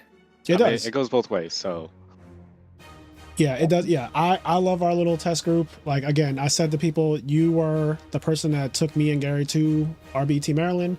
Gary won that tournament. Is the biggest RBT ever. I feel like our little group has just been growing, and a lot of tournaments have been won by this particular group. It's really it's a great year. So I'm not doing a humble brag right now. I'm just straight up bragging on my team, my group, because I really love the people that are in our group. We are exemplary group of players, and seeing you guys perform well is just, I love it. Like, I love seeing my friends win. There's nothing quite like seeing your friends win. Yeah, it's the best. And we're gonna win even more in 2025, right? Oh shit. oh yes. Well, Cairo, easily. we're putting all our energy, we're spirit bombing a true hero to a win. That's what we're doing. Yeah. He needs it. He does need it. So we're just going to spirit bomb a true hero to a win. Sushant, I'm gonna let you go. Have a good day. Have a good night. We'll talk later. I'm going to do the top 8 deck list on stream, just so that everyone is like clear on what happened, what topped, and all that stuff. And we'll go from there. So if you want to drop off, by all means. All right, thank you guys. Yep. Thank you for Peace. stopping by. All right, guys. So we are now going to do the top 8 deck lists from 2024 Edison Worlds. So obviously here's first place is Televisual with his Value Turbo deck, and it is maining 2 deck devies. This is very similar to like Eric Shen's deck from YCS Niagara, where he main deck 2 deck devies. I think that was the first time I saw regular Value playing double deck devi in the main deck was Eric at Niagara, and so that has kind of caught on, and now it's won an event. This side deck though, the one-ofs are great in the side deck, I feel like, in Edison format, because there's so many different decks to play against. Second place is Scrub for Life. This is a true virus value deck because he is playing a total of 4 viruses between the main deck and the side deck. So 2 deck devies main, 1 Eradicator, and then he's siding another Eradicator. I feel like this deck being in the format at all makes it really hard for decks like Dragon Turbo and Amaryllis to do well, because Eradicator calling spells against Amaryllis and against Dragon Turbo just destroys them. Like, it actually fucking destroys them. So yeah, this like really, really, really strong card against some of the other best decks. Like Dragon Turbo is one of the best decks, and Amaryllis is one of the best decks as well, but this card hurts them really, really bad. Also, Deck Devi randomly hurts Dragon Turbo as well. So this deck, I think it does have a place in the format. It's really annoying to play against. Yeah, try it out. If you haven't tried out Virus Value, try it out. Moving on to third place, Duck Tracy. This is true hybrid Blackwing. This is not like Blackwings with 2 Greffers. This is actually a combination of Vayu and Blackwing. Like, it's both decks actually combined. If you look at all the cards it's playing, it plays Return and Burial and Whirlwind and Dark Arm and Deck Devi. It's playing like all of the best cards. It's playing Shura and Gale and Blizzard and Bora and Kalut. It has all the best cards from basically both decks in one deck. So this is the real hybrid Blackwing deck. And from what I understand, this deck was made by Marcus Carisse, Marcus LOL, who we did record an episode of Teach Me How to Cook that should be coming out this coming week with this deck. So you'll get to see him on Teach Me How to Cook with his creation. And this deck, Duck Tracy has been doing really, really good with this deck for the second half of 2024. Like, we've seen it top multiple times now. So shout out to Duck Tracy for getting second. Third. Oh, I'm sorry, for third. Yep. Well, actually fourth, because Samuel won the right. Oh, this the is third out of, place. This is out of order. I guess they gave them both third, but this should say Right. This should say fourth and third, because we know like they actually played off for third and fourth. Yeah, quickly, shout outs to Michael. He's in the chat. He's Scrub for life. Sorry you couldn't be the champ for life. Oh wait, Michael today Gray is Scrub for life. Congrats. Yes, King. the way he's talking is definitely Scrub for life. I had no idea. I had no idea that Michael Gray was Scrub for life. So, okay, Samu, Blackwings, solid Blackwing list, 2 draw traps, not too much, 1 deck devastation virus, double value, triple Icarus. It's a standard Blackwing list. What really matters is how well you play. Samuel's obviously one of the best players in the format. So I'm not surprised that he did well, getting third and first, back to back basically is really good. I'm checking the announcements. Okay, so next up, also thank you for the sub, Christopher Moy. All right, so next up we have Alistair, with his frog deck, which they call it Forgs, like Fishborg frogs. But this deck is really powerful. He was undefeated in Swiss. He was 7-0. And I think, honestly, the only mistake that he made was going undefeated in Swiss, because you know the undefeated curse is real. He lost immediately in top 8 to Samu, last year's champion, and this deck, we got to see a lot of it on stream. So if you haven't seen the matches, you could check them out on the VOD from yesterday. But he did do really, really well, and every single time we featured him, honestly. Like, it looked scary. This deck looked like the best deck in the format, honestly. I don't know why it says Diva Frog up here, but whatever. But this looked like the best deck in the format when we were watching it on stream. So this deck is really broken, but it's hard to play. The side deck, as you can see, it transforms it into like a more of a standard frog deck. But yeah, shout out to Alistair for getting 5th place. Next up, we have Sham Wow, who, if you don't know the ongoing meme, in the Vayu Turbo channel, he talks about the Sham Wow 40 or the Sham 40 or whatever it's called. But it's basically the standard Vayu Turbo list. He takes credit for the standard Vayu Turbo list that most people play or start with anyway. But he decided to play Diva Hero in this tournament. I'm not really sure like why he played Diva Hero, but it worked out for him. He ended up getting top 8 at probably the most stacked tournament of the entire year.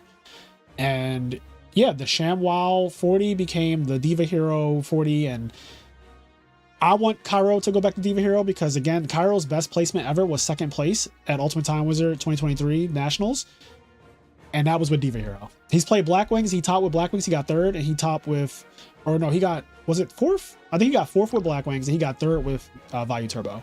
He got, 4th with Blackwings, 3rd with Vayu, 2nd with Diva Hero. Yep. So he's missing a 1st place, and I genuinely think that if anyone's going to get a 1st place with fucking Diva Hero, it's going to be a true hero, right? Like, so this deck keeps topping. It topped Anaheim last week. It topped today, which I'm surprised about, but this is also weirdly, Televisual was the first person I saw so far. Televisual's first top this year was with this deck. He topped with the Gravekeeper Spy version of Diva Hero. This was his first top. And now we're seeing it top at the last tournament of the year, which I think is really interesting. I think people sleep on his deck. I don't think it's as bad as everyone thinks, whatever. Like, I genuinely think that Diva Hero is actually just still one of the best decks in the format. Yeah, it's just not represented. The same deck also got 4th at RBT Maryland. Right. It also got 4th at the Spy version, right? And that guy said the Spy version. He basically copies Sushant's deck, right? Yeah, basically. Also, quickly, Anthony, yes. The Alistair deck, they got 1st and 2nd at the LCQ, running probably the exact same deck list from that LCQ. So Yeah, this and deck got also- first and second at the LCQ. That's correct. All right, moving on to Marcello Barbary, aka Il Bestio. He's playing Black Wings with main deck Dark Illusion, side deck Dark Illusion, double Oppression in the main deck. So he was expecting maybe more like Frogs and decks like that, because he decided to main deck these, and he still made top 8. He actually finished X1, so the Oppressions didn't hold him back at all, like literally at all. But he did side deck double DDV like everybody else playing Birds this weekend. And yeah, this is a solid list. Like, nothing really bad to say about it. He's also, actually, I'm just noticing this, he's maining Starlight Road with the double Oppression. So you don't really see that often anymore. Back in the day, this was like really common to see double Oppression with Road. But these days it's kind of like, you know, people are doing other shit. I do think it's interesting. He's side decking one mind control with no, I guess, conversion for the hamster. Yep, and I did speak about that on the stream yesterday. I would like one Raikou to go with the mind control. And also I just think Raikou was kind of good in the Blackwing side deck because it outs Consecrated Light and stuff like that. It's also unexpected. When you set a monster with Blackwings, people think it's value every single time. Like, I'll never not think it's value. So Raikou can actually punish the common, you know, conception that it's always a value set and it's just a fucking Raikou instead. But yeah, and then we have TGU96, who topped with a draw trap version of Value Turbo. So I think he's the only one playing like double draw trap or whatever in Value that made top cut this weekend. I think at YCS Raleigh, Steven from Florida got top 8 at Ultimate Time Wizard Raleigh. He was playing triple Yatagarasu in his Value Turbo deck. That was the first time I ever saw Value playing a bunch of draw traps. But he's playing 41 cards as well. I know that some people are like, why would you play draw traps if you're playing over 40 cards? But these are not quite like Upstart. These can literally bait your opponent into using MST or Heavy Storm. So I think that they do function. Like, I think comparing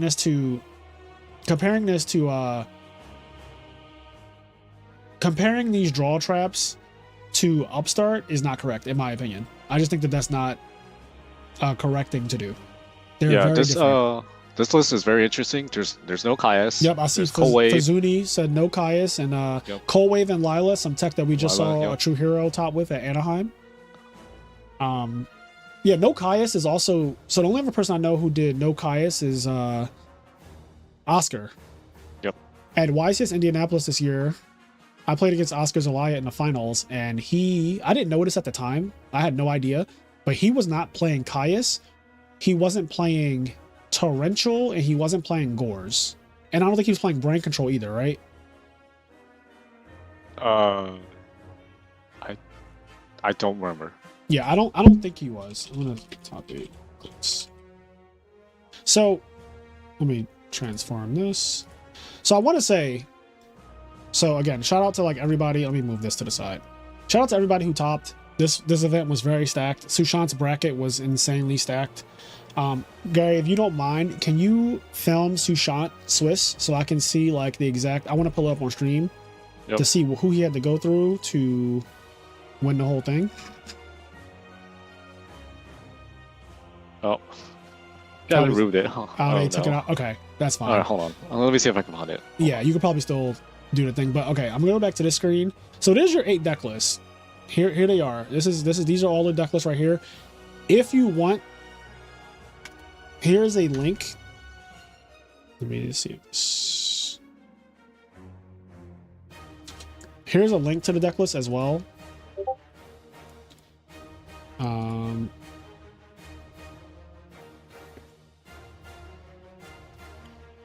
Okay, so Gary has given me, let me copy text. I'm gonna put this in an I Am Nerd server. Put this in the Yu-Gi-Oh channel. Okay, so this is, so Televisual played Turna, who's won, I think, multiple Edison tournaments now. He played Turna round 1. Ludo, who's won at least 3 Edison tournaments with Black Wings and Hero Frogs. Then he played Samu, last year's world champion. Samu's also, I feel like, won more than 1 tournament.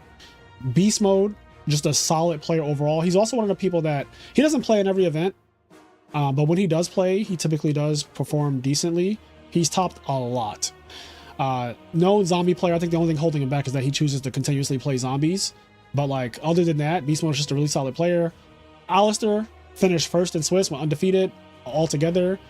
Lost to Alistair, lost to Marcello Barbary. Marcello Barbary has won 2 YCSs in real life, like outside of retro. And then he played against GYBU in the final round, get your bag up.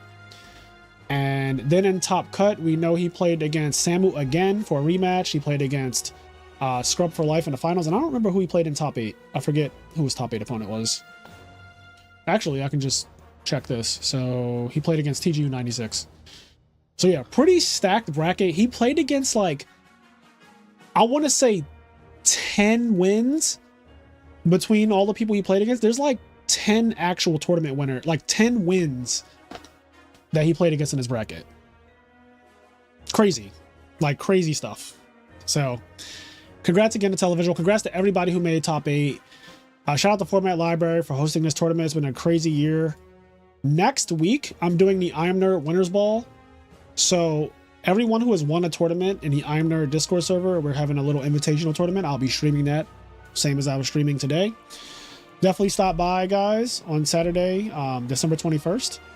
We'll have us a nice little, it's going to be regular Edison, no special rules, but it's going to be the I Am Nerd Winners Ball. Televisual actually qualified for that since he won one of the I Am Nerd tournaments. A True Hero qualified, James Arcus qualified, Ronak is qualified, Hydro Pump. There's a lot of players who are qualified that are really fucking good.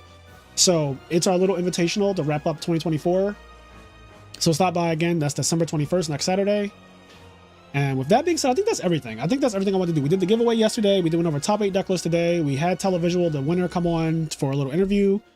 I think everything is done. I'm going to get some food. I have not eaten since before 12 o'clock. I'm very hungry, but thank you all for everything. Good night, guys.